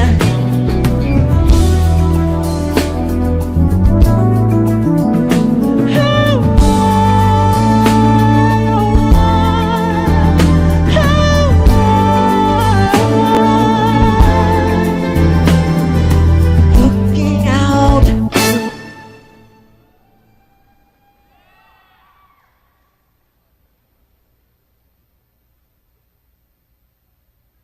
across the morning, Sydney heart begins to beat.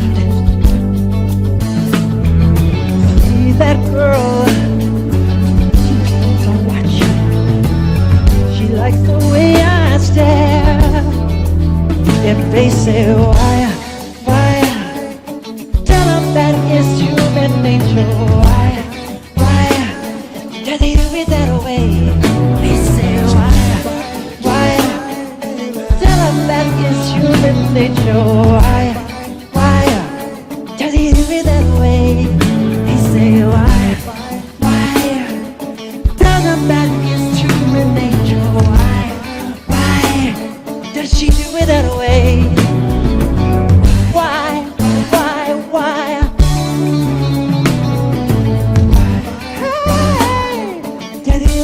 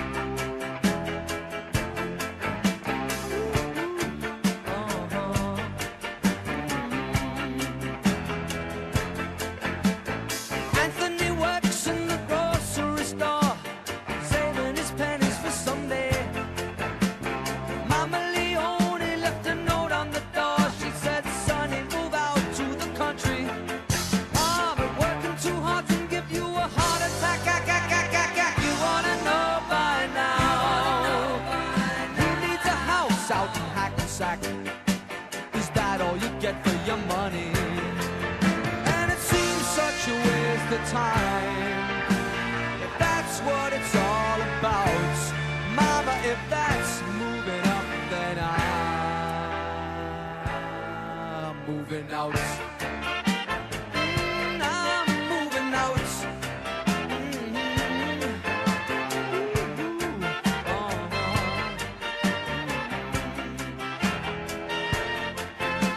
Sergeant O'Leary is walking the beats. Night he becomes a bartender. He works at Mr. Cacciatore's down on Sullivan Street, across from the medical center. Then he's trading in his Chevy for a Cadillac. You wanna know by now? If he can't drive with a broken back, at least he can polish the fenders. And it seems such a waste of time. If that's what it's all about, Mama, if that's moving up, then I'm moving out. I'm moving out.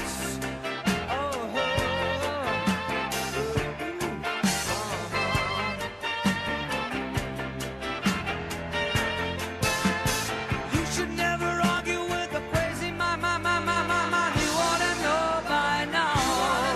You can pay Uncle Sam with the overtime. Is that all you get for your money? And if that's what you have in mind, yeah, if that's what you're all about, good luck moving up, 'cause I'm moving out. I'm moving out.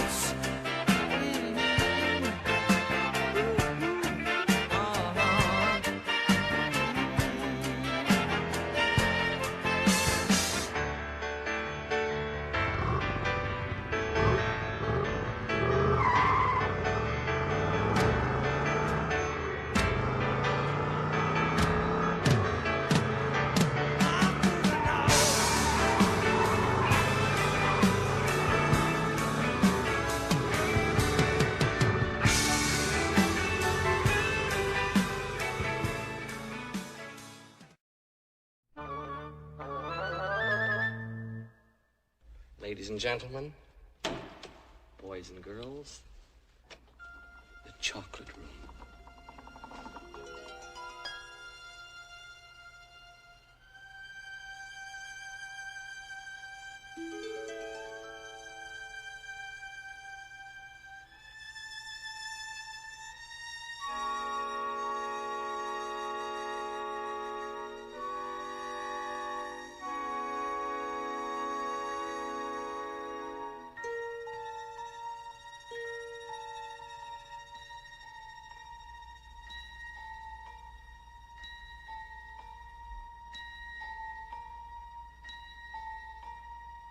Hold your breath. Make a wish. Count to 3. Come with me, and you'll be in a world of pure imagination. Take a look, and you'll see into your imagination.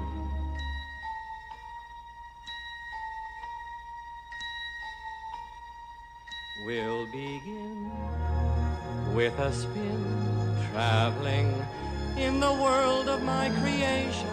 What we'll see will defy explanation.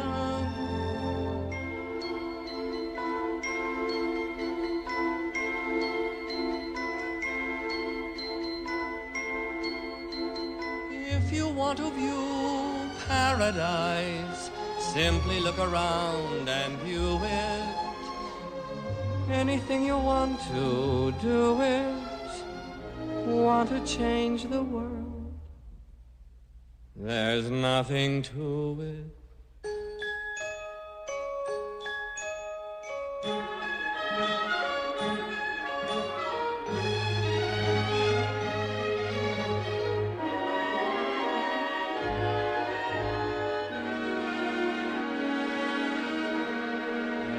No life I know to compare with pure imagination. Living there you'll be free if you truly wish to be.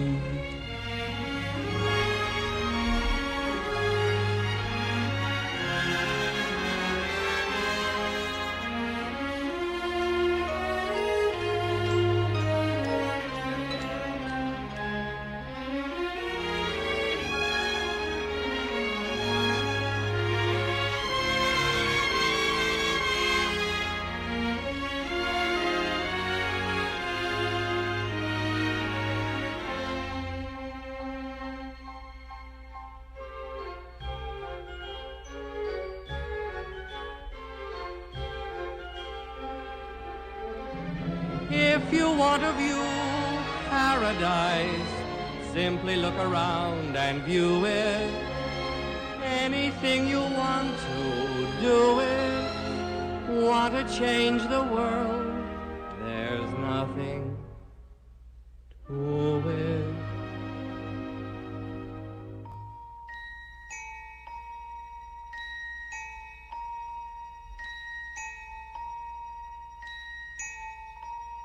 There is no life I know to compare with pure imagination. Living there, you'll be free if you truly wish to be.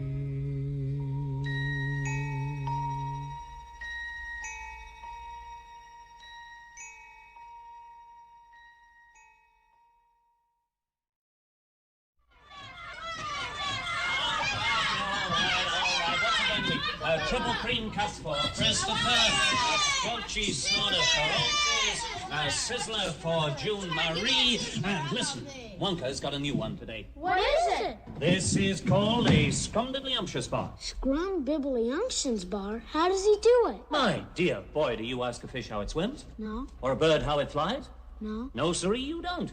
They do it because they were born to do it. Just like Willy Wonka was born to be a candy man, and you look like you were born to be a Wonkerer.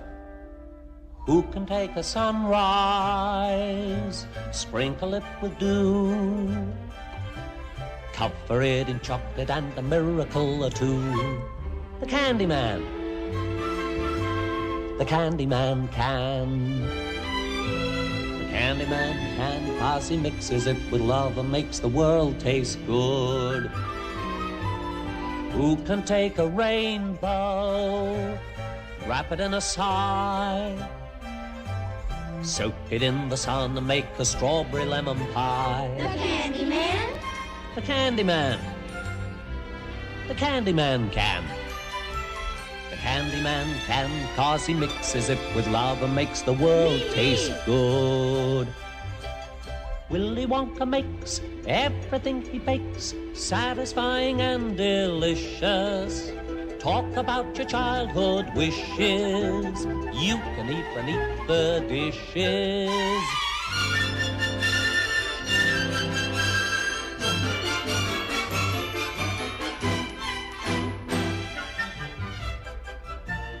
Who can take tomorrow, dip it in a dream, separate the sorrow and collect up all the cream? The Candyman. Willy Wonka can. The Candyman can.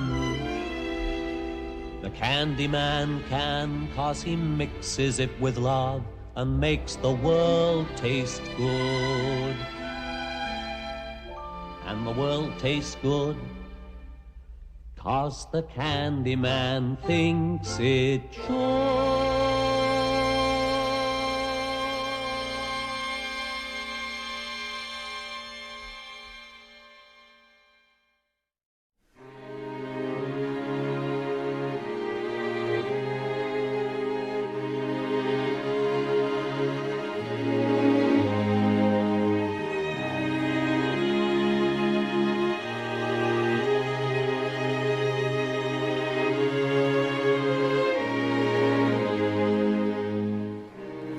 Of love is long and boring. No one can lift a damn thing. It's full of charts and facts and figures and instructions for dancing. But I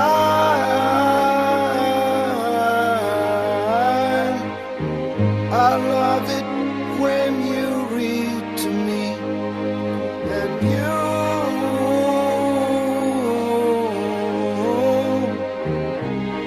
can read me anything.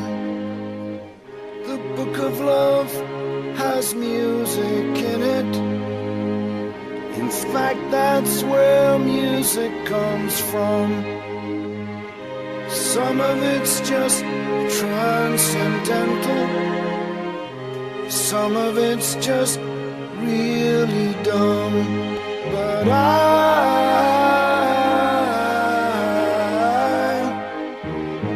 love it when you sing to me, and you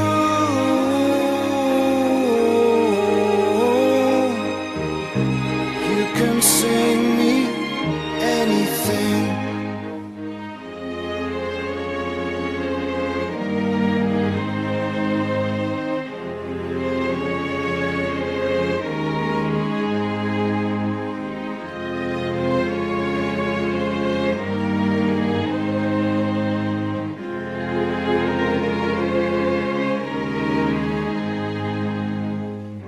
The book of love is long and boring and written very long ago. It's full of flowers and heart-shaped boxes and things we're all too young to know. But I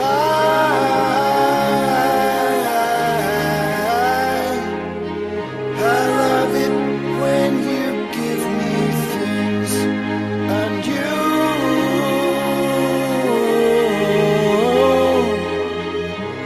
ought to give me wedding rings, and I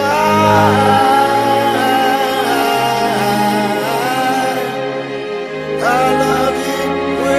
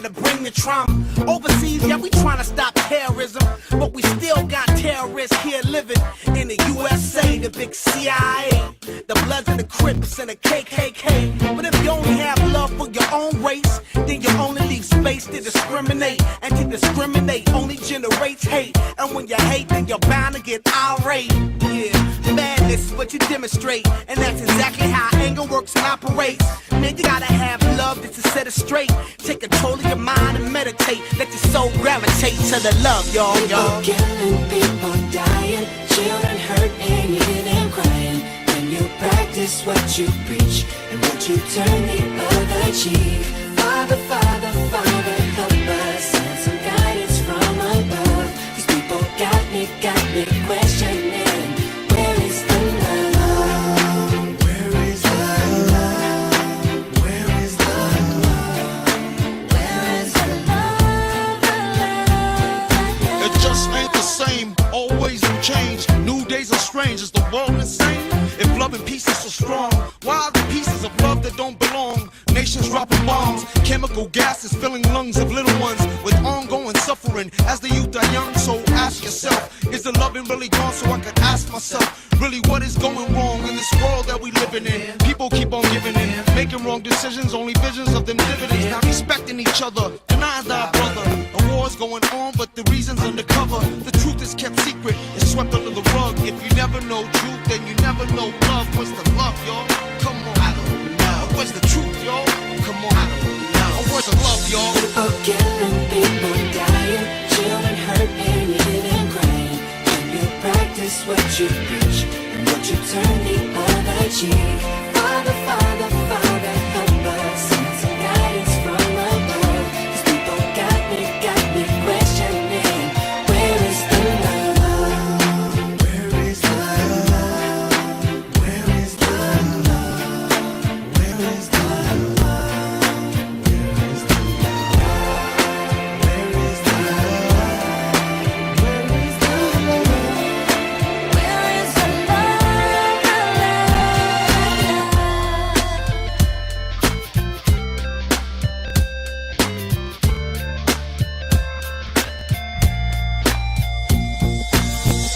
I feel the weight of the world on my shoulder. As I'm getting older, your people get colder. Most of us only care about money making. Selfishness got us following the wrong direction. Wrong information always shown by the media. Negative images is the main criteria. Infecting the young minds faster than bacteria. Kids wanna act like what they see in the cinema. Yeah. Whatever happened to the values of humanity? Whatever happened to the fairness and equality? Instead of spreading love, we're spreading animosity. Lack of understanding leading us away from unity. That's the reason why sometimes I'm feeling under. That's the reason why sometimes I'm feeling down. It's no wonder why sometimes I'm feeling under. Gotta keep my faith alive till love is found. Now ask yourself, where is the love? Where is the love? Where is the love? Father, Father, help us, send some guidance from above. These people got me questioning, where is the love? Sing with me, y'all. One world, we only got one world, that's all we got. One world, and something's wrong with it, something's wrong with it, something's wrong with the world, yeah. We only got one world, that's all we got. One world.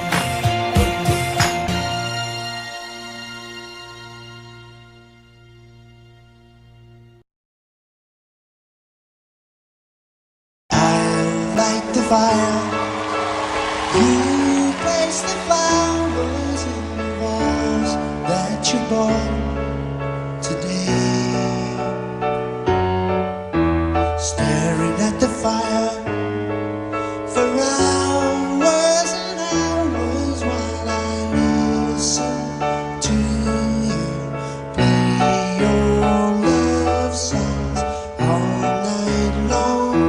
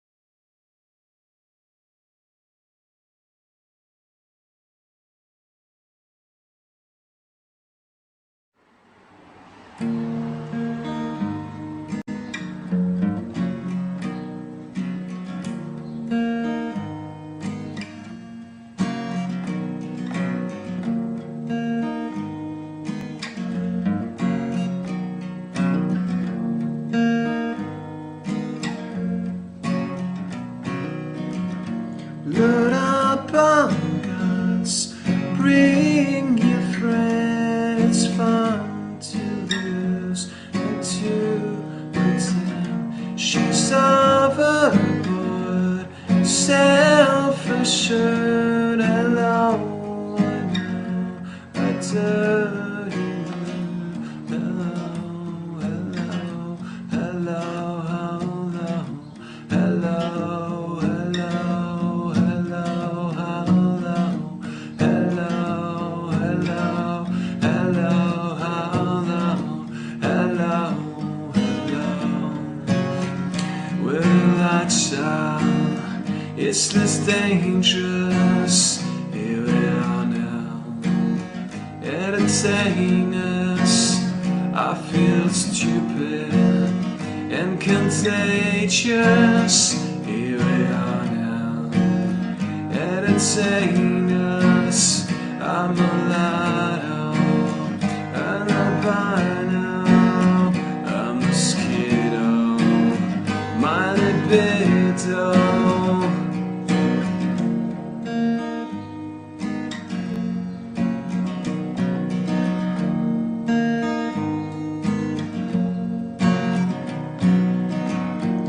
I'm worse than what I do best, and for this gift I feel blessed. Our little group, it always been and always will until the end. Hello, hello, hello, hello, hello, hello,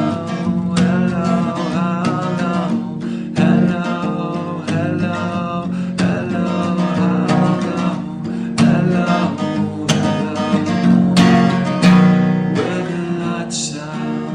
it's less dangerous. Here we are now, entertain us. I feel stupid and contagious. Here we are now, entertain us. I'm alive, I'm albino, I'm a mosquito, my libido.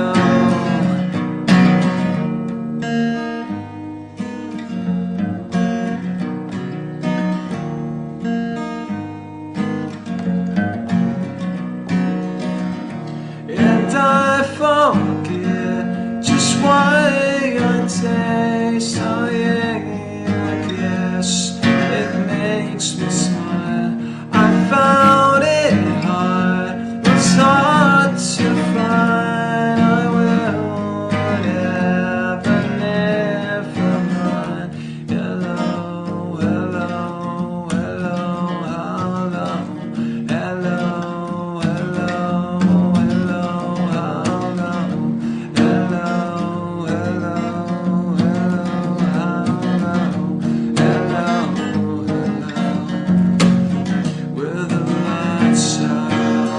It's less dangerous.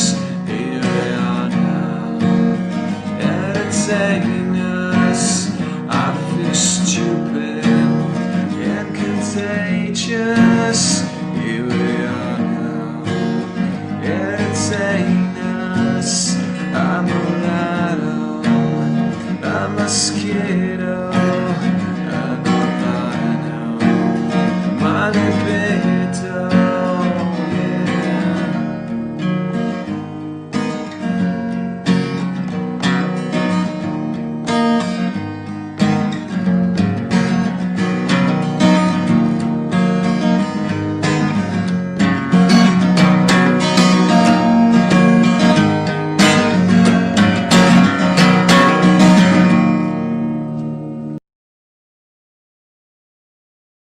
One, two, three, four.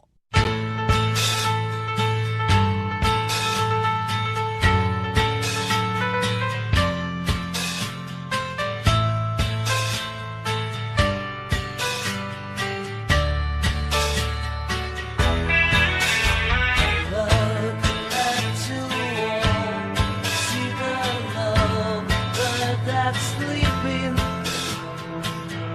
while my guitar gently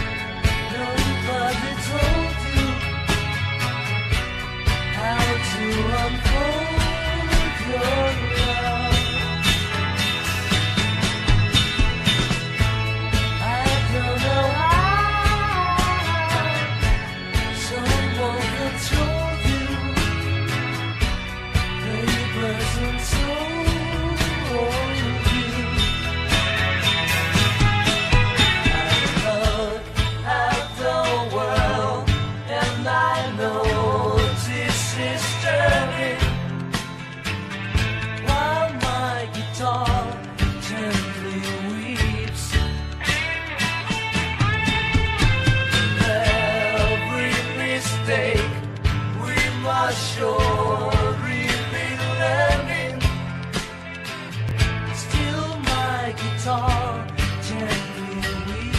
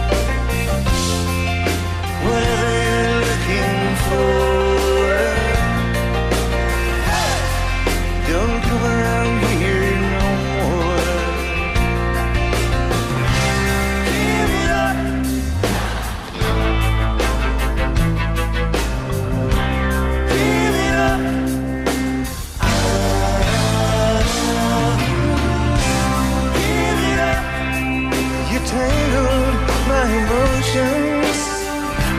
Give it up, honey, please. And then it's over.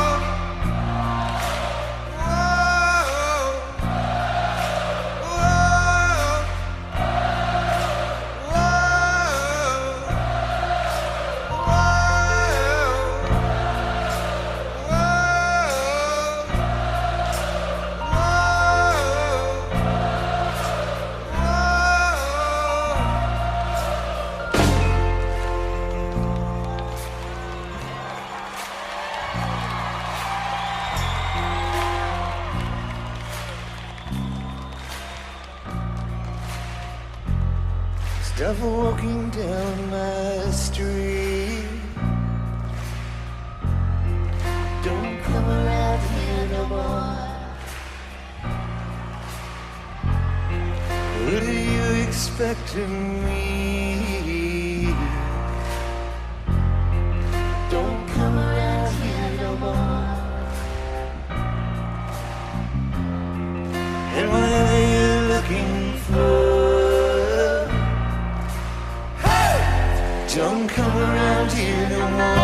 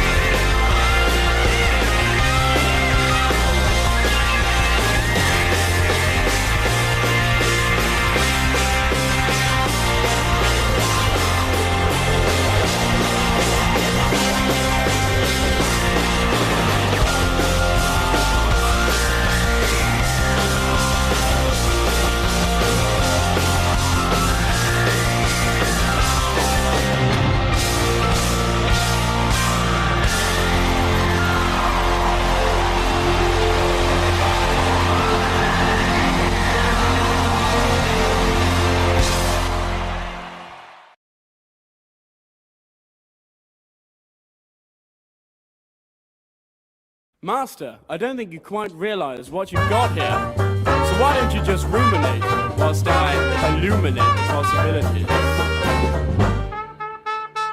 Well, Alibaba had them 40 thieves, Scheherazade had 1,000 tales. Well, Master, you're in luck, 'cause up your sleeves you got a brand the magic never fails. You got some power in your corner now, some heavy ammunition in your camp. You got some punch, pizzazz, you who and how, all you gotta do is rub that down. Mr. Alonzo, will your pleasure be? Let me take your order, jot it down. You ain't never had a friend like me. Life is your restaurant, and I'm your maitre d'. Come on, whisper what it is you want. You ain't never had a friend like me.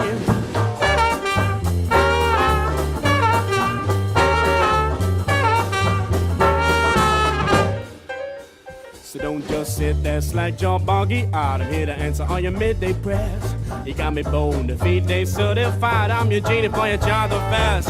I got a powerful urge to help you out, so what you wish I really wanna know. You got a list of 3 miles long, no doubt, so all you gotta do is rub like so. Hey ho, hey, Mr. Alonzo, what will your pleasure be? Let me take your order, jot it down. You ain't never had a friend like me.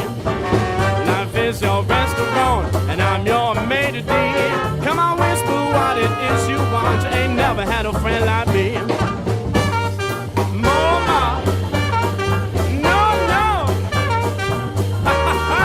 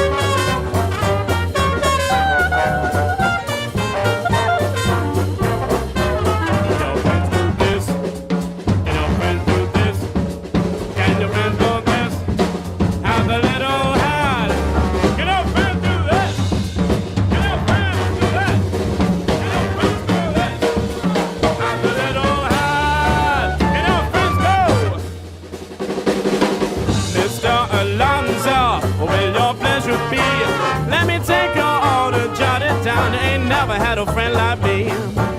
Life is your restaurant, and I'm your maitre d'. Come on, whisper what it is you want. You ain't never had a friend, never had a friend, never had a friend, never had a friend, never had a friend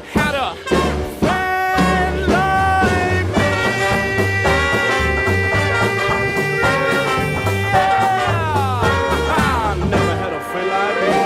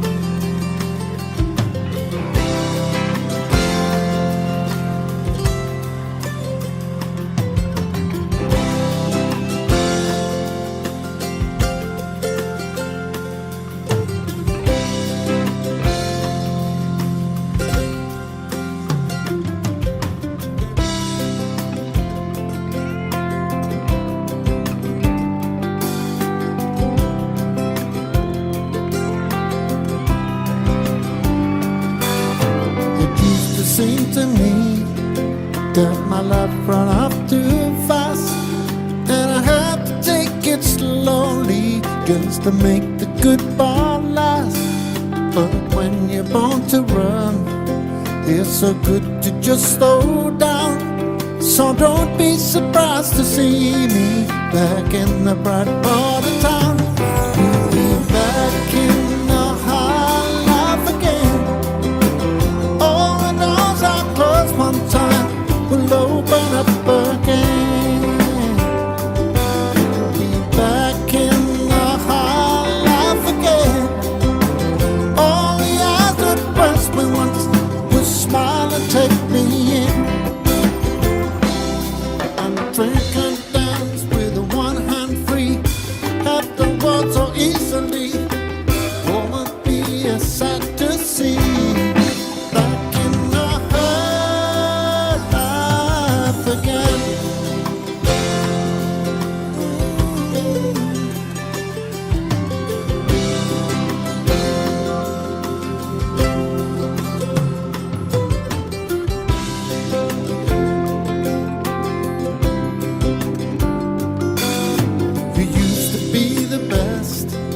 To make love be love to me, and I hope that you're still out there and you're like you used to be. We'll have a certain time and we'll dance the morning sun, and we'll let the good times come in, and we won't stop till we're done. We'll be back in the high life again. All the doors are closed one time, we'll open up again. We'll be back in the high life again. All the eyes that watched us once will smile and take us in. And drink and dance with one hand free, have the world so easily. There will be a sight to see. Back in the high life again.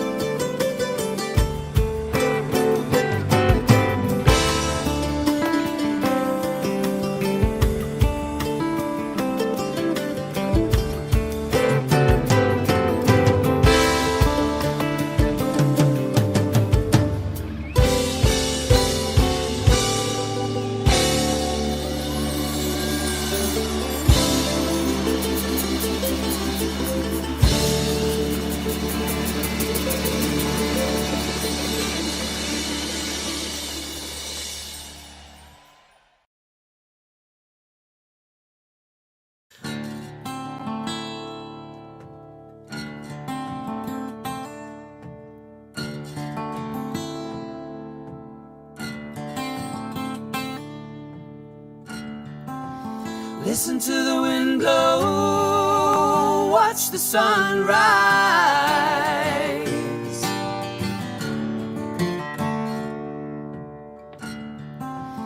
Running in the shadows, damn your love, damn your lies. And if you don't love me now, you will never love me again. I can still hear you saying you would never break the chain. Never break the chain. If you don't love me now, you don't love me now, never love me again. I can still hear you saying you would never break the chain. Never break the chain.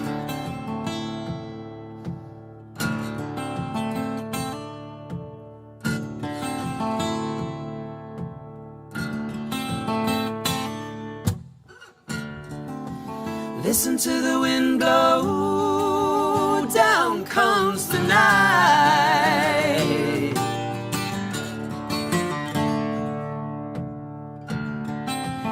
Running in the shadows, damn your love, damn your lies.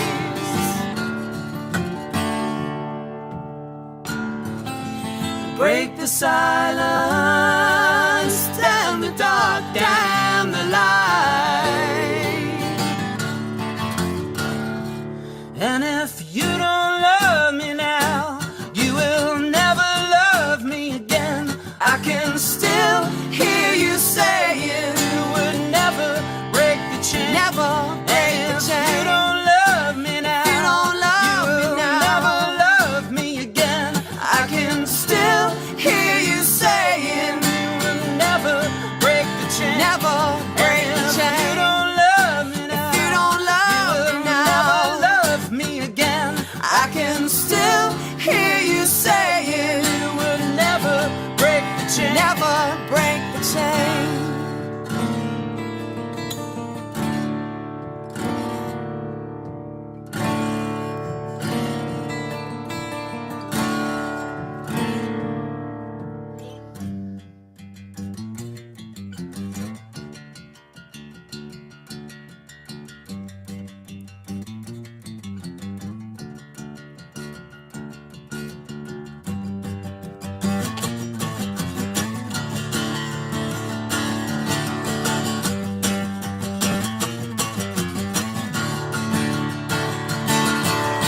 Chain, keep us together, running in the shadow. Chain, keep us together, running in the shadow. Chain, keep us together.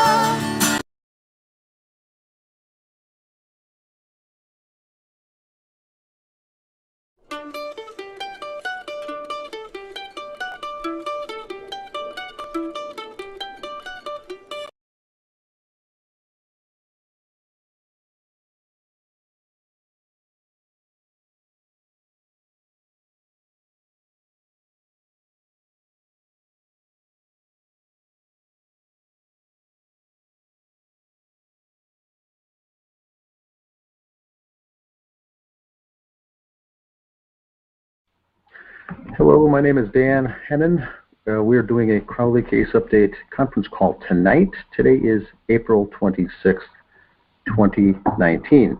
And we've got a bunch of topics, a bunch of things to discuss and go over. We've got the chat lines open, and we've got we got Catherine Michelle on the line, Greg Fernandez Jr., and several others. We'll go around and get some introductions out of the way, but we've got 3 hours here set aside to get ourselves up to date here with the recent things. Catherine, welcome. Thanks, Dan. And we got Greg. How are you doing? I'm doing awesome. It's another beautiful day in the Bay. Perfect. And you can see the others that are online. Do we have any other ones that we want to mention, or should we just go forward with anonymous questions? We do have two other names. If they're okay with that, I'll wait. If they don't mind, us saying their names. Otherwise, yeah, maybe they don't want to be introduced. I don't know. Well, whatever works, we can get the ball rolling. Like you said, Greg, you've got a 3 hours window set up for this freeconferencecall.com, and That's right. it's a good Friday evening to feel free to call in and get on the chat or raise questions or comment on various things. And where would you like to start? Any starting points? I'd like to start with the video that you just made last night or put out last night. Okay, I can start on that, and I'll give the viewers an overview for the listeners if they haven't seen it. It was a fairly quick one. It was 18 or 19 minutes, I believe. It was called "The Curious Case of Dan Crowley Sr." and it just goes over his the information that he turned into law enforcement as far as a timeline, and then we matched that up with the actual phone records, and none of those jibe. So the question is, was he lying? Was someone else lying? Or are we missing something? It seems that before we implicate someone with actually lying to police, we like to get the full side of the story. So there was a timeline given as far as correspondence to and from David Crowley from his family, and that didn't jibe at all. So just to summarize, I think David Crowley only had, was it 16 text messages being sent and received in that time frame of the month of November. The timeline provided by Dan Crowley Sr. Was all dates given in the month of November. So I just isolated that month of November of the year 2014 and matched them up with the phone records from the AT&T that were responded to in the police warrant for the records. And so we looked through those, and not only wasn't there not a text from Dan Crowley Sr. to David Crowley's phone, there was also not a text, vice versa, from David to his father. So there was no correspondence there at all. But the timeline shows that Dan Crowley Sr. was in communication with David, responding and replying back, having full conversations, and keeping up to date and having a great relationship with the holidays of Thanksgiving coming up and things like that. And none of that turned out to be true. And it also makes interest because we know that David was pulling away from his brother Dan Crowley Jr. I think they had an argument or a fight or something in August, and they were not speaking at this time. And it also appears that he was pulling away from his own father. So this kind of confirms it, but it was an interesting layout as far as the events. And the only question we have is, what was the response back from Apple Valley Police to Dan Crowley Sr. when they noticed these discrepancies? Or was there a response at all? Did the investigators or the detectives, typically they'll do a follow-up on things like this and notice these discrepancies. Some of the comments on my video that I made have suggested that that's a reach. It's a reach to even expect that they do a follow-up like that. So maybe that's our first question or comment for tonight. But is that a normal thing, protocol in an investigation? Is when you get information from a family member, do you just assume that it's correct and true, or do you verify it, or do you back that up to substantiate it? And if they haven't looked into this, then they were being lied to directly to their faces. But what are some of the thoughts on that? Well, I know when I spoke with my sister, who was the sheriff's deputy for several years, and I asked her that very same question, and she said that absolutely they are to follow up. They don't just take, or should not just take anyone's statement. I don't care who they are, a statement as fact or okay, they're fully telling the truth. They, in order to go the direction that they went, they should have substantiated what was said. And because since we got these phone records from them and the text logs as well, there are only 4 texts from David himself in the month of November. There are 18 or 19 total incoming versus outgoing, but only 4 from David. And like you said, not one text or phone call that came in or went out on Thanksgiving. none of his family text. He didn't text them. He never received a text from his dad. And I like how you put it, Dan, because I tend to just be blunt and say, well, okay, this is just a lie. And you said, okay, don't say that. You just say that the evidence is not substantiating what they're saying. So it's a little more tactful, and I appreciate that. But yes, they should never have just taken the word of Dan Sr. They should have gone in, and since they had these records, they saw for them, or should have, if they didn't look at it, they should have looked at it, and if they had, they would know that the story that they were told is not true in any way, shape, or form. Somebody either misunderstood what they were supposed to do, or somebody misinterpreted what was said.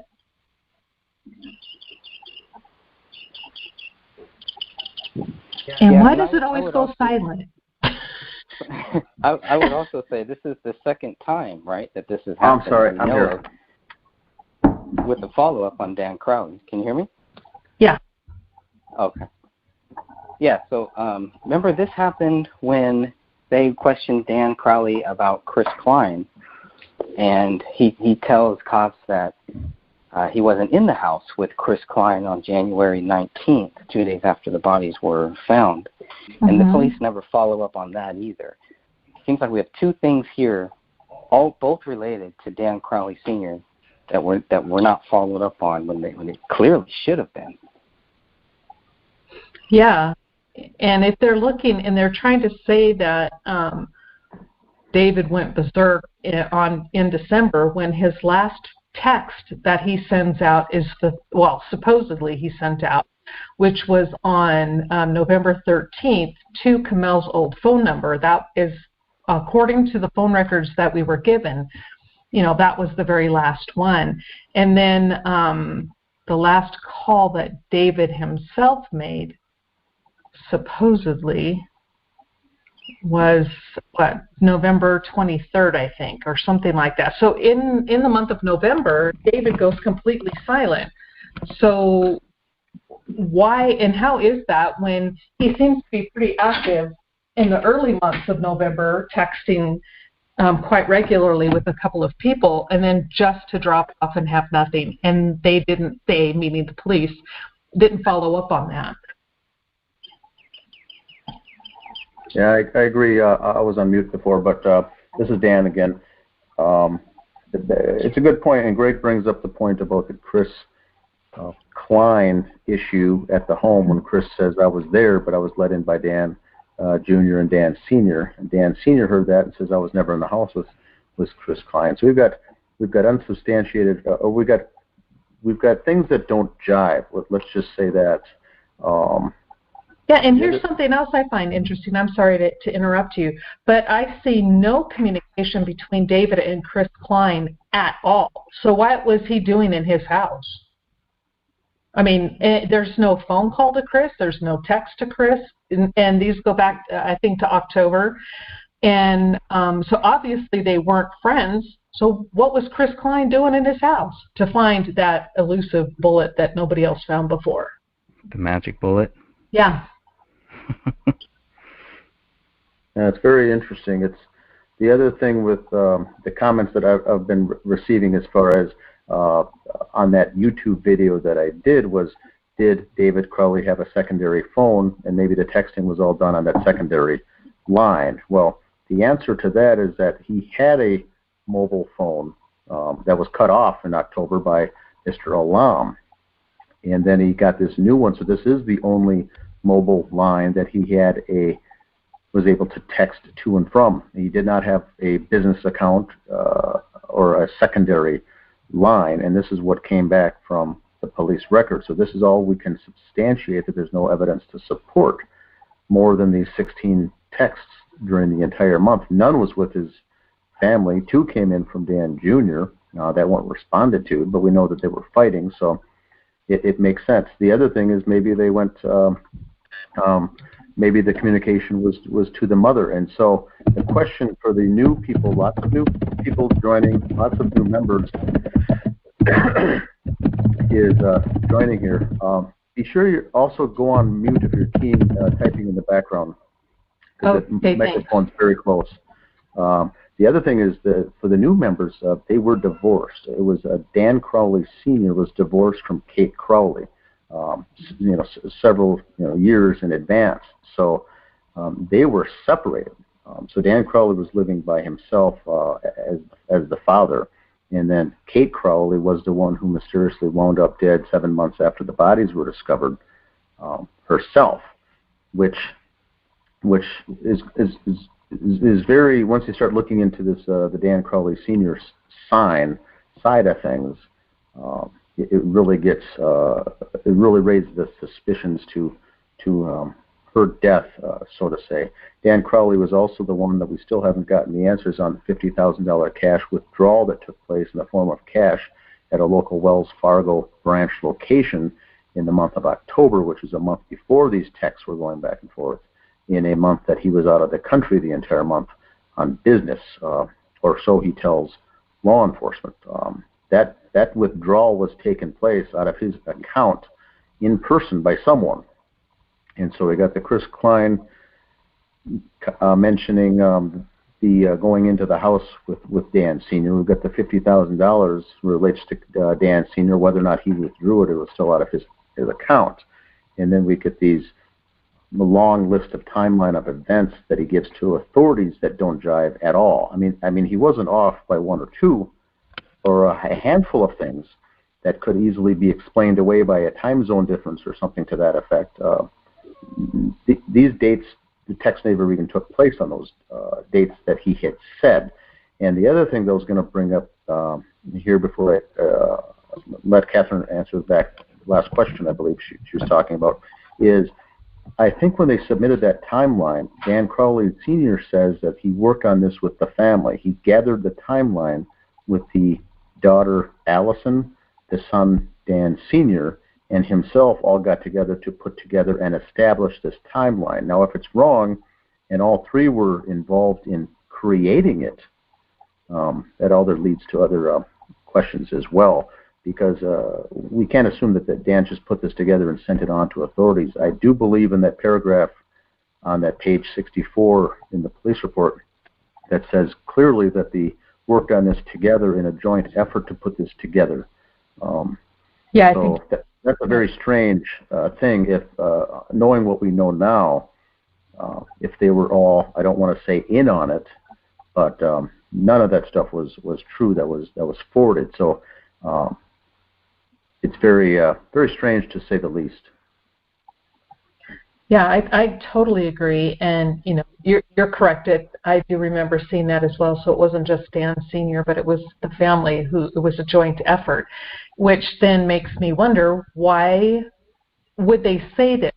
Were they being misquoted when someone did they write it out, and did somebody not understand what they were saying, and so they typed it wrong, or was it dictated and then it was typed out when they were whatever that type is, they're typing it out.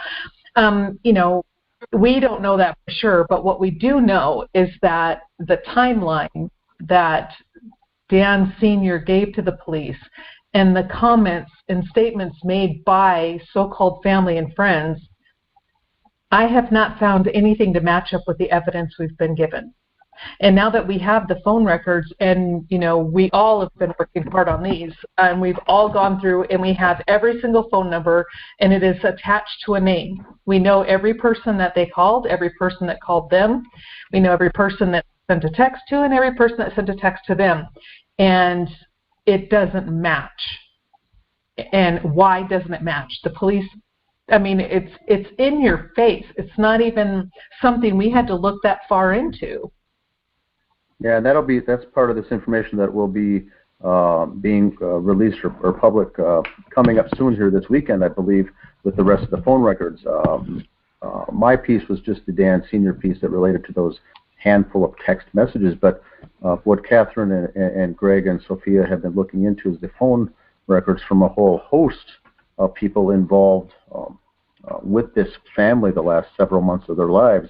And if we go back and trace it back to the comments and quotes that they've made to various media outlets and in press releases as far as contacting them, they do not line up. And so this really begs the bigger question: was it on purpose that they gave this wrong information, or was it just not followed up on? Did the detectives not do their job on the follow-up, or were they lied to from the beginning? Or why is all the lying taken place?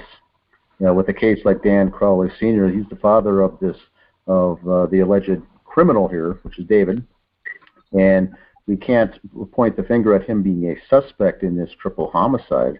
Would he be a person of interest to that someone would want to speak to? I would say yes, but certainly relating to the crime or not, regardless if there's any involvement in the crime at all, he would certainly not be telling lies or giving misleading information if he was on the up and up. So that's what we've really got the question for. We do know that the only person in this entire scenario that was finding this whole scenario suspicious, strange, and frankly unbelievable was David's mother, Kate. And she's the one who was found slumped over her table in her backyard patio under strange circumstances. So we got a whole host of things here going on. And what's some more that's coming out here with this other information, Catherine? You know, some of the other things that I've seen is you get these so-called friends or best friends, but when you look at the phone records, we see these people not in communication with David at all. Can I go back to the back to Dan Crowley? Two things. I think we need to clear up two things. Okay, first question that I've been hearing is it possible that David Crowley, that we didn't get all of the phone records, that maybe David Crowley had a different phone, you know, other phones or a burner phone, something like that? And is it possible that when Dan Crowley Sr. was talking about he was texting David and all that, is it possible that it was through some messenger on Facebook or Skype or something like that? No, good question. Good question. There's calls that there's, you know, that's the only thing that I could really think of why. Oh, the other thing, just to jump in here, Catherine mentioned if someone maybe transposed it wrong or during the you know, jotting it down from the notes. It looks to me, and I could be wrong, it looks to me like this timeline narrative was put together and typed and then forwarded to the detectives in the form of, you know, an email or something like that. But I don't believe there's any room for someone typing something wrong or incorrectly. The way that the police received it with there were some spelling mistakes and some grammar mistakes and things like that. I think they just copied and pasted that into the police report. So I believe the Crowley family put something together and forwarded it on. So I believe we can rule out any miscommunication or transposing of anything incorrectly. But that's a good point, Greg. If there was other types of communication, messenger, you know, Skype, you know, something else that could have been used as far as communication, all we see is the word response and the word reply. That leads me to believe that they were replying to a conversation, an ongoing conversation that was not on the telephone. And as far as we know, David only had that one mobile phone that was being used. I'm trying to look up that page because they don't specifically say what phone number either, right? What phone number they call? Nope. They just say David's number. No. I wanted to find that. Well, then that's what leads me to believe that it wasn't on Messenger or on Skype, because the verbiage would have been, well, we Skyped, you know, I sent it on Messenger. But to say I sent him a text, the implication is that it was via the phone. So the fact that we infer the fact that it's a phone, it just goes by what he is saying. So could he text to Skype or something? I don't know. I don't know. That one's weird. Now there was one that he said. So he said he called David on November 7th, right? But then it turned out to be the 8th. Am I incorrect on that? Who called? That David Sr. called or texted that Dan Sr. texted David Crowley on November 7th. The phone records do not validate any phone call or any text. The phone records we have from Dan at all, none. So he's not on any of the phone records? No. Dan Crowley Sr.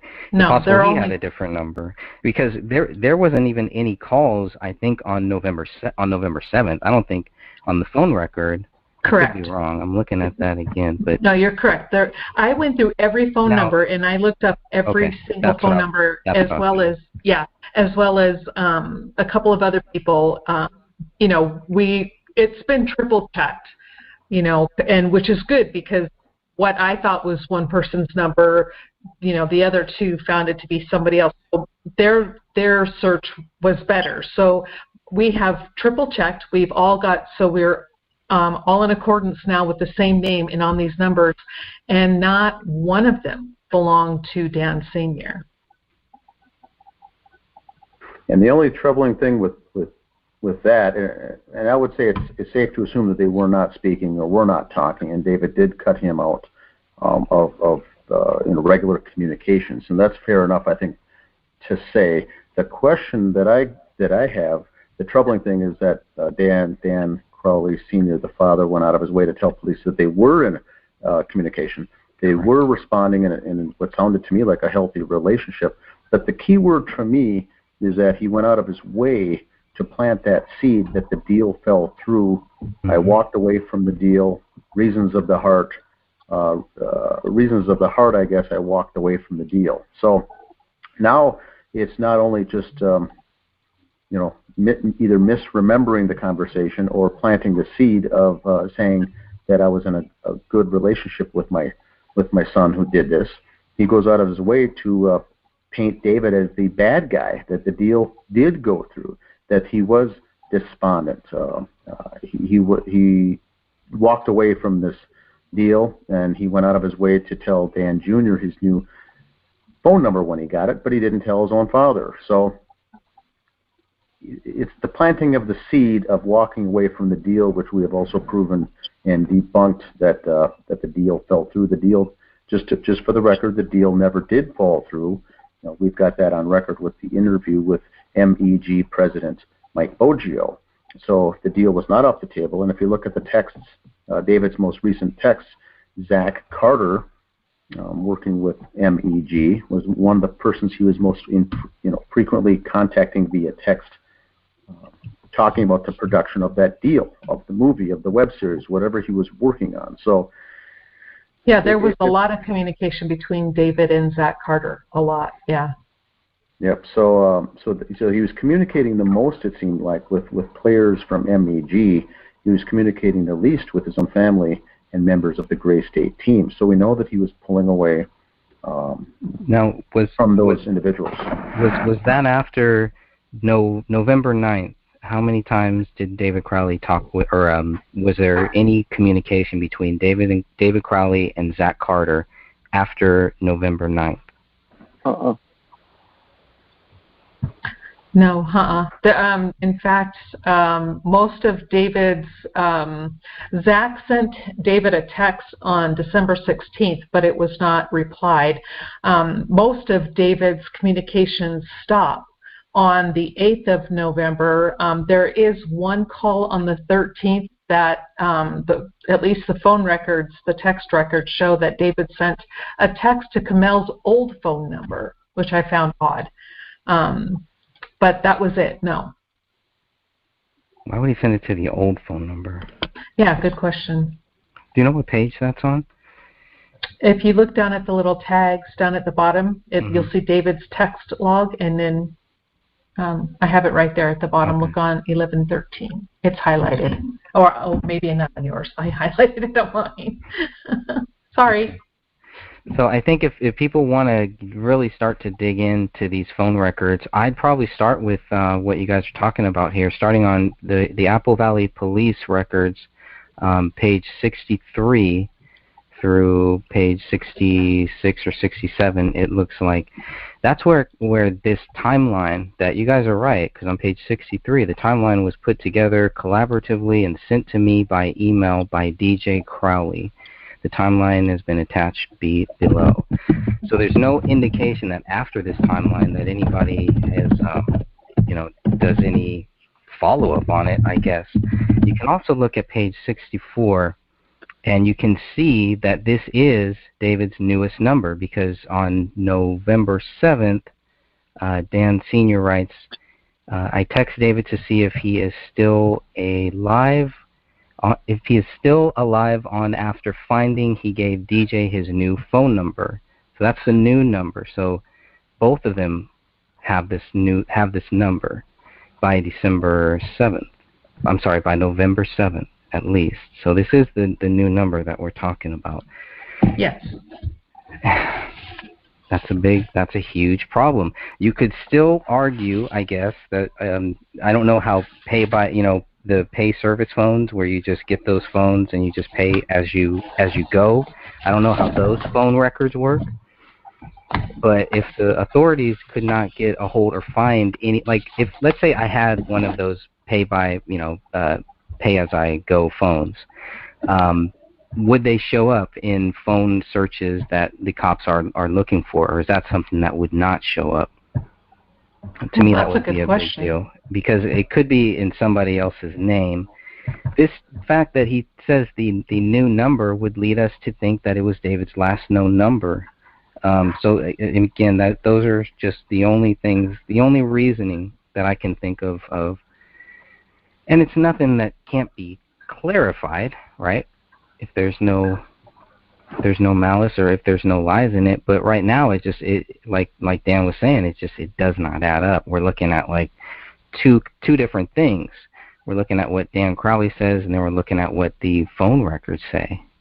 And police had access to these phone records too. I wonder if they asked these same questions and if they got any answers. Yeah, because I don't really see the purpose of David having a burner phone. But all it said was guest. Well, if he's distancing himself from people that are bad news, I could see that. Yeah, I don't know. I'm just that's guessing. Beyond me. So. But I mean, somebody did make one of the guests did say that they said that David spoke with one of his Army buddies on the 24th of December online, but Eric Depletus? I'm not sure. They just typed in his buddy, but right now, can we even know at this stage of the game? It's like, how do we even know? If it really was them. We have to go with what we know, as my friend Walter would always say. And what we know is what is in these reports, right? That's everything. Whatever can be chipped from it, okay, yeah, it can be chipped, but definitely that's where I've been starting. And I think for any new researchers, I would start looking at the 94 pages, and I would start there. Now that I'm going back looking at different phone numbers, who's saying what, it's stories are not lining up. And even in our the news stories, when the story first broke, a lot of those stories didn't line up then. 4 years later, they're making even less sense. So, or stories change. It's like a rewrite. It's like a rewrite to a very bad movie. It is. And nobody's keeping it straight. That's the movie. I know, right? That's the twist and turn, That's what keeps it going. It's like they wrote a movie just for all of us to look into it, figure out what's really going on here. But the other thing, if I could just jump in on the timeline, did you say that it was forwarded to police from DJ Dan Jr.? Yes. Okay. Correct. So if the family did indeed get together, collaborate, and send it off to DJ, and then he was ultimately the one who forwarded it on, that does leave room for him if he was going to edit or change anything and without his family knowing it, and then hit send so it went on its merry way. We can't assume anything like that either. But the only thing I could say by looking at these dates from November is Now, think of yourself as the investigator receiving this narrative, this timeline narrative, and look at the warm, fuzzy feeling it has that jumps out at you from the Crowley family. You know, the first line says, DJ texted saying he loves him and wants to make things right. Well, that's kind of a sappy text, but it certainly sheds DJ in a good light.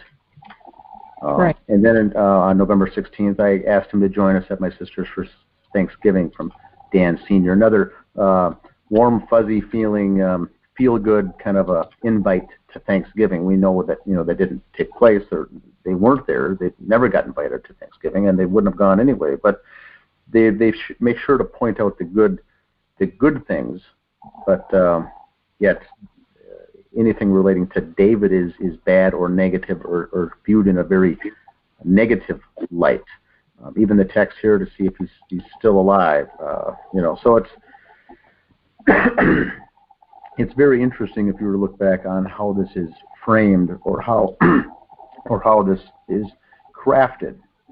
Is my only comment there. It's very slanted. The remaining family members that are alive are the good, loving father and the good, loving brother. Is all I'm going to point out there. Yes. I would like a forensics or an FBI profiler or someone who would have better insight on reading something like this to get into the mind or the mindset of someone forwarding this kind of information.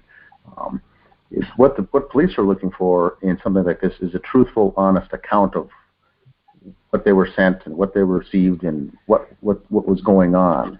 And usually those things in actuality aren't slanted this way with as much what I would call emotion beefed up on some of these adjectives and some of these words, or beefing things up to get the to tug at the old heartstrings, you know. That's all I've got to say on that.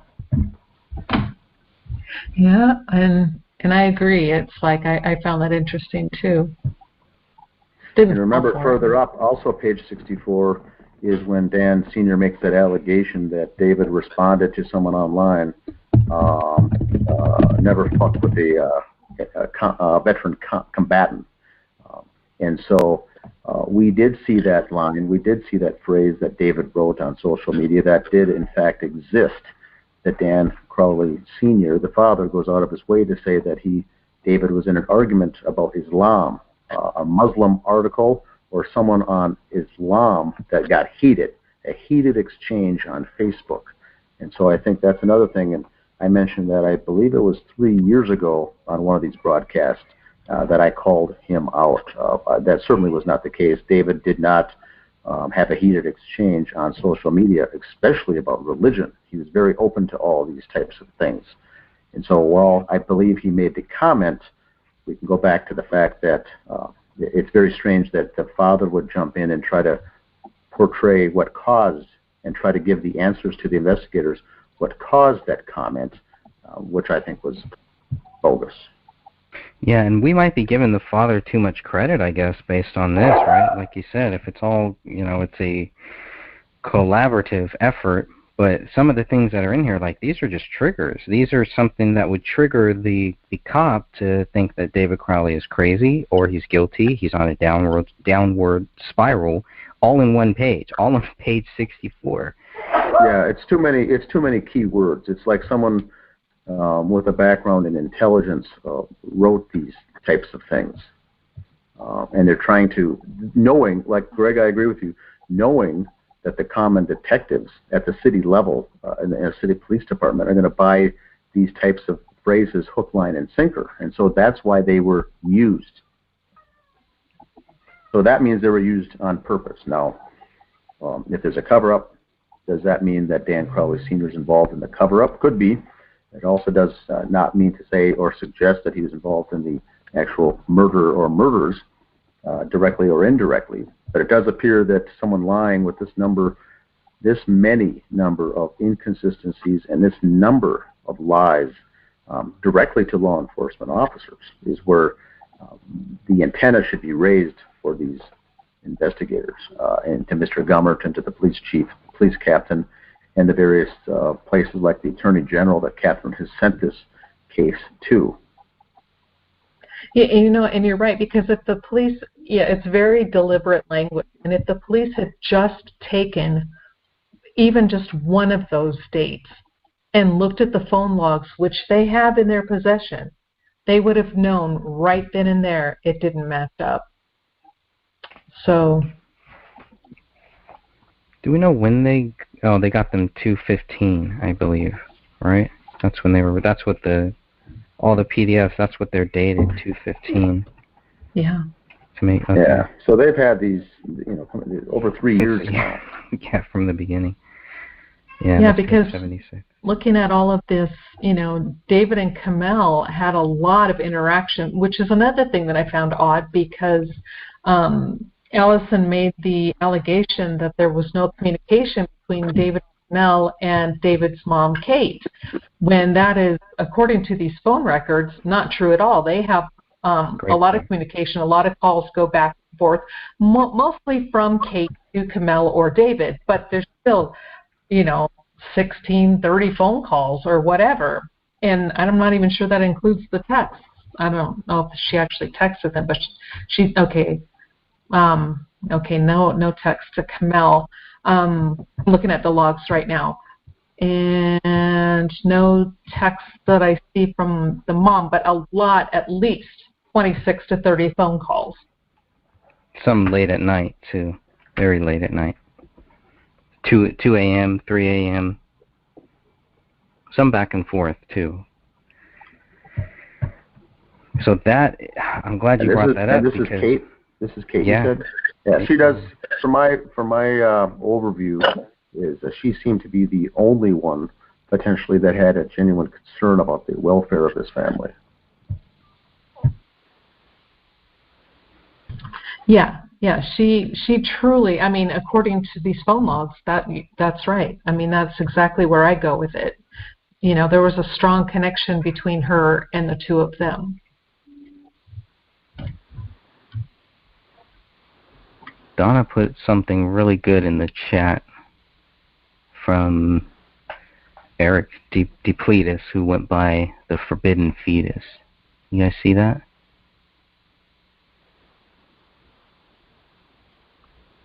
Was that put in there by someone else, or is that the actual person? That was him from 2 years ago. Yeah, from 2 years ago, which might have been, now it might have been 4 years or 5. That's from Reddit. And he says, apparently I was the last to talk to my good friend David, and I want to say it was around Thanksgiving, Xmas time, because I remember all those crazy posts he was making about absinthe. Backstory was with David since day one in the Army together. We literally did everything as a team. I love that man. I'll never know a man such as him who was wise beyond his years. It had been about 6 months since we last chatted. So he's saying, what? Yeah, so he's saying that on Facebook he was talking to David either at Thanksgiving or Christmas time. So, and there's a month difference time in there. So, okay. And the last time he talked to David was, chatted with David was 6 months prior to this, whenever he chatted with him in Thanksgiving and Christmas. Yes. Right, okay. Yeah. And he mentioned absinthe. Why are they mentioning absinthe? Why are we seeing that? We see that in page 64 too. We see that, and these become trigger words that a lot of people come into the group and say that, you know what, yeah, David, was guilty because of this and this. It's all the same trigger words. It's all the same script.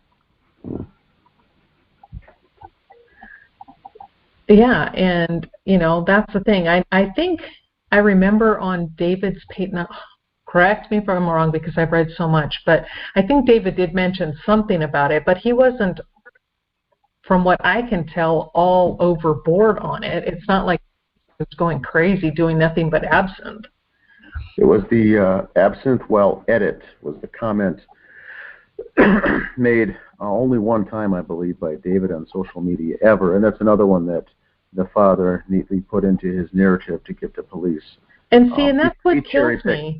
He cherry-picked that one also. Yeah, because obviously these people who are making these comments about, David put absinthe while edit, these are people who've never written a book, a script. They've not written a darn thing in life. I'm telling you, Don't you know, Greg, right? It is hard to write. And when you sit there and you're like going, if I can just get anything to get me to think. I mean, it's a writer thing. And it doesn't mean the guy was crazy. No, I think it's more like a painkiller while he's writing. He's using it. I think he has to relive some of that stuff. Yeah. And a lot of us writers don't have to go through that because we just make it up, or we look at other people and just kind of see how we take real life things and make them our own. But what he was doing is one of the most difficult things that I would think that any soldier, any person who served would be able to actually do, knowing what is coming, knowing the evil that we do face, and all the different, all the stuff that was happening in 2012, when everybody thought that the world was going to end, and the whole Mayan calendar thing. I mean, it was a crazy time, and he was right there. He was caught up with some very bad people. That's what I think. Some very shady people. And you're right. You brought up a really good point, because when I was volunteering as an EMT, on the military base, I am telling you, you can't live on that. Is the phone call coming today? You're always on that edge. And so I even remember with my kids, I would have a pager, and we had a code word. And I'm like, if I call you with this code word, anytime, day or night, if I call you with this code word, go. And then they had a place that we were supposed to meet. And, and David, not only did he know that, but was it still part of it? Because it takes a long time to come down from that type of a mindset. So he was probably still on that mindset, but then he was also all at war, in war. Yeah. He saw people dying. And you're right. So as he's writing about this, it may be cathartic in one aspect, but the other aspect is it's bringing up a lot of emotions. And so if he needed something one time to deal with it as he's editing, I bear the man no ill will. As a writer myself, I'm like, I get it. And I could only try to imagine what he, like you said, what he went through. Yeah, and it's the point that they're using it not, just a regular recreational use. They're trying to demonize it. Yeah. His use. Absinthe is not illegal. And so by repeatedly putting it out there that he used it or abused it, they're trying to demonize it, and it's another form of discrediting David Crowley.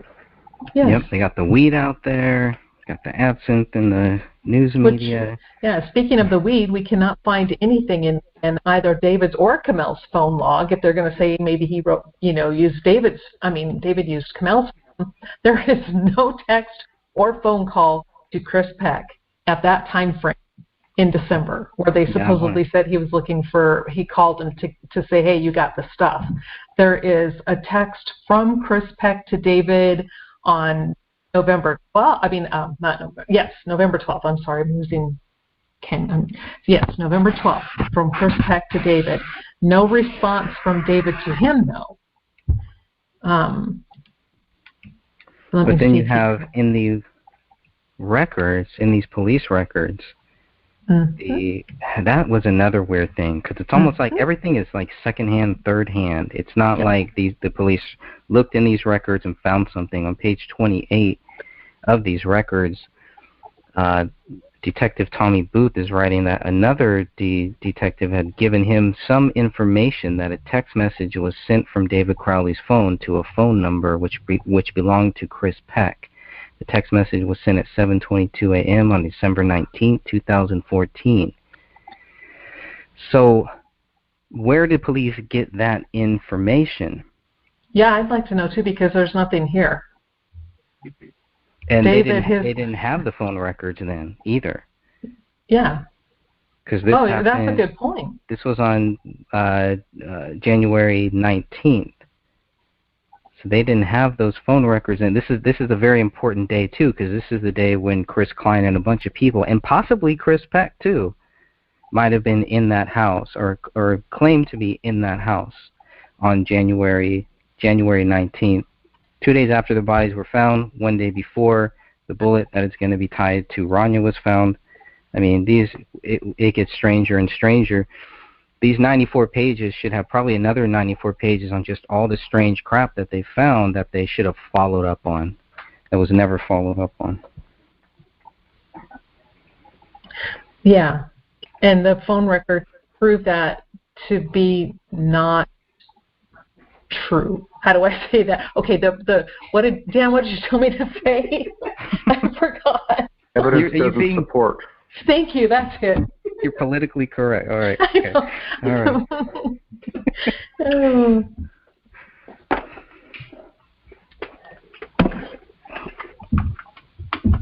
Add that to the strange case. Yeah, these phone records, I am telling you, they're eye-opening. What happened, what didn't happen. There's some good chat happening that Minnesota member has brought up about Dan Luttrell. That's another one of David's buddies, right? One of his army buddies. Okay. Sure, right. Yeah. So again, these are people who are saying that they're getting these texts from David on a laptop, on a computer. Nobody's actually seen or talking to him. So, you know, from where I'm coming from with these phone logs and how he just dropped off so early in the game here, for me, and I know most people don't agree with me, that's perfectly okay, but I am not convinced that it was David talking to them. Oh, poor kitty. She's in a lot of pain. Oh, okay. She needs love. She's healing. Yeah, you're right, Catherine. You know, we don't know who's behind the keyboard here. The hard thing with the Dan Luttrell is that he was communicating, it seems like, over 2 hours, and I think that would be hard to pull off for someone as an imposter, but we can't rule it out. Someone who knew him that well, I think, would have caught on to that. But you're right, some of these shorter messages, some of these shorter texts, shorter conversations could certainly be pulled off by someone else. Well, if Luttrell was... Yeah, and here's the thing, Luttrell admits he was drinking whiskey and beer, so I think he was a little loopy himself. Yeah, but he also says that there was nothing weird, or that wasn't like David was drunk or acting crazy or anything like that, right? So he's not saying that he notices anything strange from David. No mention of anything like that, right? It's curious, all these soldiers who knew David, that not one of them is coming out and saying that David had PTSD. It's all these people that have never been a soldier, never walked in those shoes, that seem to be saying that about him. Yeah, and I forget which one of you guys did a video on that, and people were answering and commenting and saying that, you know, either they have PTSD or they know people with PTSD. PTSD is not something that just pops one day all of a sudden, you know, which is what they're basically trying to say. Oh, David was, you know, lucid for all these years. After he got out, he could write these scripts and keep everything going. But then, oh man, that month before, all of a sudden he just lost it. You know, yeah, no, I'm not buying it.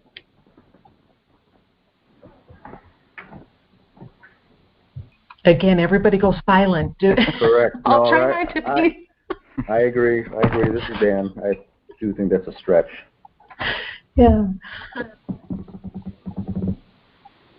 I know I get aggressive. Sorry, I don't mean to. How dare you? I know, it's like, How dare you have an opinion? And the other thing is this second journal, this alleged second journal that all we keep hearing about from Dan Crowley Sr., which now really makes me hesitant on believing the existence of that at all. This is the one that was found months later, right? Or after he got the computer back, he was searching the laptop. Dan Sr. was searching around on David's laptop after he received it back from detectives, and stumbled upon a journal that detectives didn't find, and it had all this really key information. It was almost laughable. I was under the impression that this was a written journal, not a not a digital. Yeah, but I still I'm find not- that hard to believe. The one that Dan Senior found was the one on the laptop. Digital. Where is that? Where does was he my say? impression that is when he found it. I think this was from Mason Hendricks. Okay. This is not part of the police report, but this is No, he I know. found all this. He found the quote stumbled upon all this information, much like Judy Prochnow stumbled upon the page on Valentine's Day of 2015. Do you have that quote somewhere? Can you grab that quote? At some point I don't have it. later on? I don't have You don't it have to do it handy. now. I could look at it, but yeah, I'd like to see that because he said I was that's under where the they- impression that this was a physical journal that was found when the family or whenever everybody was going through the house, and they found it months later, blah, blah, blah. And it's like, well, okay, if there was something there that would have helped the cops prove that David Crowley was guilty, I think they would have turned that journal over, even if there was. Judy, the neighbor Judy Prochnow has also said that she has photocopies of the handwritten version of the journal as well, many pages upon pages upon pages that she'll never give to us. But what did Gummert say when you asked him directly, Greg? We got everything about Judy. Oh, he said she was lying. Yeah, no, he didn't. He didn't exactly say that, but yeah, basically he said that. He basically said no, that's You not asked true. about, you also think is that an attack dog? I think you asked Gummert about the multiple versions of the diary or whatever the journal, and Gummert wrote back to you and said that's propaganda. None of that exists. I think this is a direct quote. Yeah, it is. So the other one pushing that once again, just to wrap up, is Dan Senior was pushing this other journal that they found. See, and I find that hard to believe as well because, when we look at those photos from the crime scene and how everything is so messy, most people assume that was because Kamel didn't clean. But the reality is that was the police. They pulled everything out from everywhere. They were pulling clothes out. They were opening drawers. They were moving the bedding on the bed. So they really went through that house. And if anything was there, I'm sure they would have found it. That's a good point. I mean, because they went through just about, everything that I could see. I mean, which is good. Yes, they leave the place a mess, but you want them to be thorough. Yes. But the pictures of the crime scene should be taken in situ, and then perhaps taking some photos afterwards. But yes. I'm assuming that's what these photos are taken before they rifled through everything. Well, no, because remember, you were the one who actually pointed it out, because most of us are like going, somebody had made a comment about the bed, and then Dan, you pointed out, you said, in the photo, I think it was with the pot on the dresser, and you said, but look in the mirror, the bed is made. And when you look in the mirror, the room is really neat and tidy. But then when you're looking at the rest of the photos, the bedding's, in a big jumble, and clothes are all over the place, but that's not how it looked when they first got there and took that photo of the pot on the dresser. Yeah, I'm just saying in general, I think most of those photos should be taken in situ. Yeah, they should, and I don't know why they didn't give those out. Those should be not protected. I mean, they should be just as public as the other photos. Yeah, I mean, they don't show the bodies or anything. If they took them. like Dan was saying, like Dan was suggesting, if they took the photos, they should have been given out. I think they did. I mean, I think they took photo. I think they took video too. I think they have all that stuff. Yeah. Amazing. Hi, everybody. Are you there, Sophia? Hey, girl. Just slid on in. What's going on? Oh, not much. Trying to catch up. But I am in agreement. I mean, we should be able to see the photos of what the crime scene looks like as they enter. Me personally, I don't need to see the bodies. I just would like to see what the scene looked like. And if they're sitting there moving things, and just for instance, like if you look at the kitchen photos, there's one of the dishwasher open. Mm-hmm. There's a yellow cup where we could see it in several photos, but we don't see it in another photo. So, was it removed? Was it there? What's going on here? Or pads of paper and pens? Yeah. Yeah, that one, I still think it's just from the way that the image was shot, the way that the camera was shot. I still think that. What? I was getting I'll have coffee. Catherine take a... I'm sorry, I was getting coffee. I missed it. There's a famous yellow cup inside of the dishwasher, and there was a question of if that yellow cup was taken off or moved or, bumped or whatever. Like in some photos, it looks like the yellow cup is there. In other photos, it looks like the yellow cup is not there. It's on the upper level of that dishwasher, and I still think that it is there. It's just the way that camera took the photo. It's hard to see because there is no close-up. There is no clear photo that shows the dishwasher open and the yellow cup is not there. It's just an interesting thing in regards to as you're looking through the photos, because you will notice that things do move. Yeah, there's a vacuum that's in the closet, and then in other photos it's not. There's a gun holster that is underneath the bedroom safe, and then all of a sudden it's on the floor, and more pictures are taken of the same holster now on the ground for some reason. Which was really weird. I didn't understand why they did that at all. I'm like, okay, I know you guys took it out and you're taking photos, but why put it on the floor? It's like, gosh, put it on the bed or something, or on top of the safe. Maybe that's how thorough they are, and any time anything is actually moved, that they have to take a photo. Well, and that's good if that's the case. But my point was, why throw it on the floor? Okay, maybe that was their code. If it's on the floor, then if it's on the floor, then you ignore. Well, I mean, it's like there's other places they could have put it. They could have put it on the bed. They could have put it on a flat surface, but the floor. I know, it's so rude. Oh man, I'm trying to find the pictures of the. Oh, here we go. Pictures of the kitchen. Yeah, you'll get lost on that one. Well, there's a lot of things you'll get lost on, and there are.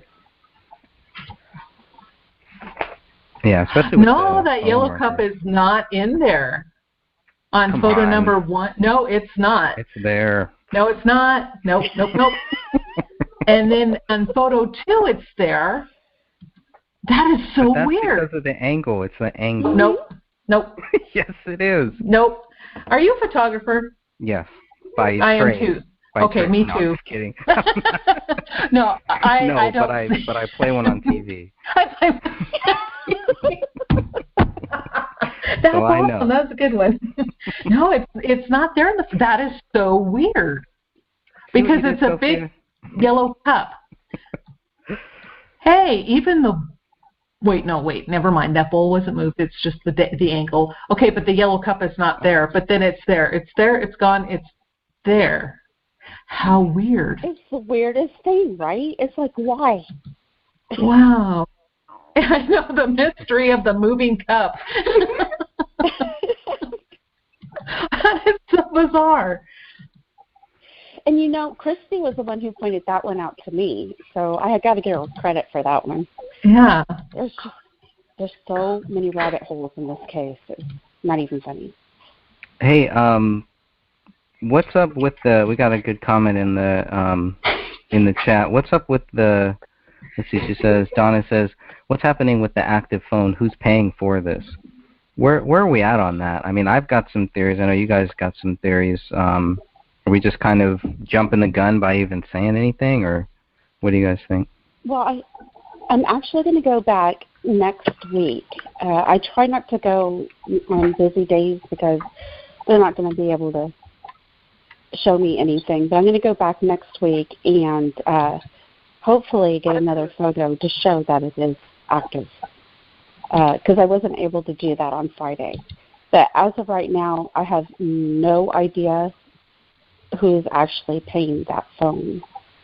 And it is for 2 lines. So I don't know. It's a very good question.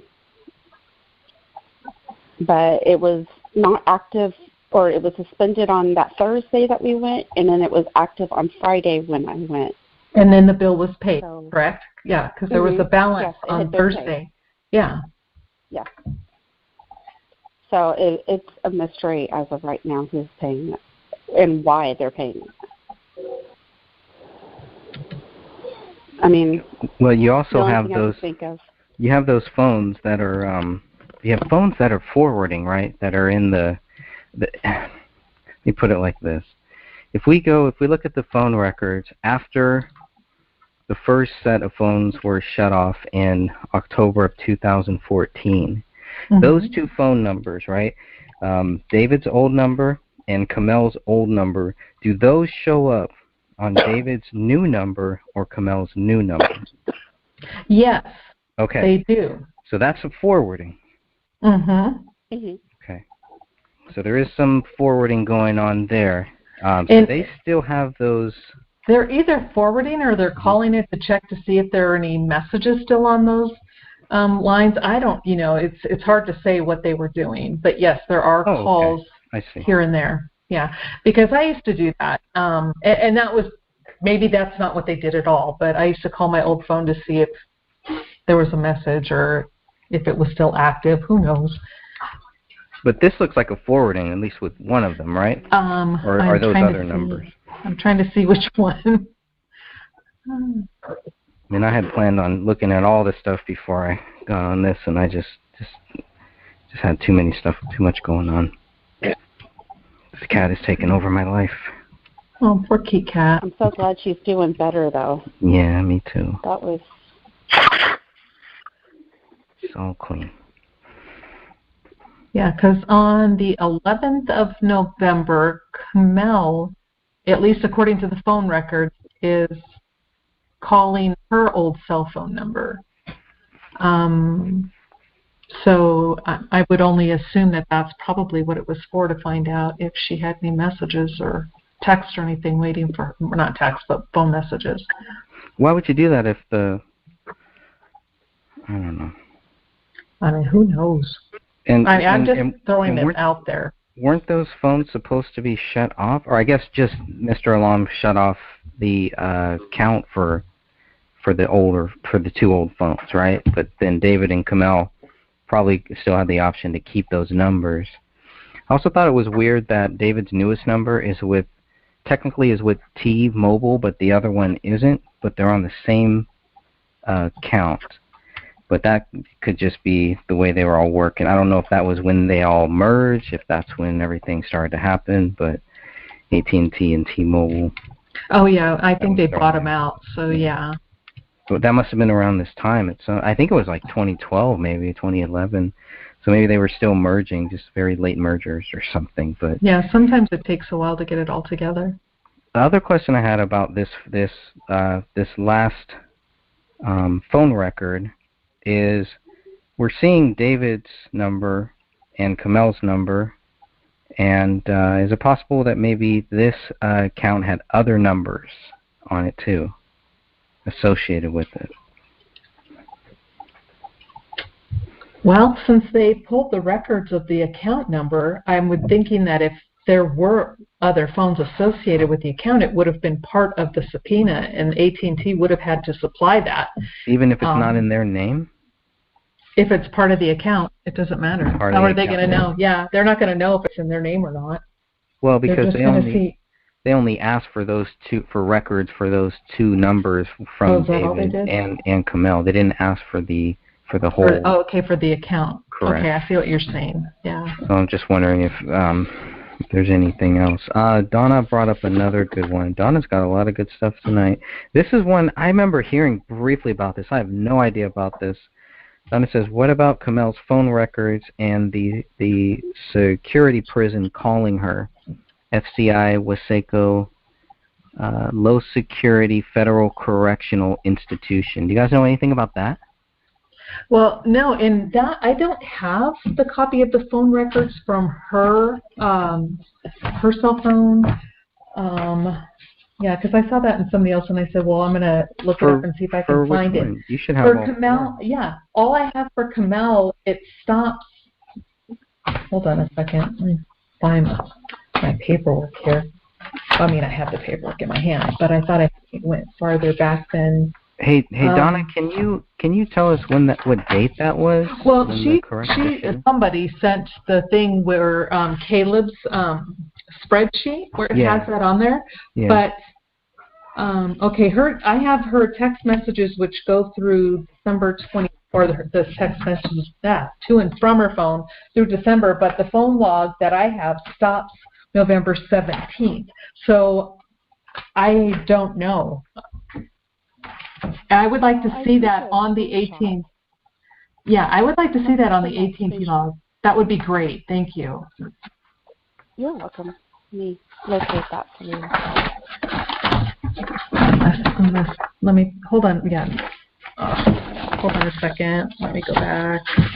Oh, no, I lied. I'm sorry. No, that's David. Okay, maybe I didn't. That's good. I don't want to be a liar.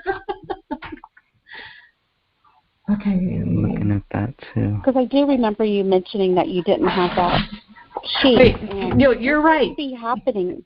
No, you're correct. You're correct, Sophia. I didn't have it the first time, but now, okay, that on the phone records that I see, I don't see anything from a prison at all. Yeah, what month was that? I'm not. They said. Well, of course, mine. Oh, wait. That's because they said that it was on January 19th. The phone records I have stop at January 15th. So I'm not sure where Caleb got the phone record through the 19th for Kamel or David. I don't have. I like I said, the phone records I have for Kamel stop January 15th. I'm gonna look at that. So I thought they went further. Yeah, and the only people calling her were the school and Heidi, I think.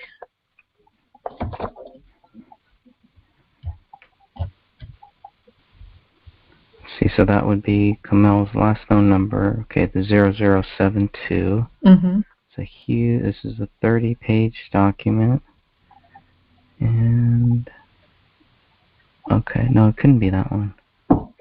No, I got this wrong.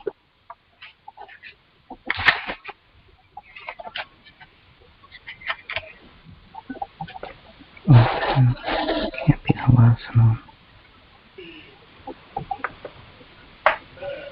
Huh.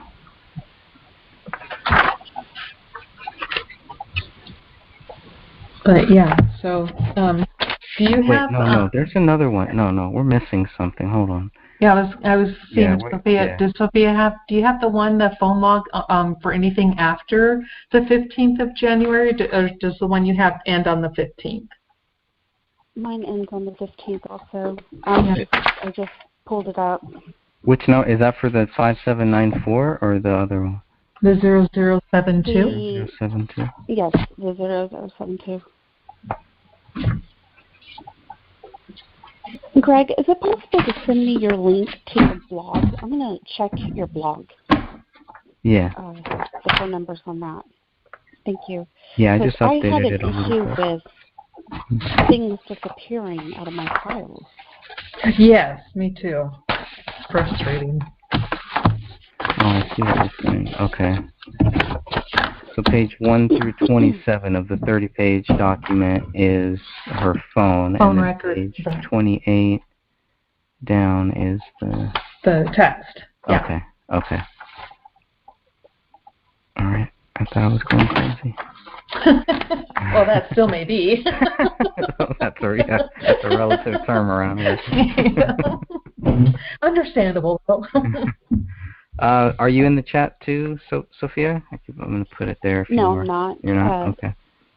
I'll send Would it. you be willing to send it to me through Messenger? Mm-hmm. Thank you. Yeah, the phone records, I mean, it's just like I am just trying to wrap my head around it because there's just so much to it. Really, it's so much that it's just like, well, wait a minute, this is missing, that's missing. I was hoping to get somebody who actually works there, who works at AT&T, and to kind of help us understand this. The person was kind of taking me through it, and we were going back and forth a little bit, but I was hoping they could maybe jump on and help explain some of these things that we're seeing here. And I do think we will end up getting somebody on here for that if it's necessary, if it's needed. And I think for me at this point, it's just, you know, we just, as long as we document all of this stuff, what the calls are. I think what a lot of people are having trouble with is who the calls are to and who the calls are from. So yeah, and that was pretty eye-opening. I'm telling you, we're still searching that. Here's something interesting. What would that be? Well, this might just be a Caleb thing, though. I noticed in his spreadsheet. Well, maybe not. Maybe it's no. Okay, never mind. The January 18th, 2015. That was a big one that really stuck out to me. I need to see if that is true. But you guys are saying there's no calls on the 18th. And that's why I would like to know where Caleb got this information from, because he doesn't even have any calls on his spreadsheet for the 15th at all, but yet I do on the actual phone records. So I'm not sure where he got that information from, but you know, if he's still around, if he could pass that on, that would be awesome. Because I show phone calls. Well, he has 2 on the 13th, and I show one. I show 2 on the 13th, but I also have calls on the 14th and the 15th, and he doesn't have that on his list. But then his picks up on the 18th through the 21st, and I don't see that at all. I don't either. If you look on the 4890, David's last known number, down on page 8, you know, it does have things happening on the 17th, but nothing like that. No infidelity. Right. Thing, which to me really stuck out, and you know, I started looking at it, and then like, wait a minute, where is this record? Where is this phone record? And I think that's why it's important to have as many people as possible going through these phone records, because I mean, as many good people, as many real researchers, people that are really going to research this and aren't just going to use it for themselves. And that's why I feel real solid with the spreadsheet that I've sent all of you guys right now, because not only has Sophia double-checked it, but then another person has been double-checking it as well and caught, you know, some other information. And but so far, what they find is what I find. So I'm real confident that these numbers match up with these names, and these people were in that area at that time. So well, maybe we should go through some of these things. What are some of the things that kind of stand out to you? I'm just opening it up right now. Teachers on call. That was a weird one, because what does that mean, teachers on call? Well, when I looked that up, the teachers on call was roughly this. It was the same place where Heidi worked. Okay. So I'm assuming it probably was her either calling or Kamel was there to call through that phone or what. Okay, that makes sense. Let's see her what else. Phone number? There are calls the 19th, the 18th. Where are you seeing that? They show up on the 072? The records that, no, her other phone number, the 214-470-5794. Okay, that's the big 412 page numbers. Sure. I don't have those phone records. Yes, you do. That's why I asked for the... No, Greg, all I have is the 0072, I swear. That's all. You should have 4 phone records. Well, you sent me a lot of files, but they were duplicates. Okay. And, because I only have... Right? You're in the chat right now? Okay. Yes. I'm going to send you this. This has everything. This has all 4 of them. Yeah, because I printed off everything, but not the duplicates. I double-checked. And look, starting at page 342. That way you can see exactly what I'm seeing. 342 of the 5794. Okay. Okay, wait. Okay, now where am I looking at on this, Greg? You're going to scroll down to the very, very bottom, and you're going to Okay. see phone. Oh, yeah, I probably should explain that. You're going to see a phone record section. It's the very last thing. Come on. Be smart. I'm not smart. Okay, I think I found it now. I'm also sending it to you Oh, great, thanks. through email. Oh man, I have more to type out. You guys are not funny. It's all part of our plan. I know. No. Okay, so I'm going 115. And what date was that? The 19th or the 18th? For which one? For You said for the prison record. The prison. Yeah, the prison one. Thank you. That was Sorry. supposedly the 19th. Yeah. Okay, I'm going to run that number to double check. Okay, that'd be great. But see, that doesn't, people calling from a prison, they do stuff like that all the time. It doesn't. That's true, they do. Yeah, so I mean, it could have just been somebody who was watching the news and said, "Hey, I'm going to call this phone number." These guys get bored a lot. Okay, I am way into the voice messages. Let's get back up here. Well, they have a list that they're allowed to call from. It has to be. They just can't pick a random number. It has to be approved. At least that's my understanding. They have to put it down.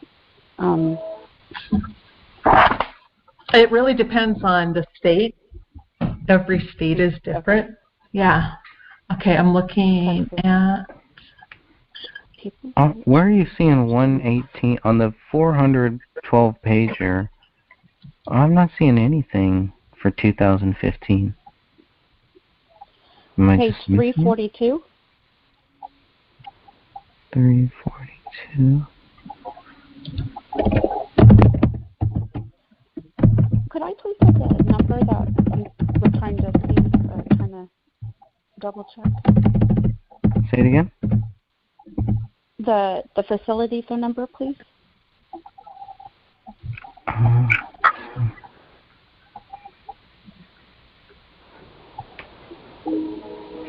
That number is...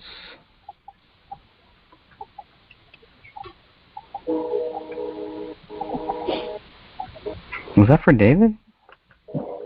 No, that's Camille.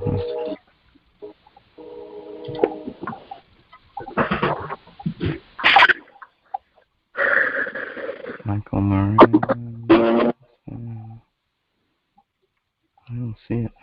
Okay, 317. Yeah, I'm trying to find it too.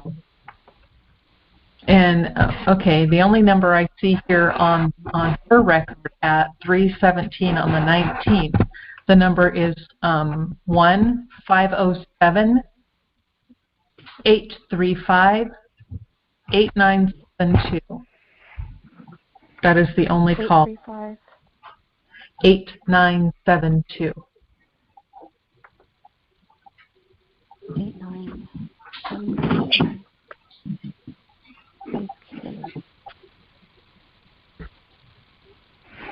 Okay, I see it here.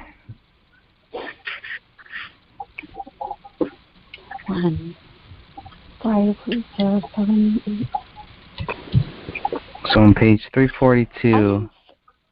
I have a Blendon. An L Blendon. Yeah, I'm gonna pull it up in the thing I use and see what it comes up with.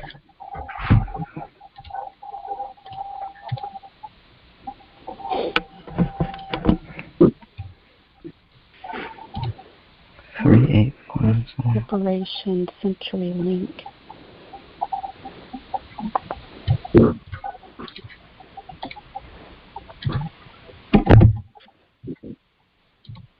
Was there a Peterson connected to this case? It seems very familiar. Peterson? Not that I know of.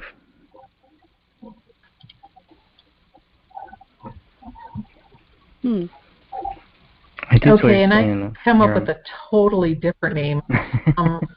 Amanda Rhyme. Yeah, so I don't think it was a prison at all. Do you have the number, or what's the Could be number? another one of those. 507-835-8972. That's on 119 at 317. Mm-hmm.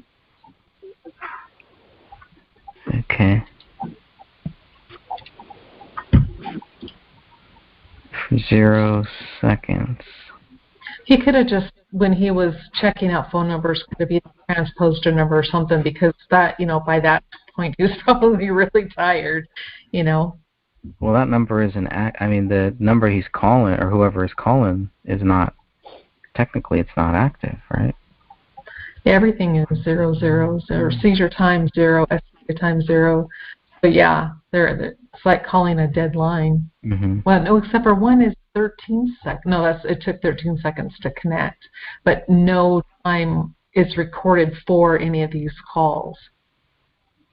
So. Now, when I went to AT&T and I showed the gentleman who was helping me this little bit of information, he immediately asked, "Was the phone dead? Yeah. Did the battery die?" And I was like, "It's very possible. They were sitting on counters and dressers." So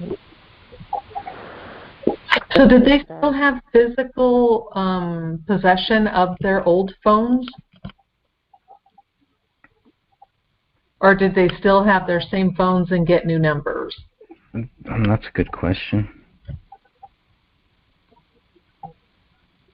That's a really good question. Well, the phone companies are always pushing you to get new phones when you go in. Yeah. I'm not quite sure on that one. And their phones are newer. It's an iPhone 4, which back in 2014.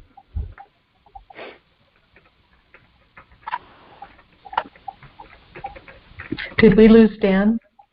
Yeah, he had to drop off for a little while. I'm trying to see what iPhone was out in 2014, the newest iPhone would have been 6, and they were on the 4, so they were behind. But they probably just transferred over to AT&T, got the SIM card and put it in. Well, I also think that was when the 4 had like unlimited plan or something like that. Depending on, well, that wouldn't have been for, I don't know if that would have been true for T-Mobile or AT&T, but where I have my service, that was definitely true, and that's why many people weren't changing their phones, because with the upgrade, that was the one downfall, is their plan changed too, and their data plan, all that stuff. But if you kept your old phone, then you didn't have to worry about that. That's interesting. Curious stuff here. We do have 11 people that are joining us, listening in right now. If anybody else wants to jump in or say anything, or wants to change the topic, or if you have a topic you'd like to share, please do. We can probably spend a few years on these phone records at this point. Is what it looks like. But this is what you got to do. I mean, going through those photos was not that bad. Actually, going back, I'm like, the photos were like the easiest thing. The records, all of the data, that's when everything started getting a little more tricky. And then now with these records, with the financial records and the phone records, I think, are the two most tedious things, but I think they're the last two missing pieces that really haven't been thoroughly gone through yet, and at least not by us. A lot of questions. Yeah, it is. And the big one for me is, why did David and Kamel drop off so early? November. There was one call or two calls from maybe Kamel in December, but I'm not even, again, I'm not sure it was even them. Did somebody have their phone and make a phone call so their name would show up? I don't know, but still, they just dropped off. All of a sudden, you see where they had a lot of phone texting and calls going on, and their history of making phone calls is quite extensive. Then you get to November, December, nothing, hardly at all, except for David's mom. And I'd be curious to see how that relates to social media. Was it less phone and more social media? Less phone, more emails? Because remember, they have all of that stuff too, right? Because we have, or were the email records and all that from the other side? I mean, they should have it. They had all of the social media activity because they knew when the social media activity was over. They claim that it ended, I believe, on December 26, 2014, which is why that's the date that they kind of speculate that everybody was dead by that time, based on the last known social media activity. So they have all that. Yeah, but again, they're just making assumptions. Yeah, and when you look at the police reports, they add text messages, they add emails and Facebook posts. Where's the rest of it? It's just all kind of Do thrown. they only pick and I don't know. It's all thrown together is what it looks like. Yeah, so that was weird. Some of these phone records, I still think that, yeah, there's just a lot more that needs to be looked into. You have, I mean, I don't understand. I really don't understand some of these records here, but see, you have the neighbors, right? So you have, what's her name? Tuppy? Yeah, is it Tuppy or Tuppy or what? I'd hate to say her name wrong. I always butcher people's names. Tuppy just sounds nicer. It sounds better. Yeah, I think so too. Well, now watch it be Tuppy and she'll say, excuse me? Tuppy. I don't know. That's just 2 letters, you know, 2 letters. It's a PP. I don't know. Because see, yeah, Tuppy, but yeah, I don't know. 2 P's, 1 P, I don't know. Yeah, it's like a British Tuppence is what it reminded me. So. But she's the one who called David, and what's interesting is she called the 0461 number, right? The 0461 is David's old number, so she didn't have David's new number when she called David after Colin Prochnow came over to Tuppy's house on January 17th. After Colin saw the bodies, they were still trying to get a hold of David, which shows me that they were not certain that the 3 bodies that they were seeing were David, Kamel, and Rania, that's what they should be doing.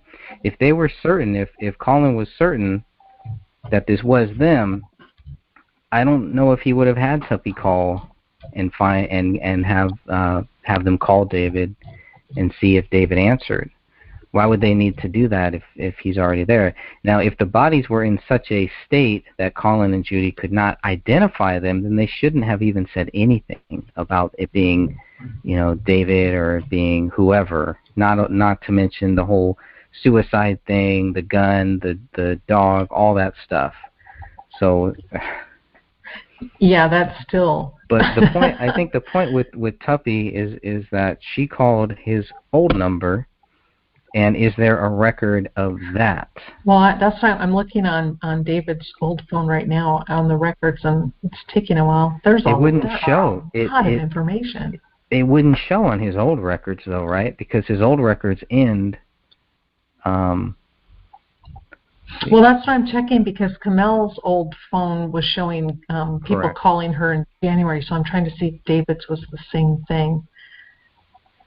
But the pages are sideways. They didn't do you any favors, did they? Trying to make you crazy is what they're trying to do. I know, it's like, okay, I'll keep looking sideways. Kink my neck.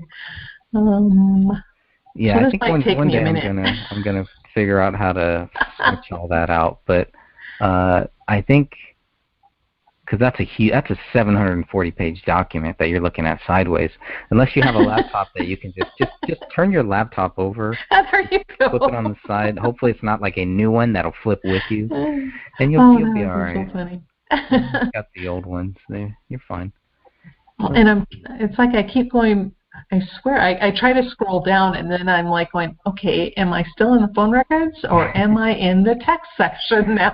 I don't know.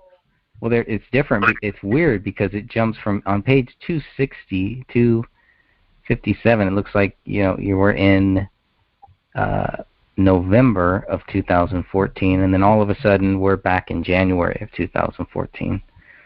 Things like that are just kind of odd, I guess. Just not very helpful. Not very helpful stuff. Yeah. Yeah, because I think I went too far, and now I'm in the text, but getting close. I'm at 264 right now, and all of a sudden, 263 is October 2014. Then all of a sudden, I'm in October. I'm in January. So that these must be maybe the text records. Then is that what I'm looking at here? I'm trying to get there. Come on. And even if they are, then by that I should be able to scroll down to the bottom of this huge 740-page document. Yeah, because the phone calls stop. October 28th, 2014, and then it starts up with the text messaging. So she didn't call the old number. If she did, AT&T did not give that information. Even though they got these other ones from Kamel's old phone number, which was tied to her old phone record. Correct. And this is just nuts. We need to hire somebody just to go through all this. I mean, the thing is, it's not like we're doing this 24/7. We are human beings who do have families, who do have lives and stuff, and do have responsibilities. Food still got to get put on our table. You know what I mean? So going through this is tedious. It's been very tedious. And once again, you're looking at page 490. Yeah, and his text messages stop on October 24th as well. So there's nothing on David's old phone number for January of 2015. Well, if you're looking Nothing at after October. page 494 of the big 470 pager, it's like on the same page it goes from 1020, and then all of us 1021, 1024, and then all of a sudden it goes back, and this is 1029 2014, and the next one is 101 2014. Yeah, so that again is going back between the phone records versus the text messages. You're looking at the sheets that are like nothing but numbers, correct? Yes. Yeah. And it's the same information as what's it's exactly on the other, but just in a different format. So I can see it. Yeah, so I don't even look at this part right down here because it's just nothing but numbers and it's too confusing. So I just stick with the itemized log statement. Okay. And then so if I scroll all the way down there, it should take me to 10. Because it should be exactly the same information that is up above. Right. And everything ends at 1024. 24. Mm-hmm. Okay. So I'm not sure what number she called. Well, again, she might have called it, right? But it's not. They didn't include it. There you go. Not showing up here. And that would be the only thing. What's page 740? What is that? What am I looking at here? That's the last page. Let me go down there. Vista Insurance? What is this all about? That looks weird. In Hewitt, Texas? 801 Chambers Creek. What is that? It could be that, was that something her dad was associated with? Oh, yeah. Mm-hmm. Okay. Yep. All right. Interesting. Very good to know. Because at some point, Kamel's sister and Kamel's father are in communication with Kamel. So those are some of the other records that were Very important. I mean, it shouldn't be Hey, y'all. difficult. Hey. This is Pansy. Hey, how are you? I'm fine. How are y'all doing? Good. Good. Well, I hope y'all have eaten because I haven't. Well, you should. I've been waiting and I finally got online with y'all. So awesome. I was wondering, did they have any incoming calls during this time that they were supposed to be dead? Any calls Anybody to trying them? to get in touch with them? Yes, they did. They had a lot, yeah. They did. Yes, but none of them that looked like they were ever answered, but there were several phone calls made to both of their lines. Yes. There's like a weird forwarding going on with David's number, with David's last number. Yeah. Both David and Camille's phone number is being forwarded through someone else's phone. And we're still doing more research on that. And we have the name of the person and their phone number and everything, but we need to double check and make sure that it wasn't someone else. How did you guys word it? Sophia, help. Sophia, is she there? Did she leave? I don't know. She might have. No, she's here. Okay, maybe she stepped away. What was it that you and Sophia were describing it as? Like they had the same, somebody else had the number? Is that what you're talking about? Or, yeah, maybe what do they call it, like mirroring or ghosting their phone or something? We need to make sure that it really was them and it wasn't someone else using their phone. Oh, fraud. Number. We're talking about fraud. Yes, thank you. That's it. Yeah. That's the word. Mm-hmm. Yeah, which seems to be common, right? Go ahead. Yeah, my daughter used to do that all the time. They had a business, and she didn't want to miss any phone calls, so she'd have it, her calls transferred to another phone to wherever she was going to be at. So, yeah, they would have to be active, right? I mean, both of her phones were on the same account number, correct? Or no? Yeah, I think so. One went from their cell phone to their home phone. Okay. Landline. It's their landline. Did they ever forward their phone to, like, say, to a friend's phone line? Yeah, I'm sure you can do that.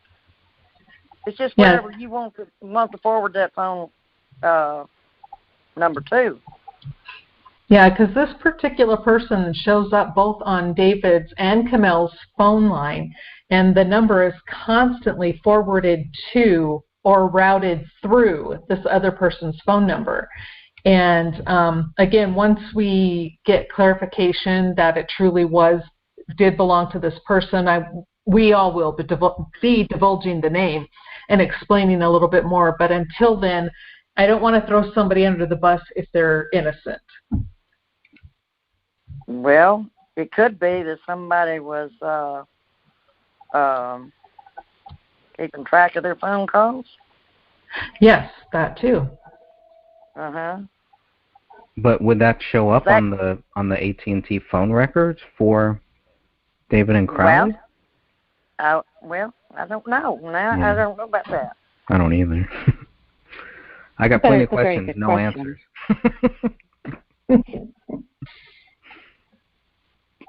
Like if I forwarded my number to like my neighbor's phone number to get my calls through her phone,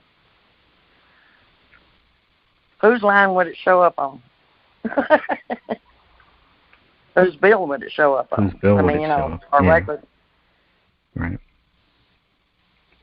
And I wonder if that's why they had a little difficulty getting some of the phone records, I think. Yeah. Maybe, and maybe the phone records that we got or that the cops got, maybe that's not just what David and Camille would even have access to. Yeah. I don't know how all that works, but definitely going to learn. I'm definitely going to figure it out. And somebody's going to figure it out, and they're going to help me understand. Well, I'm going to ask my daughter how she went about all that and how. That would be great. What? Because now there is software. Like, there is software that I can forward my number to anybody's number, and they wouldn't even know it. Right.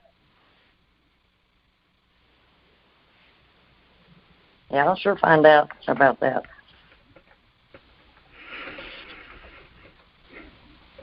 Anything else on your mind? What else have you been looking at here regarding this case? Everything. You're going straight down the rabbit hole, head first? Yeah, and then I go back and go over it again. That's right. I'm doing the same thing. I've been doing this for 4 years, and that's all I do. I'm looking at right now, I'm going back through the first records that I ever got, through all of my notes, through everything. It's interesting. Well, see, I'm not so sure that I wasn't. Well, I think I remember when all this happened. You know, back in 14, because I was really getting into the kind of stuff he was into. I'm one of those nuts that likes that kind of stuff, and I like to be smart about things. You know, about what's going on in the world and all that. And I think I remember back when that happened, or when they, found their bodies and all that, because he looked so familiar to me. But I don't know, it just really hit my heart, and I've been in on it ever since I happened up on this about a year ago. And I just can't get enough of it because it's so mystifying and horrific. Yeah, especially when there's a child involved. Yeah, somebody needs to find out something about, or somebody needs to come forward, because it's just too terrible. It is. Now, I'm hoping that the private investigator is gonna help steer us into the light here. I hope he can come up with something we haven't seen.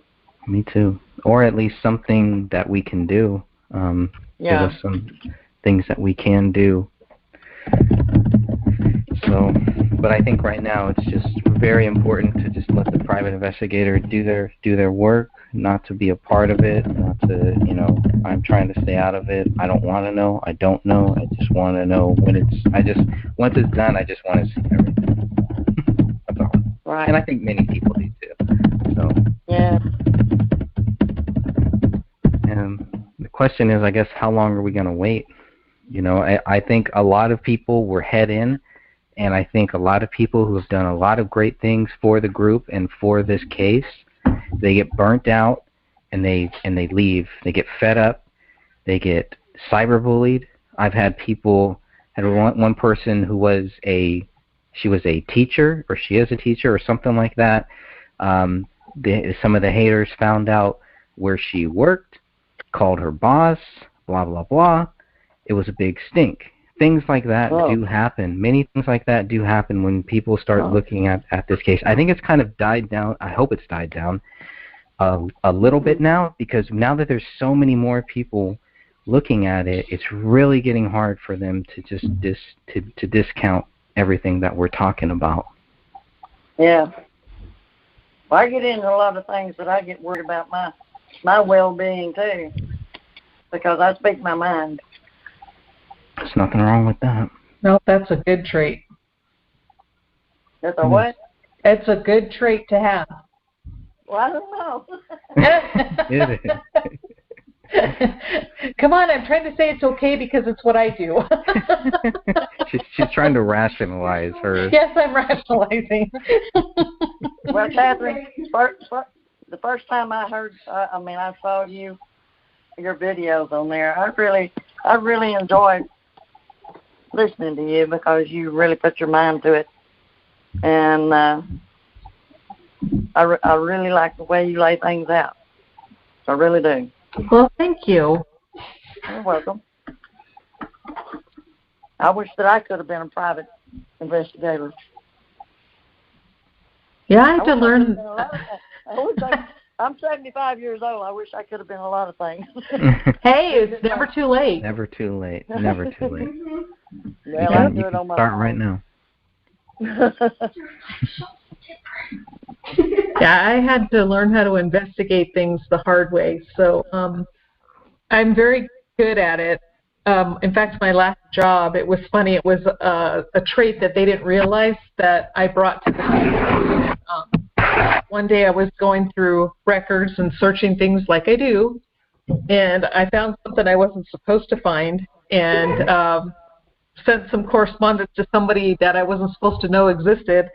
And next thing I know, my boss is coming in my office going, how did you know about this? And I'm like, oh, I found them, buried deep in the system. And they're like, he's like, show me. So I'm like, okay, here. So go. And he's like, delete that and forget you saw it.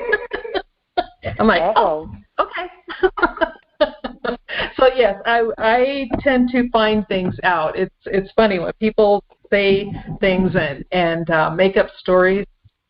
Yeah, it may take a while, but we'll find it. I'm telling you. And Sophia has been a godsend lately. Oh my gosh, that girl has worked her butt off, and she has really gotten things rolling. Well, I talk to my children, and I got one daughter. She's real smart, but she gets telling me, "Mama, you can't believe all that stuff you're watching on YouTube and Facebook and all that." I said, "Well, I don't just sit down and believe it. I investigate it." Exactly. That's right. And I mean everything. Yes. Unfortunately, most of what you see is true. Yeah. And most people don't want to accept it. Yeah. I don't think she gets on YouTube very much. So, well, she's one of these types of persons that likes to close her eyes and ears and don't want to hear that bad stuff. I said, well, that's life, Yeah. And that seems like not everybody can handle. Yeah, that's true. And that seems like what a lot of people want done with this case. They want us just to close our eyes and forget what we see, but it's too late. They cannot unring that bell for me. We take the pill. It's been done. Took the red pill. That's right. Yep. So I will keep going, and we will keep going until we get this answer. I feel we're pretty close. I do too. Yeah, but what can we do about it? There you go. Good question. And even if they won't let us do anything, it will still be put out there. It may not change the outcome, but at least everybody's going to know the truth. Yeah. What it was all about. Yes. Yes, and that's one of the good things that we're doing now is talking about this, keeping this case going. There was a long time where I felt very desperate to do anything. That's why I started making